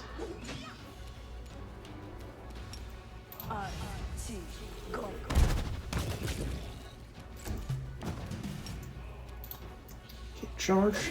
Sela's horse is in the way.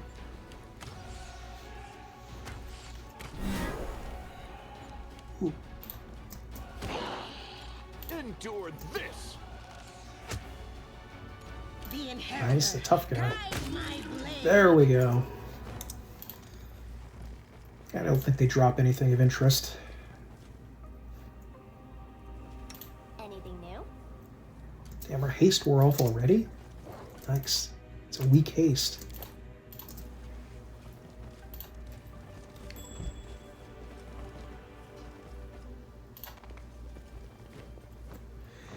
Now we have some Gargies to finish Every off. strike count. Don't seem particularly strong. Did you see that? Land got him in one round. Nice. Yeah, level 5. These guys aren't much of a concern for us. See if I can hit. Yes, nice. Don't do anything. Oop, more of them though. And this is the thing we're gonna have to deal with the gargoyles for the rest of the act, is that they can swoop down in the middle of our party. So putting someone in the front or the back can be very, very difficult. One of the formations you can pick is to have like a circle with somebody inside, which might help, but in general it just makes more sense to try to deal damage than getting into any confusing stuff about party placement or anything like that. There we go. Just stand there.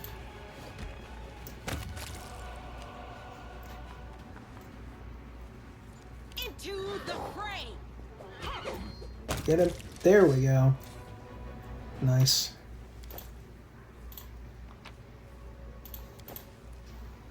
I believe there was one of those plague bears that we fought in Chili Creek around here. There he is.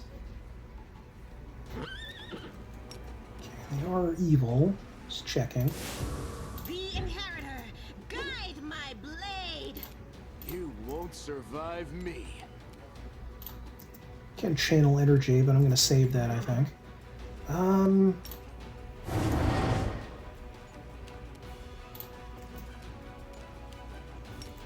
Yeah, let's try this. There we go, 12 damage. Probably doesn't have much HP. 100. That's not nothing to sneeze at.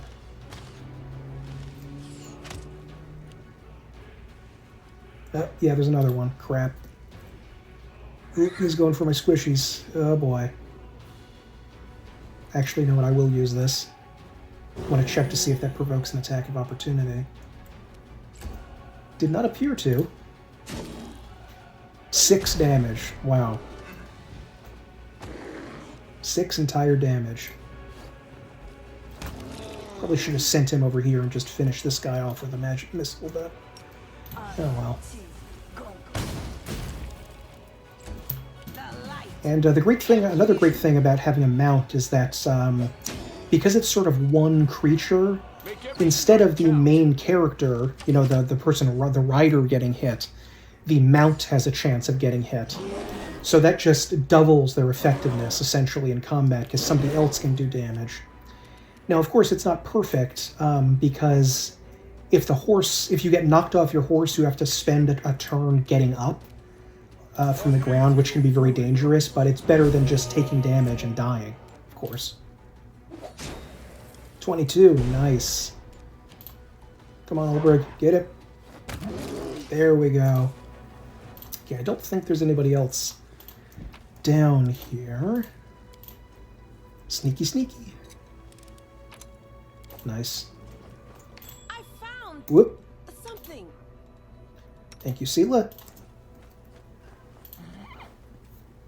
Just use my expert trap skills to do this. Here's a puzzle that I do not remember the solution to. I'm just going to go by it for now. Ghoul corpses. It is as if they simply lay down and died of their own accord. That's very mysterious. I do like that. Okay, one of these strangers. Okay. I'm the answer, but what is the question? An elf woman in frayed robe turns her head to you and stares at you through the slits of her simple white mask. Then she holds out her hand and touches the ancient statue. The absence of an answer is an answer too. Whoop, and then just disappeared. Me and Nenio both have our mirror image going, nice. Hey, wait, where are you going? Spontaneous dematerialization is unscientific. Nenio touches the statue and suddenly freezes. Following her example, you put your hand on the statue and the world around you ceases to exist. You are a lone grain of sand floating in the emptiness of the unknown. Your path has no beginning and no end. You are tiny and insignificant in comparison with the cosmos that surrounds you. But then something changes. The emptiness takes notice of you. It stares at you, measures and assesses you. Then a question comes, as simple and deep as the emptiness itself. I am Volan. The name you uttered that seems so powerful and proud rings through the emptiness. Then the silence comes, bleak and oppressive. The emptiness still awaits your answer. I am... Do you want to say your name? But what is it? Just a set of sounds you use to associate with yourself. You are Volan? Who decided this is who you are? Your parents? Yourself? Someone else? A name is just a label you take voluntarily. What happens if you tear this label off? What hides behind the name? Behold the truth. Open yourself to knowledge. Reveal yourself.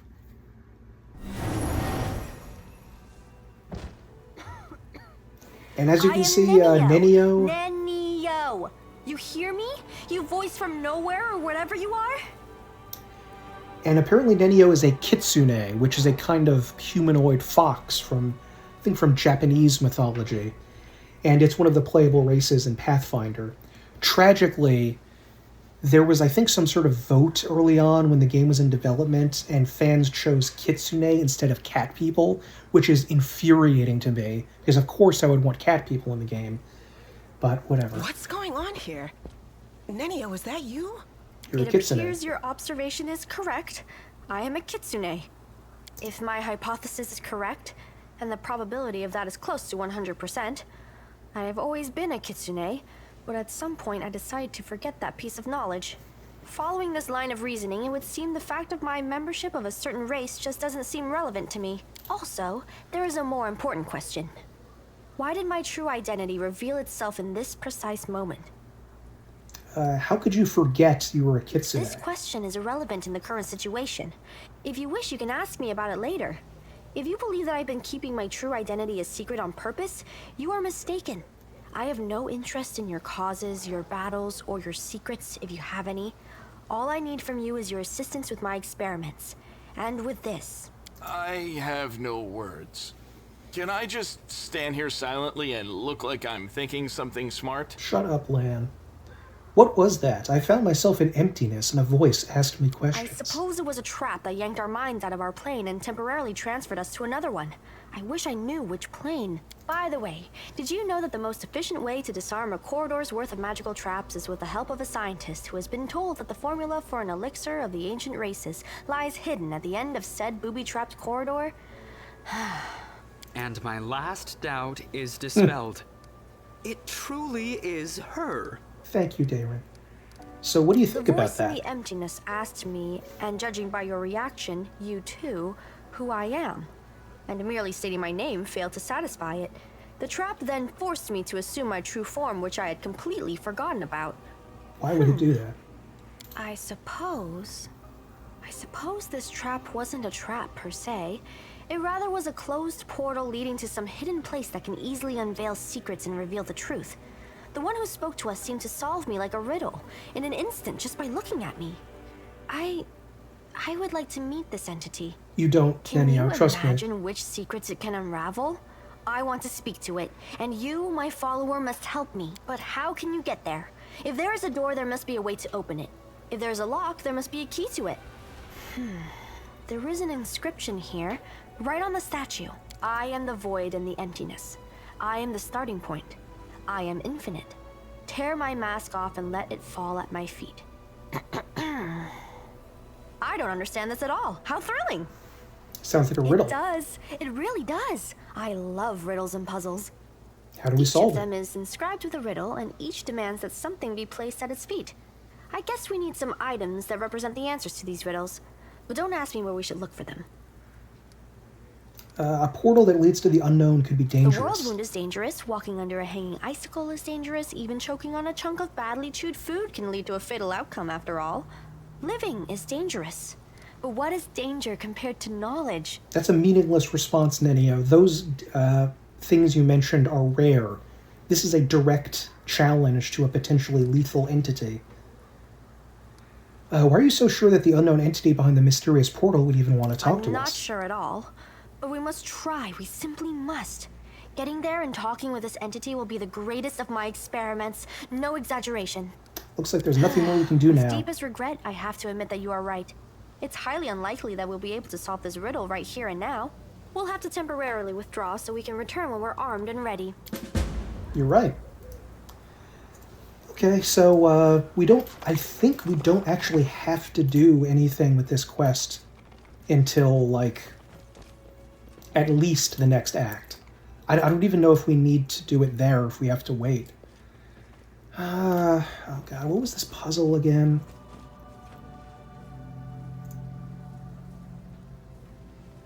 Kind of forget. Let's make a quick attempt to try to solve it. There are little clues to this scattered around the ruins that we can find.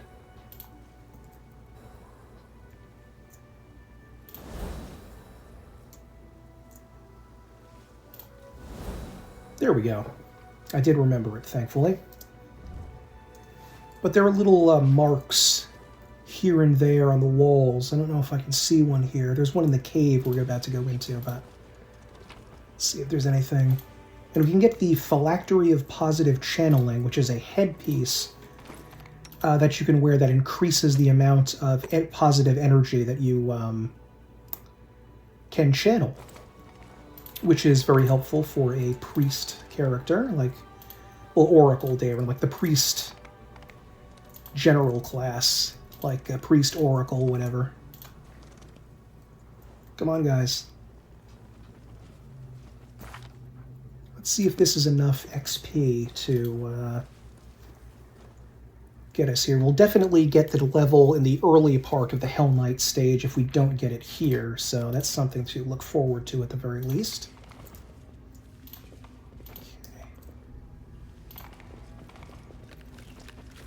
You require my unbiased opinion? Surprise! Ooh, that was a good fireball. That was a good old fireball, I'll tell you. Tell you what.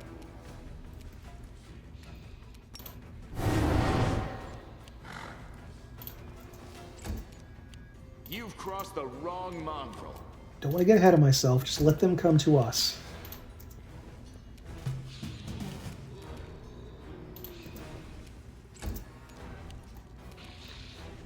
Alright, I'll let them come over here. You won't survive me. Darn.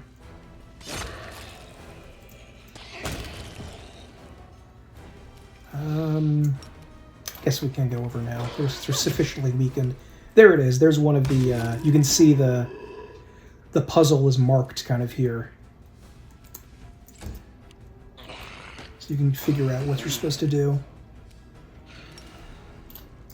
So you finish that guy off. Nope. Complete miss. This guy's dead. And the final guy.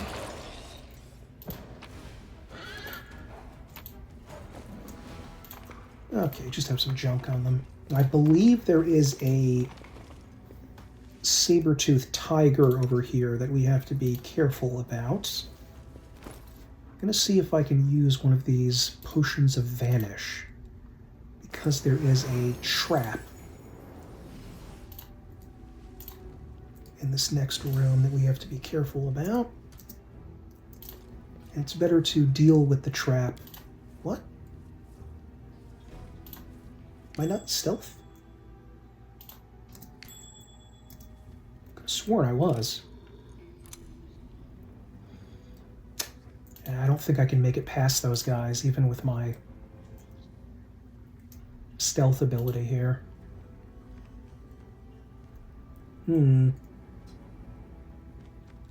Okay. Alright, let's head over here.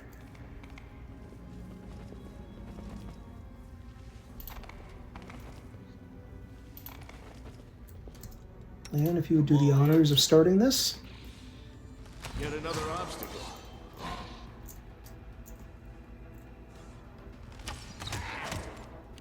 Not gonna go forward, especially not without my mirror image. Yeah, you can get close. Guide my blade Ooh, that's more ghouls than I thought were here. into the fray.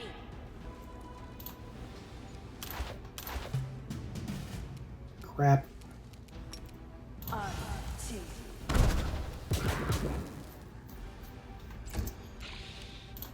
You just walk over there.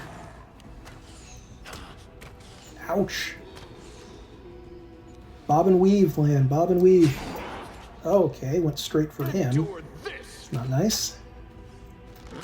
2 4s, and you just needed a 5. Okay. 23 damage, though. This is not my time yet. Okay. Heal Lan. Nice, nice. Still very injured, but it's okay for now. Finish him off. Really? 2, then a 4. Lan, no! I don't have the money to resurrect you right now.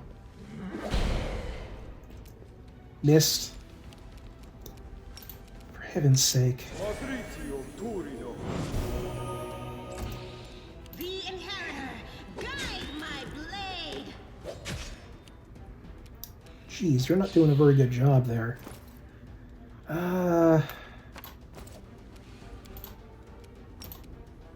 Finish this guy off. Nope. No! Unexpected.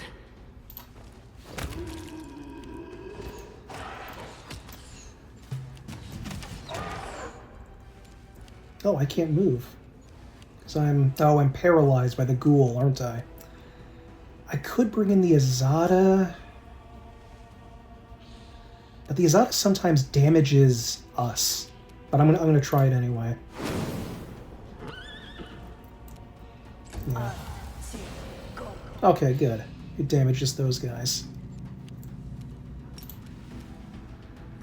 I'll just channel energy. Get some health back on everybody. I think I do have a... Do I have Cure Paralysis? No, it doesn't look like it. Into the fray.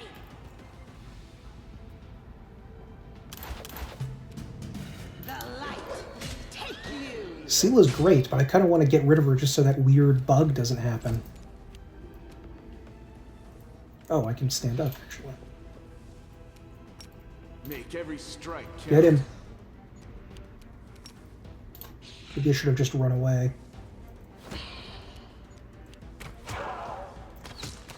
Ow, ow, ow.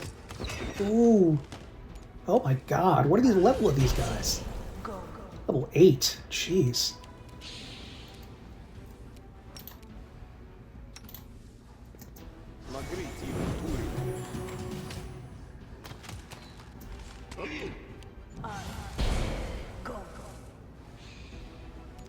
Things are turning out badly.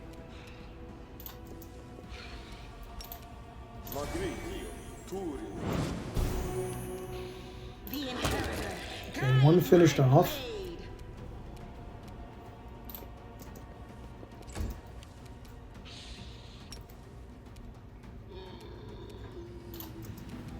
You've crossed the wrong mongrel.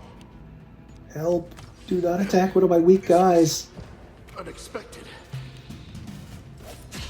It seemed to... Oh, good. Yasada's doing melee. Good. 10 and 18. Out of my sight. Please finish him off, Seela. Oh, thank goodness.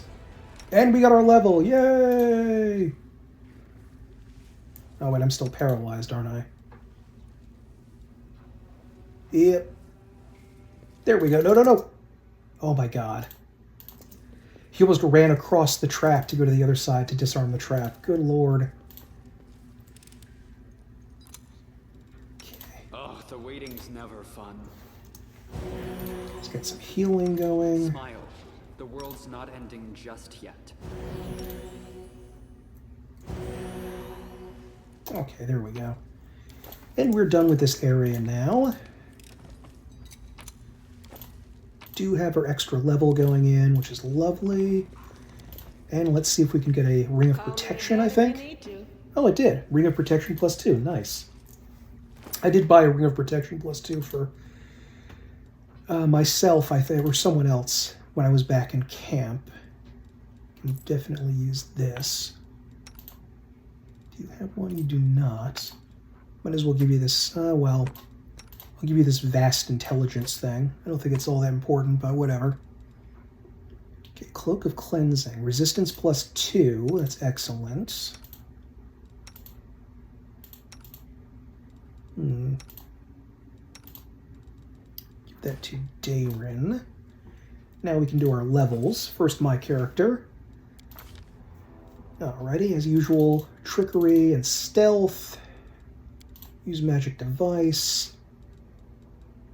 Perception, Persuasion, Knowledge, I guess. Okay, now. Point blank shot we don't need. Unless we get you know, now that I think about it, do we get spells for our... that would require point blank shot for the Trickster path? I don't actually know. Piranha Strike. -1 melee attack rolls, no.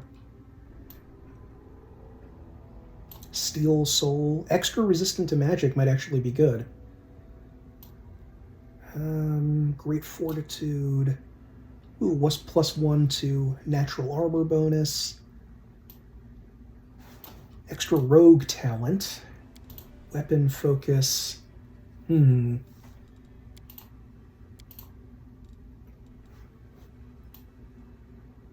Weapon. Proficiencies. Armor focus. Combat casting. Don't need that because I'm not casting. Exotic weapon proficiency. You know what? I may regret this later. Wait, where's Kukri? Bastard Sword, Dueling Sword, Urgarosh, Warex, Curve Blade, Estop, Falcata, Fashard, Hooktamer, Kama, Nantraka. Huh. Kukri isn't on here. That's weird. Is Kukri just a regular weapon?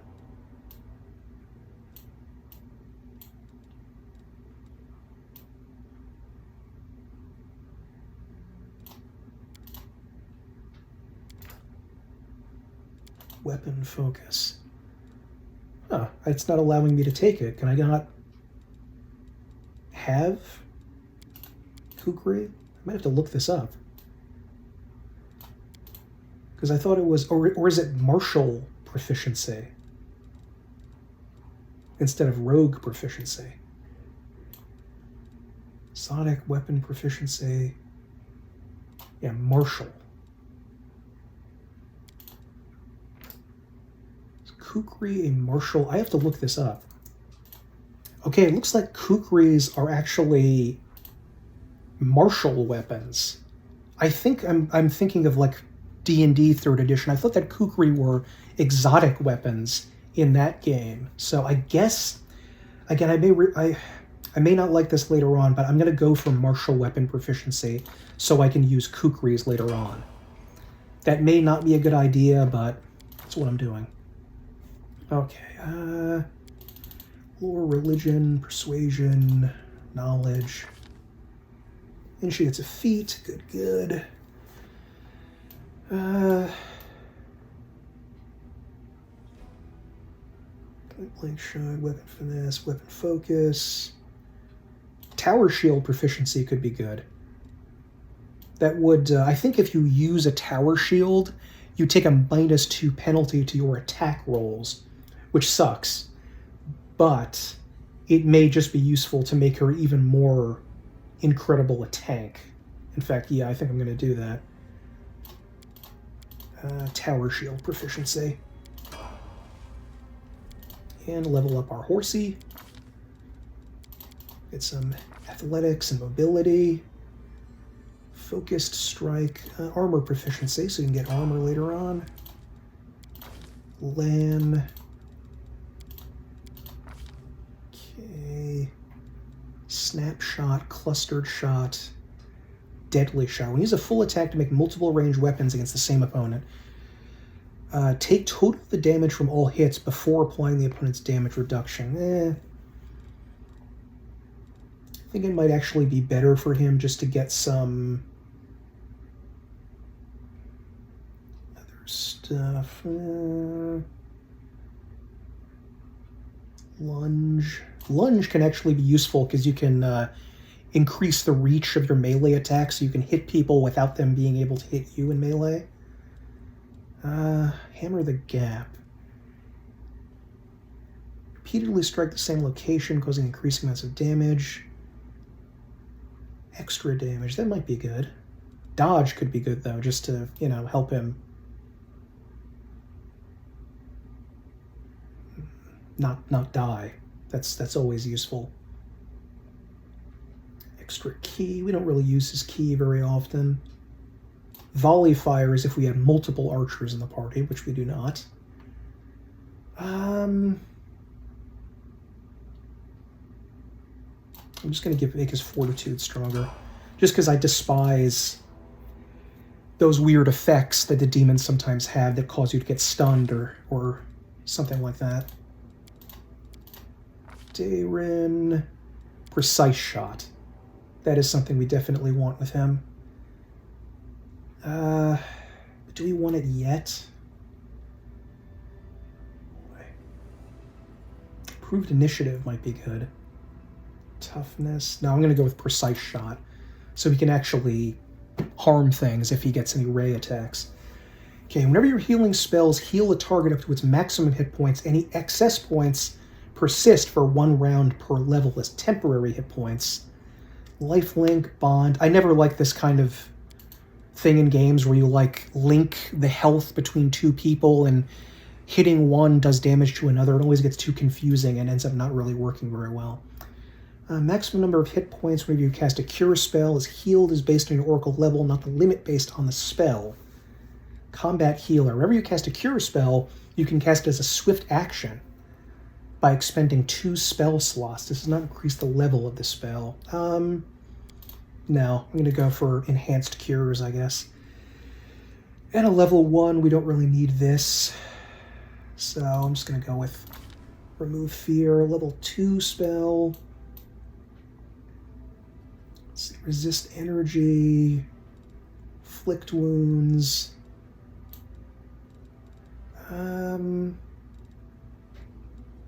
Arrow of Law. Yeah, I'm going to go for Aid, just to help out in battle. And a level 3 spell, nice. Okay, Searing Light. That is the ray spell that he would be able to help people with.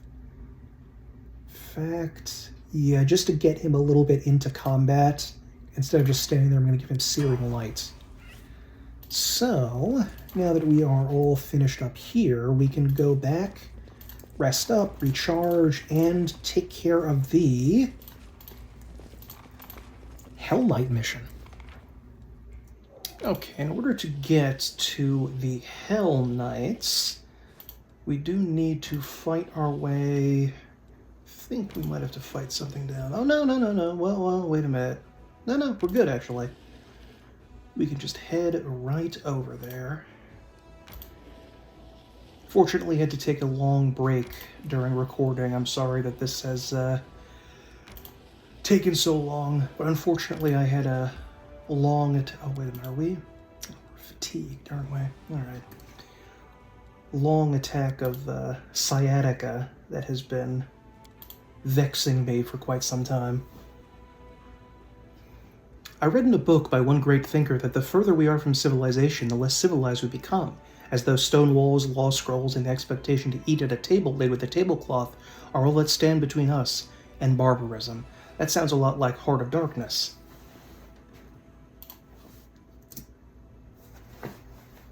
If that is true, I'm reluctant to see a more feral Dayrin Arende. I would be too. Wait, was land diseased? Crap, I didn't even notice that. Does he have ghoul fever? No. Oh my god. Demon plague. Oh boy. Alright. Now these gargoyles, they are very annoying. Not teleporting, but like swooping down directly onto your party, surrounding them. And they have clerics that are really obnoxious too. I feel like maybe that if you swoop down into the middle of someone and you have like a greatsword or a halberd or some polearm, that you should be able to get an attack of opportunity on whoever leaps down there. Okay, does she have, I forgot, did I give her disease lay on hands? Maybe? Yes! Nice. Okay. Sela, I've never suggested once that you get off your horse. I don't know where you're getting that idea. And maybe I might regret this and have to restart, but I decided to bring my barbarian just to see what he is capable of. Probably not that much now. Ooh, I didn't notice this. There we go. Midnight Soup. Okay. Let's just grab a quick save here and head down. Looks like the Hell Knights continue to fight the gargoyle, even from the air. They both fell to the rocks and perished. Nice. Now that is true Hell Knight behavior. And there is the guy we saw, Yacker. Commander, come here, quickly! Okay, we'll end the cutscene then, I'll get there. Really hope that I am not going to regret not having an arcane caster here. From the mountain you see a raided camp and two groups of warriors, one wearing white and yellow armor, the other in black. They are led by a tall man in white priest's robes. Some of the warriors glance around fretfully, their weapons shaking in their hands. You hear the screams of gargoyles from above. The beasts are approaching the camp. Quickly, evacuate the wounded. The beasts are about to strike again. Use cloaks as stretchers. We've got to make it through. Paralictor, your people will have to cover us while... 2 more minutes left out in the open, and neither you nor I will have any troops left to order about, Crusader. But the wounded...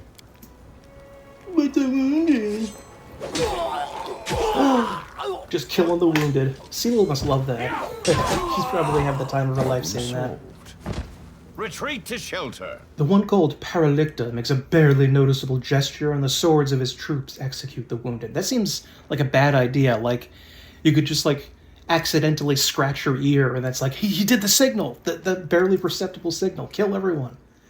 If the man in white has anything further to add, his words are drowned out by the shrieks of gargoyles as they fall from the sky.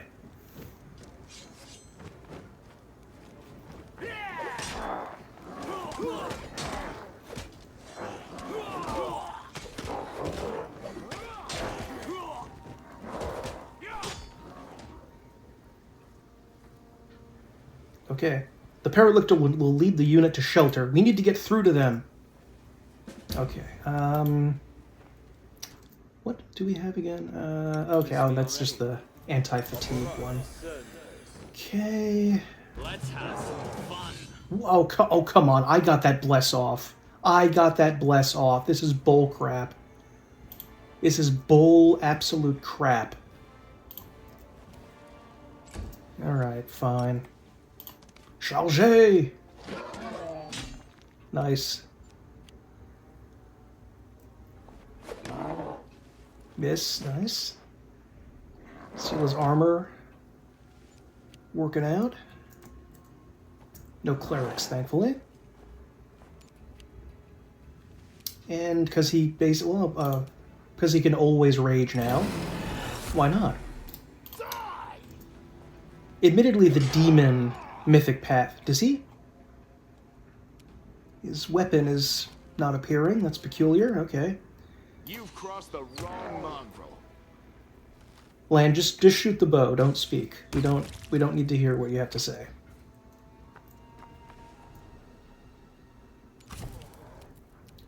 This is absolute horse hockey that I did not get that bless off. There we go. Yeah, just walk over there, I guess.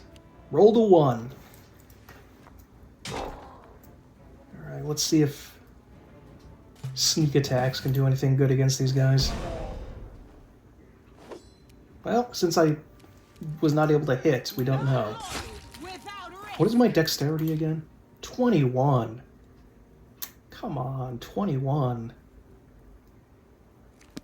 Alright, I mean, I guess I don't, because I'm saving up for... He supposedly has the scythe in his hand, but alright. He's just playing air scythe, I guess.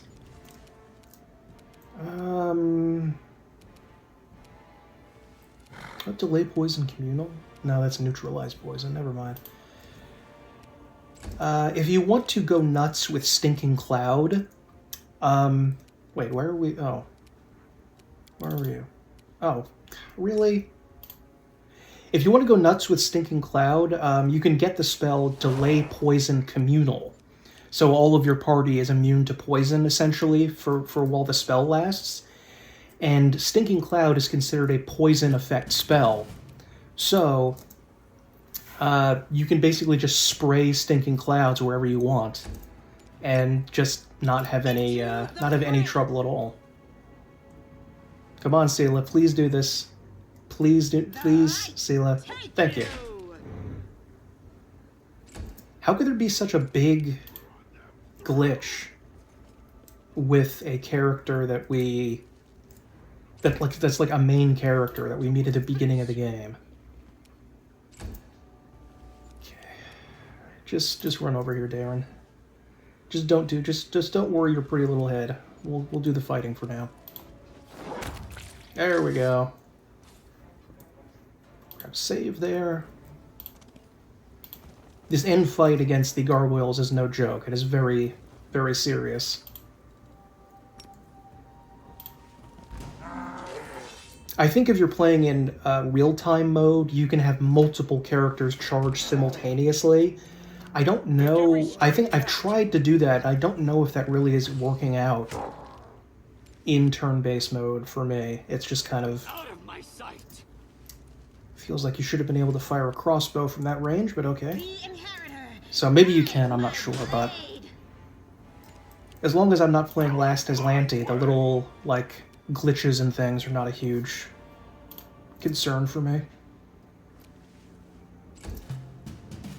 I really would like to be able somehow to increase the movement speed of my dwarf.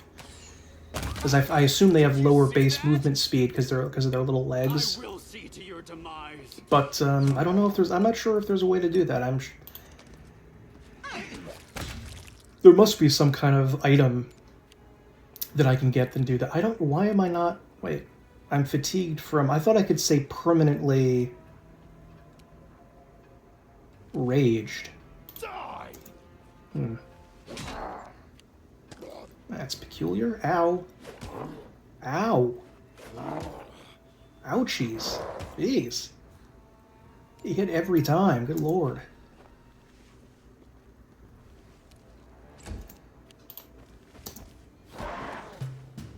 You won't survive me. Just wait until we're done with this to heal. Okay. I try to take a ton of potions.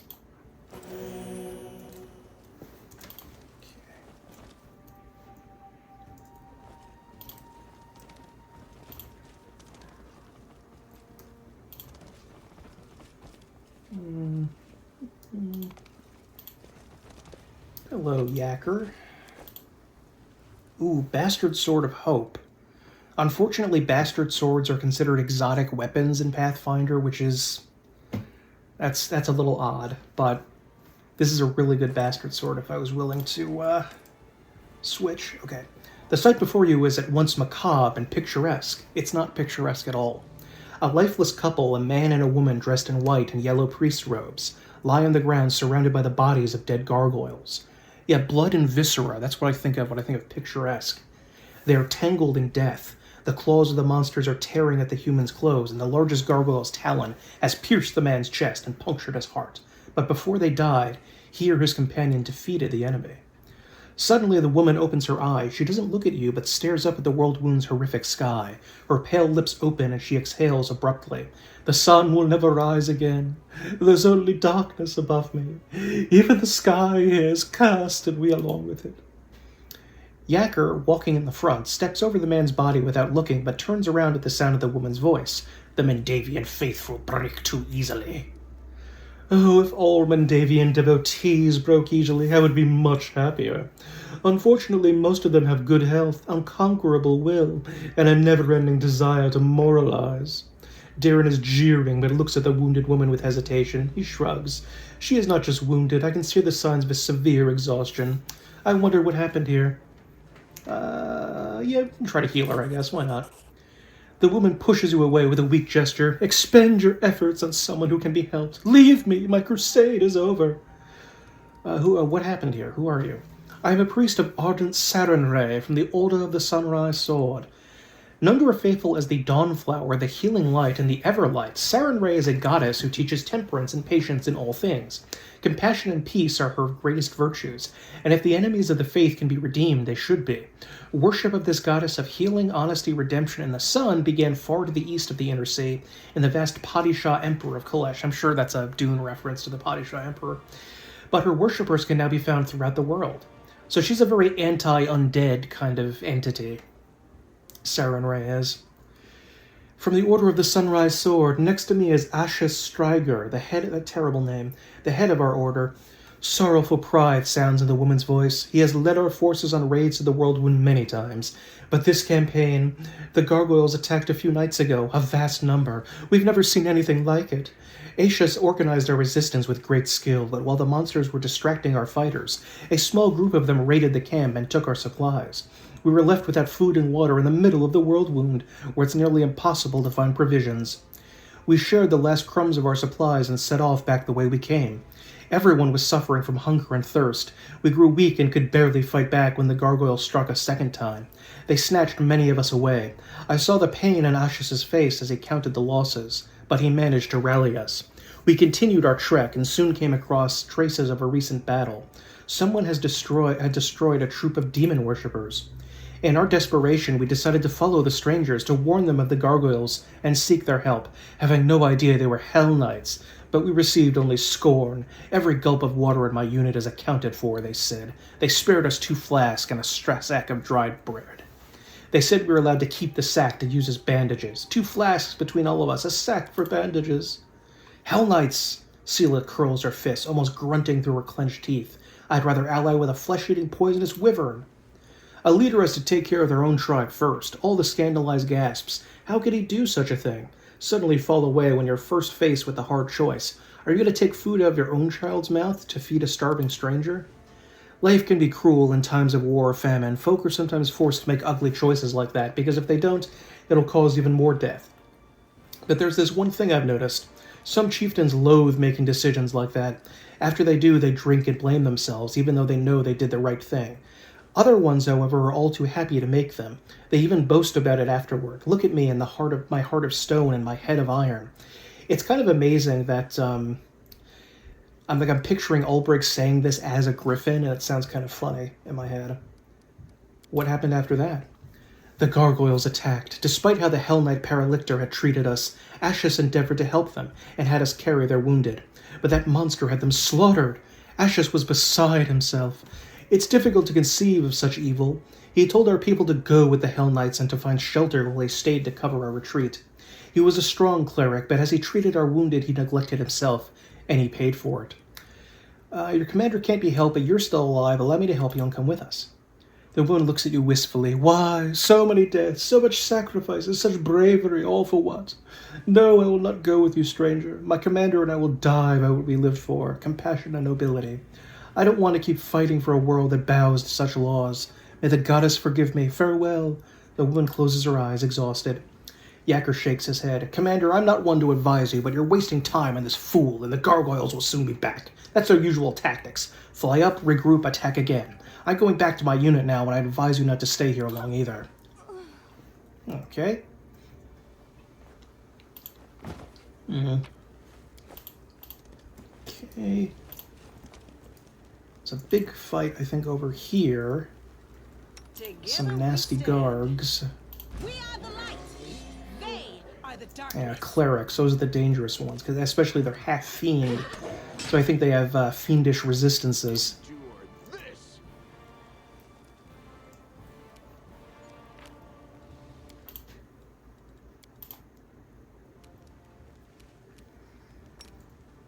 No, can't make it there. Dwarves are not good. They're excellent sprinters, not good at long distance. I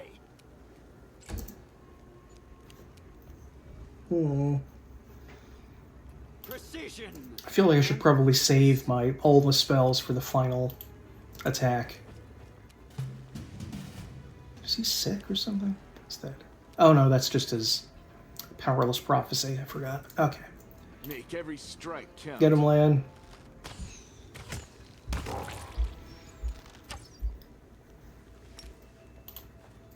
This probably won't hit, but okay. Ooh, he did. 16, sneak attack. Nice. Get him, Conan. Uh-oh, he's coming near me. I think barbarians have natural, I'll make short work of this. damage resistance that gets better over time. So, he wasn't really hurt by that attack, thankfully.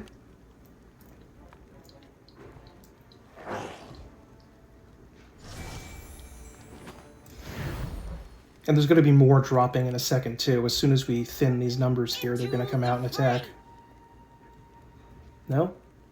The light, take you. The inheritor, guide my blade into There we the go. fray. Nice.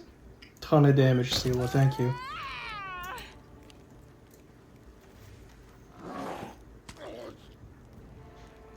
I don't know if it's these clerics, but I remember that there are some that can cast Hold Person, which is very dangerous because even wasting like one round to deparalyze someone is very dangerous.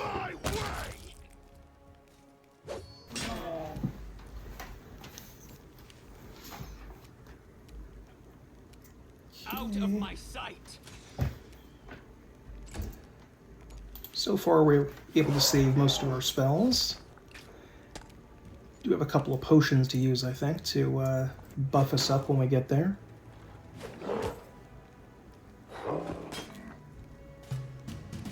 You won't survive me.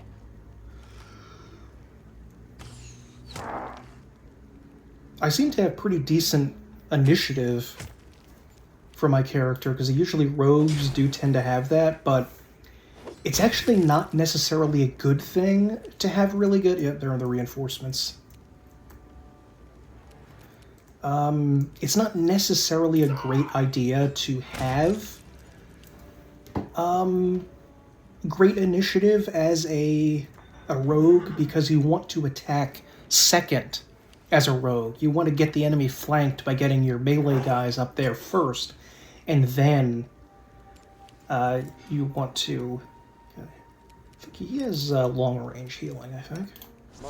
Yeah. And then get the rogue out there to do their sneak attack, but I guess it's not that bad. I think there's even more reinforcements that come, like an angry, another cleric shows up, I'm pretty sure. If I'm remembering this right.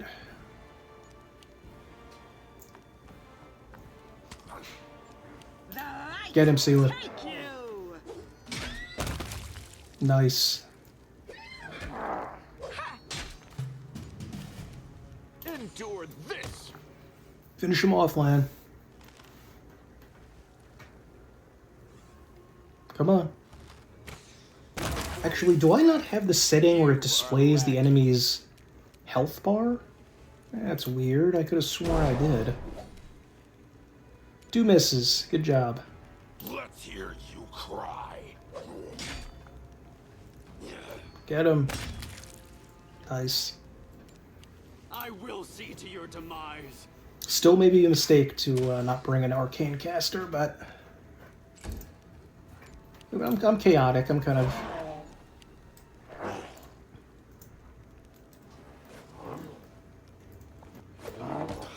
Sorry, I was focused on that attack there. Well, I'm chaotic. I'm sort of just make things up as I go along. Guide my blade. Okay, there may be yet another attack coming. Trouble yet? Ooh, magic essence. That's very useful for, come on. Pick it up. Pick it up, please. Thank you. Burning Hands scroll. I never really thought the touch attack things for wizards were very useful, because if you're that close up in combat as a wizard, you've basically just decided to die. Ooh, we got some mount armor. Let's see. Ooh, that's way better. Ooh, 28 on the horse. Nice.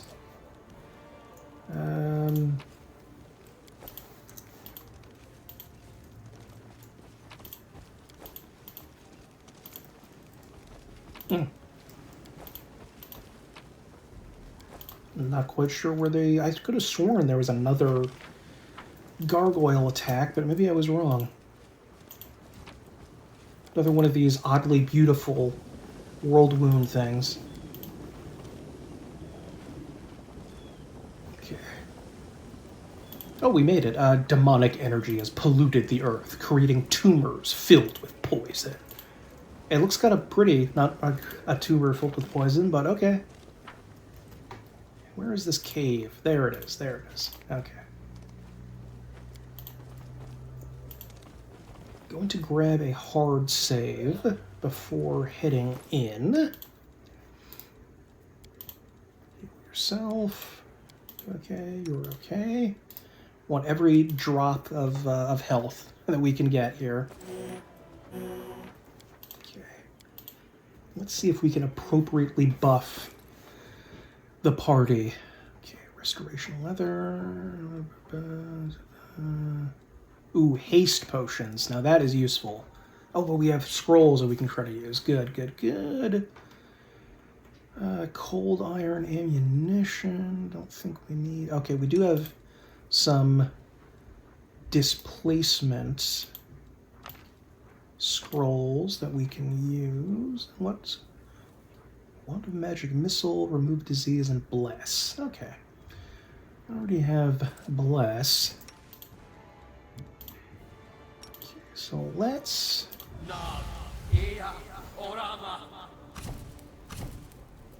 Really?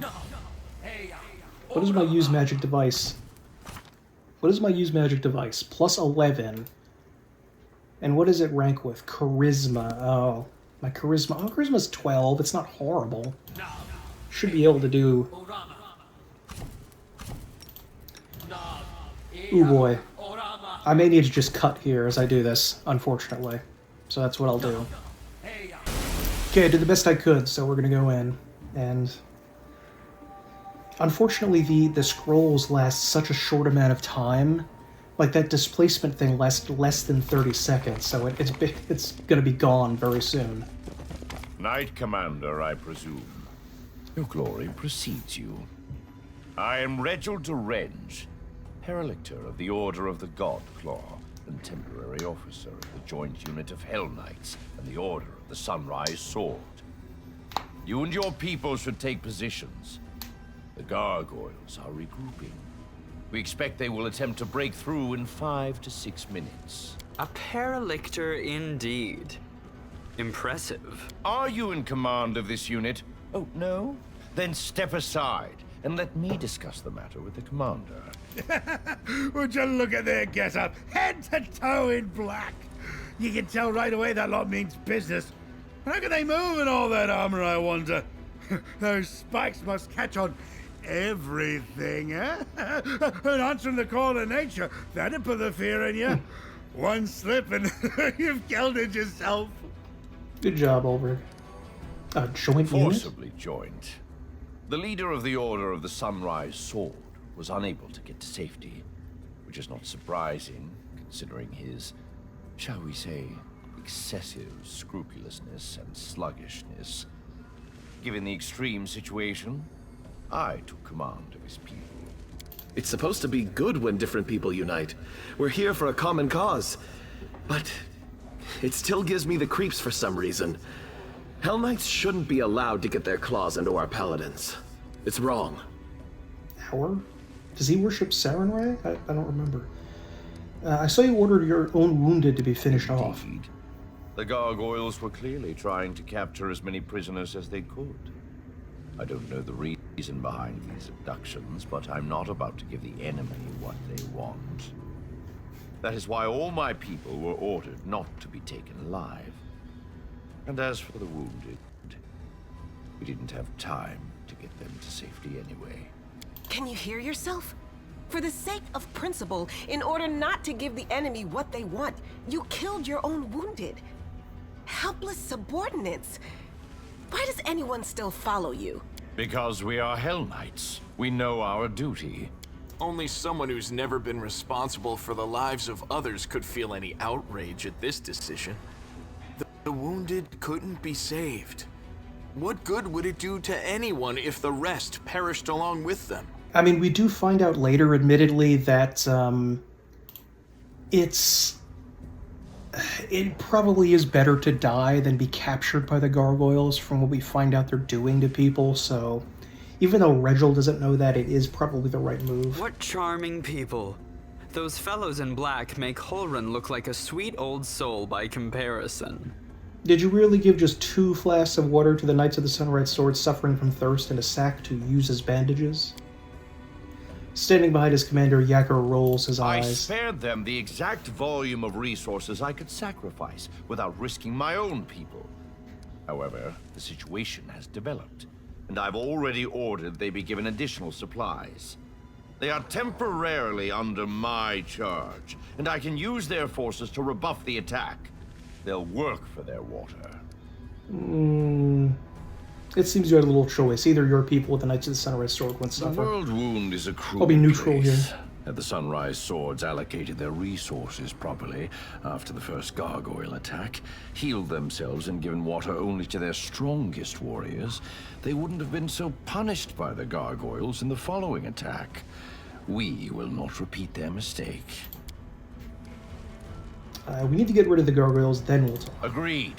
Be ready, Commander. This attack may be worse than the last one. Oh, it is. This may be a reload here.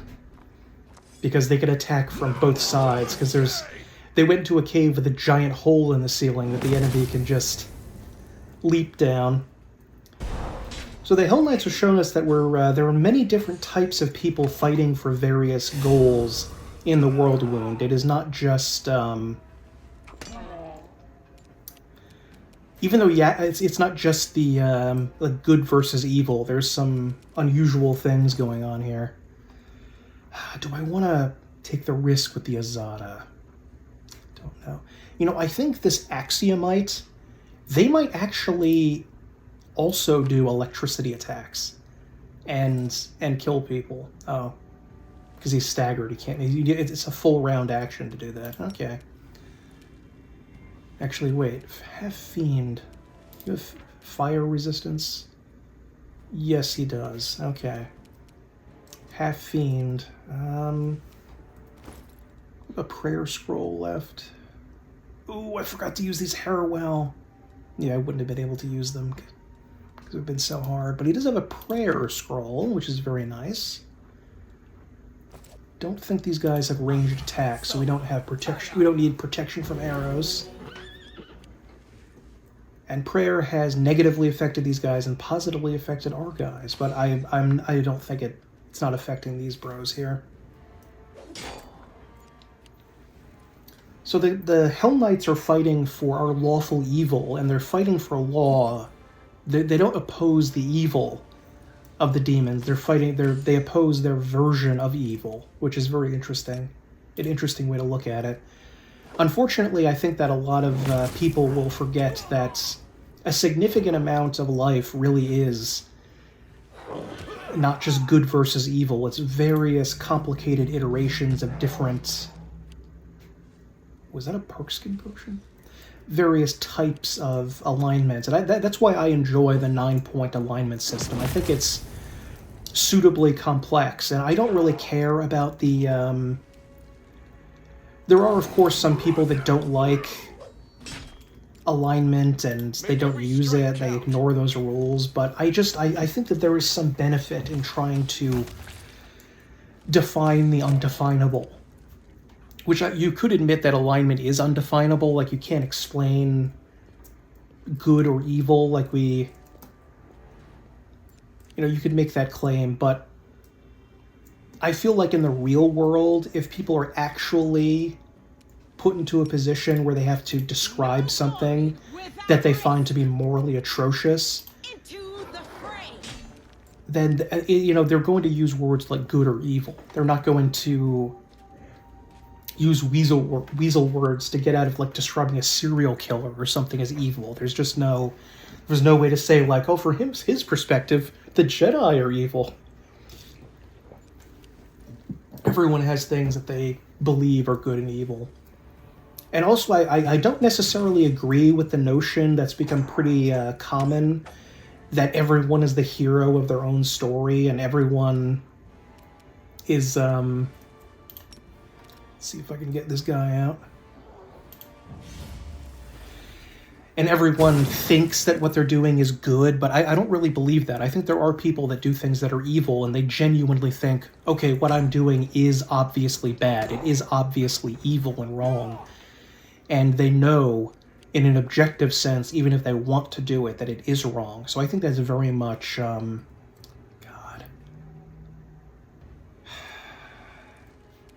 Oh, do we have resistance from electricity? No, we don't. You know what? I may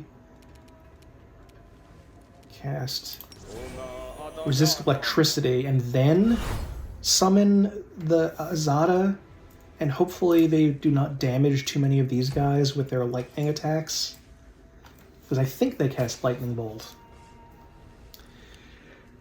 Like when someone commits a heinous act of cruelty and viciousness, you can't just say, like, oh, well, they believed that what they're doing was good. No, I don't think that's true. They knew what they were doing was evil, was wrong, was cruel, was vicious, but they did it anyway because they were sating some sort of bestial amygdala brain, lizard brain kind of desire to destroy and hurt something. And it's way too easy. It lets them off too easy to just say, like, oh, well, I didn't really know that it was evil. Okay. Miss. Nice. Rolled a 1 as well. Perfect. With Ulbrich, I think we can get from one side of this to the other with his flying death attack. Death from above attack. Oh, Barbarian got an attack of opportunity. Nice. Ouch. That's an ouchie. Oof. Jesus. Out of my way.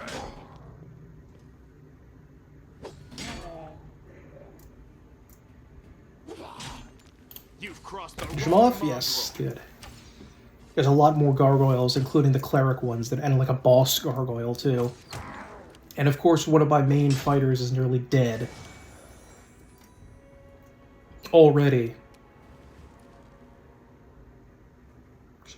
You can smite this guy, I think.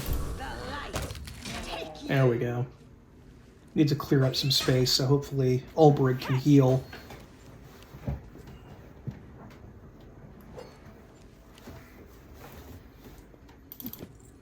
Oh, that's right. You gonna do anything, little Soul Eater? The Soul Eaters are much more prominent as enemies in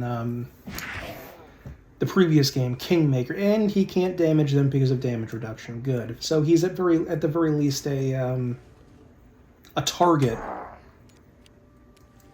You know what? I'll summon. I'll see if I can get the Azada here. Just don't electrocute your friends, Azada. Okay?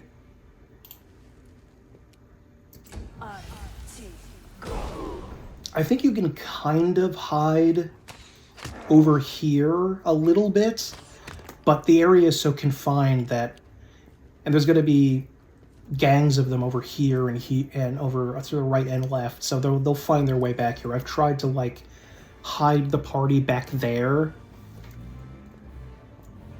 I hope summoning the Azada was acceptable instead of healing Ulbrich, because I don't think he can... I don't know if he can use potions while he's in bird form. Oh, it seems the gargoyles are also having trouble hurting the Azada. Oh, dear God. What happened to me? Staggered? Stunned. Oof.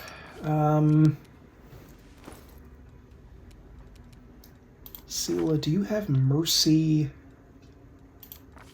on stunned? Diseased? No, that's it. Sure, that's not good. So my main boy is... Can he drink no, he cannot drink potions in this form. It's not good.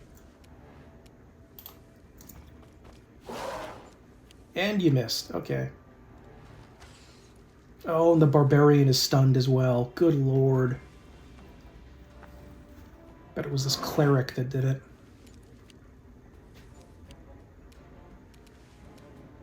You won't survive. Get him, Lan.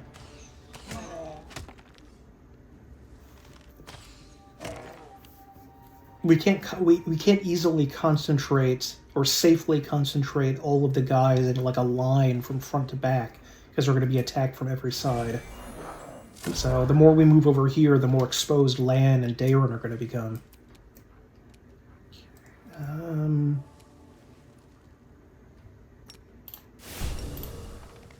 Get him, Sela. No, 2 misses. One of them a critical failure. Nice.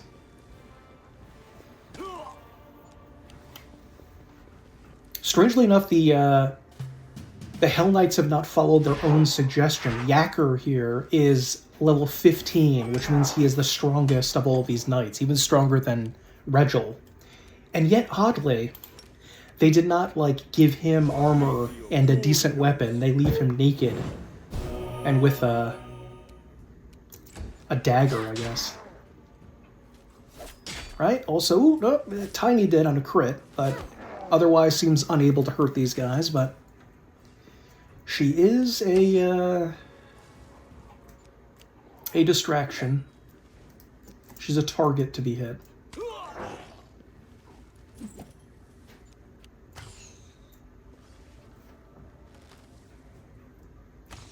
Come on, guys, pretend that you want to live. Oh, these guys need a 20 to hurt this guy, which, of course, as we know, means they can't hurt people. Okay, so because that was only 6 seconds long, that's one round is 6 seconds, so they're no longer confusticated and confused or whatever. Nice. What way the barbarian is? Scent? Oh, no, he's fine. I don't know why I was still showing him not working. Oh, good lord, look at this pile of them. I did like this game a lot more than Kingmaker, but of course I played this first, then Kingmaker, so then maybe that's prejudicing me. But in that game, because you weren't fighting demons, you were getting a lot more instances where you can just spray fireball at enemies.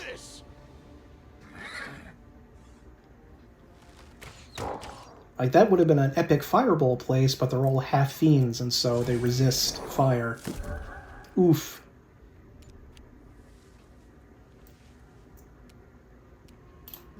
Get him. See, 2 1s in a row! How is that possible to run 2 runs? Sela, come on. Get your head in the game.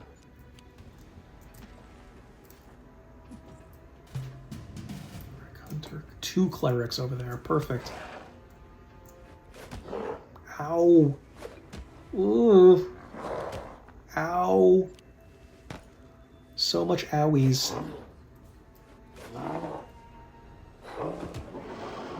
Fuck. That's not good.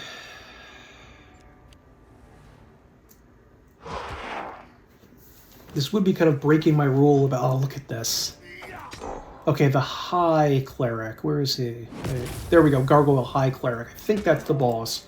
So hopefully this is the last swarm we have here to deal with. I'm going to go against my own advice and actually try to give some health to Ulbrig to hopefully maybe get him back up. But that's questionable behavior. So, we'll see what happens. Let's move back just a little bit. There we go.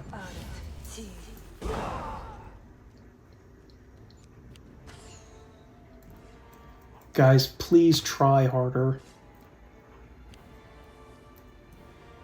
These guys came all the way from another oh god, I'm held. Perfect.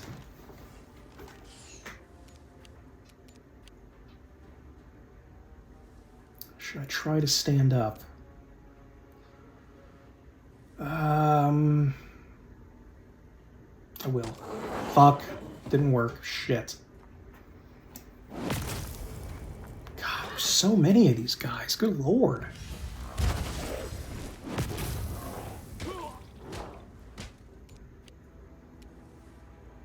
Let's hear you cry. Oh, I didn't... Was there two of them here? Oh, God. Really?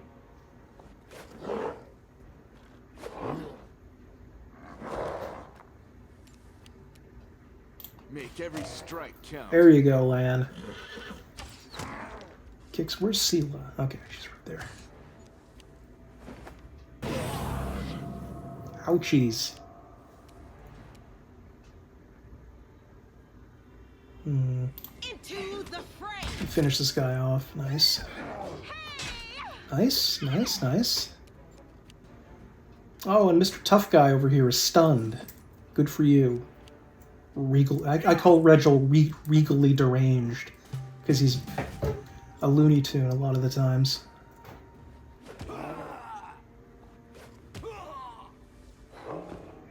So do we have a cures? Serious wounds scroll? No. Okay. Don't think there's much else we can do then. See, visibility, shield.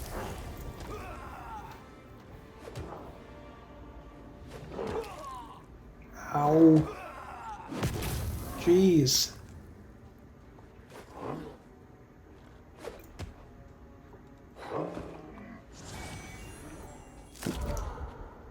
Ow.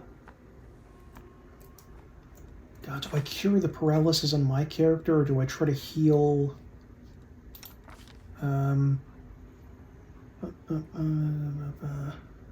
Where's paralysis? It's odd, it's not here. That's weird.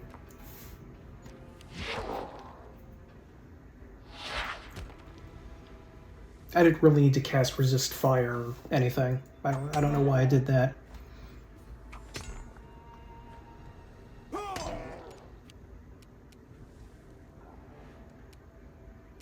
Oh wait, no. Okay, so he's not paralyzed. He made his will save.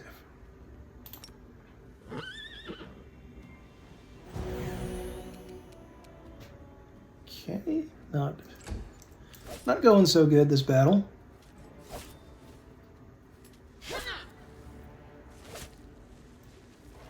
Maybe it would have been better to put every character right here in the far back, so that way there's a clear front and back, even though, I mean, they're going to be landing right here. At least they'd have the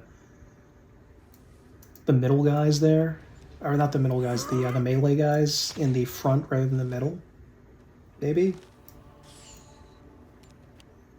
Okay. Can I kill you?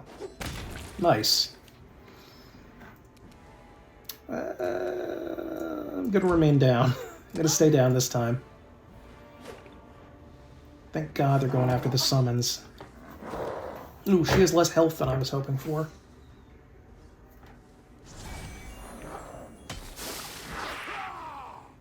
Maybe I should get like a charisma crown, like a headband of alluring charisma, just to make him a better scroll user or something. Oh dear God.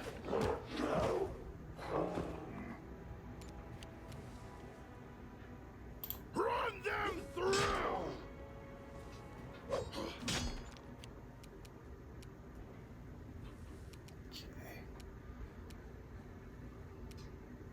Measured.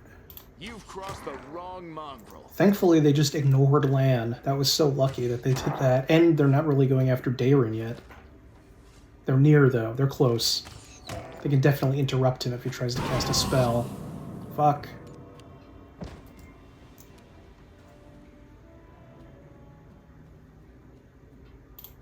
Get him.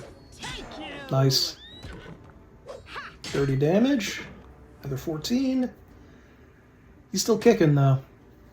It's bothering me with the graphics display. Visual perception. Where would that be? Game. Bloodstains. 7 improves loading times. Core. Tool tips or equipment. Look at the camera. Party information. Enemy information. Show enemy HP always. It will appear in combat.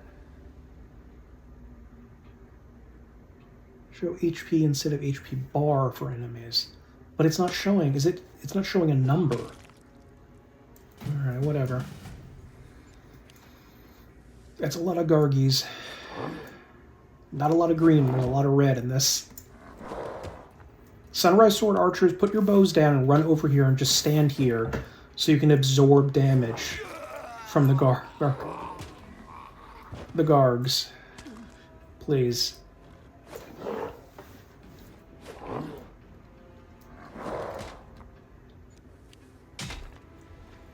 Ooh, attack of opportunity. Nice! Killed him from attacks of opportunity.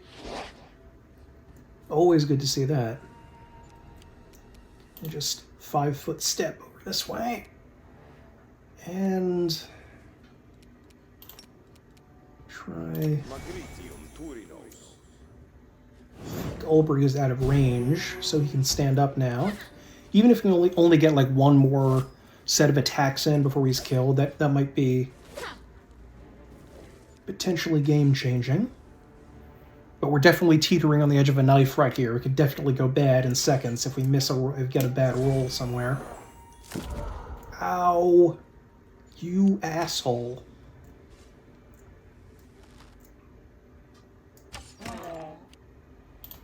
This guy's closest. I guess we should get him. Yes, 22 damage. Nice. Close to 50 damage. Okay. Please hurt him. Stood up after many rounds and rolled a 1. Good, that's good. Oh, my Azada's nearly dead. Still got this big cluster of these guys here. Whoa, spit venom. Missed, thankfully. I don't know if that just deals damage or if that actually poisons you when you...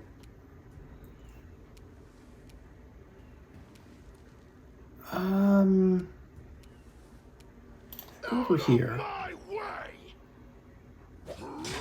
Nice. 18. And a 5-foot step away. You won't survive. Nice. Kick his ass, Lan. Nice. Yes. Oh, thank goodness. Another cleric boy is dead.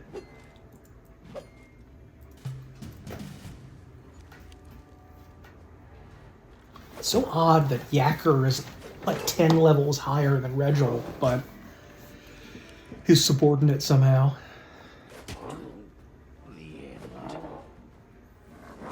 Yeah, attack Regil. I don't think he can die here because he's a main character. I don't think Yacker can die either. He shows up again later.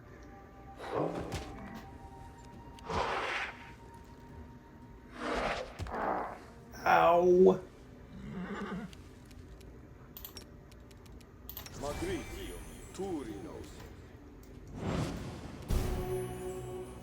Probably better to help my heavy hitter rather than myself. Of course, the one nuisance that I have with these games and in Pathfinder is that if your character dies, it's game over. You can't, like, resurrect your character. Which, that's just a nuisance, you know? That's literal main character energy that we want to try to get rid of in the gaming world. Really? There we go.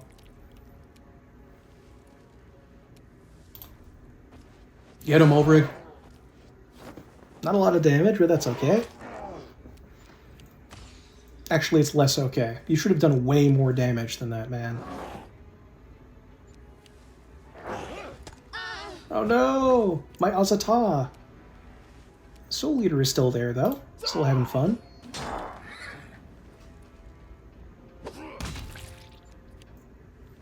Unfortunately, a summon-based build is very challenging to get right, because you kind of... Basically, all of the summoned creatures are not truly capable of dealing damage. They're basically just there as, like, cannon fodder.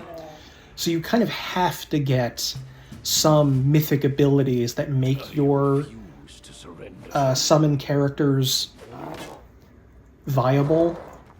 That means wasting at least one of 10 mythic ranks on it, and that's the big ask.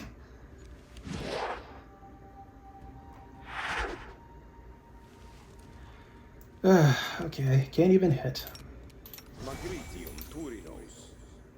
Help myself out a little bit. I don't remember if I gave Daeron selective channel that allows you to only heal your own guys rather than just everybody around. Not that it makes a difference when you're fighting undead, because they're undead. They're not going to take hell from positive energy. Ooh, nice. 23 damage, not too shabby. Nice. High Gargoyle is hardly injured at all. Hunter. Get him. Nice. Make every strike count. Come on, Lan. Work harder. Nice. Okay. Smite Evil on the High Cleric. I've been saving that. Come on. Don't do this to me, game. There we go.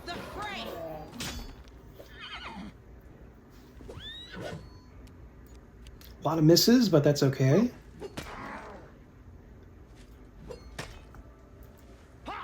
You are nothing before me. Regil uses this weird weapon called a gnome hooked hammer, and it's sort of like a wooden, like a shaft, like you would have with a spear, but maybe like half size or so.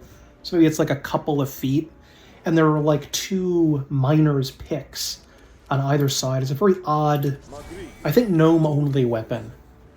Very peculiar looking.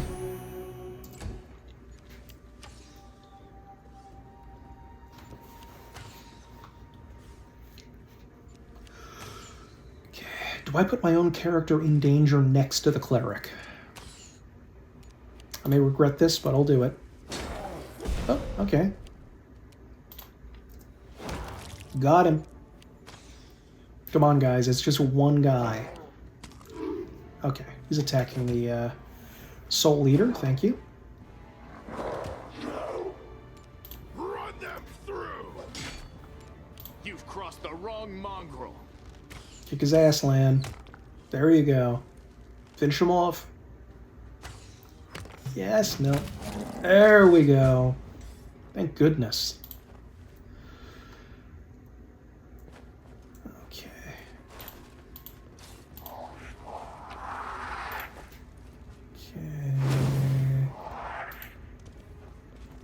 The Order should send us more units. It's time we finished off this demonic pestilence. Okay. Ritual gracefully stows his weapon and places his hands behind his back. You two, check the area. Mark any potential shelters that offer protection against aerial attacks. Quartermaster, inventory the remnants of the camp. I want to make sure that the gargoyles only abducted people and weren't interested in anything else. Send messengers immediately to our scout squads and order them to return to camp. And I need a full list of casualties, the sooner the better. He turns to you and nods silently. Commander, your arrival was well timed. Now that we can finally talk, I am quite interested in the events that occurred at the Grey Garrison, and I suppose you have questions for me as well. We're not done talking about your atrocities. We're going to let that go. Whatever, we're not lawful stupid. What are you going to do now after the gargoyle attack? I will wait for my remaining fighters to return. What you see here is only a small part of my forces. As for my long-term plans, that depends on the results of our conversation, Commander. Before we move on to serious subjects, I'd like to address an organizational issue regarding my unit. You may wish to be present. You know, he says he's lawful, but is it lawful to, assume control of other soldiers from a different army? Even if technically, they're not, official, allies, signed documents allies. They're just generally fighting the same guy. I don't think it's lawful to take control of them like that. Yacker steps forward and salutes with a clenched fist to his chest. Paralictor, permission to report. During the first gargoyle attack, I determined it necessary to leave my post. I swam over the river, found the commander's army, and asked them to provide assistance. The reinforcements were much needed. You will earn a double salary for your resourcefulness, Yacker, and 100 lashes for abandoning your post. I think in the real world, 100 lashes could probably kill someone. I'm not going to say anything, whatever. Reginald, who has watched you closely throughout the entire conversation, nods to himself. Now for a more delicate issue. You, Commander, were interested in our dispute with the Knights of the Order of the Sunrise Sword, correct? Their forces in Canabras suffered great losses in the demon attack, and now their leader has perished and his troops are in trouble. They are reeling with no command structure. Their order will barely be able to stand to recover from the losses they've suffered. What are you getting at? These fighters aren't the finest material I've worked with, but if I assume formal command over them, I'll be able to reforge them into weapons of reasonable quality. One or two even might become true Hell Knights. The rest will be put to good use as well. Yeah, this is another bad thing about the Hell Knights. They conscript people into their army and force them to work, basically as slave soldiers, which is not a good thing. I'm going to say no one but them has the right to decide their fate. Talk to them directly and get your answer. Rachel looks at the warriors in white and yellow, shifting cheerlessly from one foot to the other. Initiates of the Sunrise Sword, your leader is dead. The Order has suffered serious losses, and I will not be able to recover. You may return to Mendev to join another Crusader Order and hope that they don't meet the same fate as the Sunrise Sword. Or you may remain under my command. I will not promise that it will be easy or that our war-making will be constricted by your principles. What I can promise is this. Under my command, you will never again feel like helpless mice in the talons of a ravenous raptor. Does that mean we've worked off the precious resources you spent on us, the water, medicine, and bandages? I'm sorry if you hear my cat meowing in the background. I wouldn't make such an offer if I thought you were useless garbage. The initiates of the Sunrise Sword consult with each other for a time, and then one of them, a young woman in knight's armor, steps forward. Thank you for your trust, Paralictor. We will stay and are ready to obey your orders. That's a bad decision. Fine, in due course I will review your troops and make any necessary decisions regarding your role in my unit. And now, Commander, for the most important issue, cooperation between our forces. We do have a common enemy and a common battlefield. A perception check passed. You're looking at me strangely, Paralictor. When we first discussed Yakker's punishment, and we were deciding the fate of the Sunrise Sword, it's as if you were testing me. Richard lowers his head in a gesture that might be read as respectful. I do not believe I made any attempt to conceal my interest in you, both as a new, strong leader in the region, and as the bearer of a highly unusual power.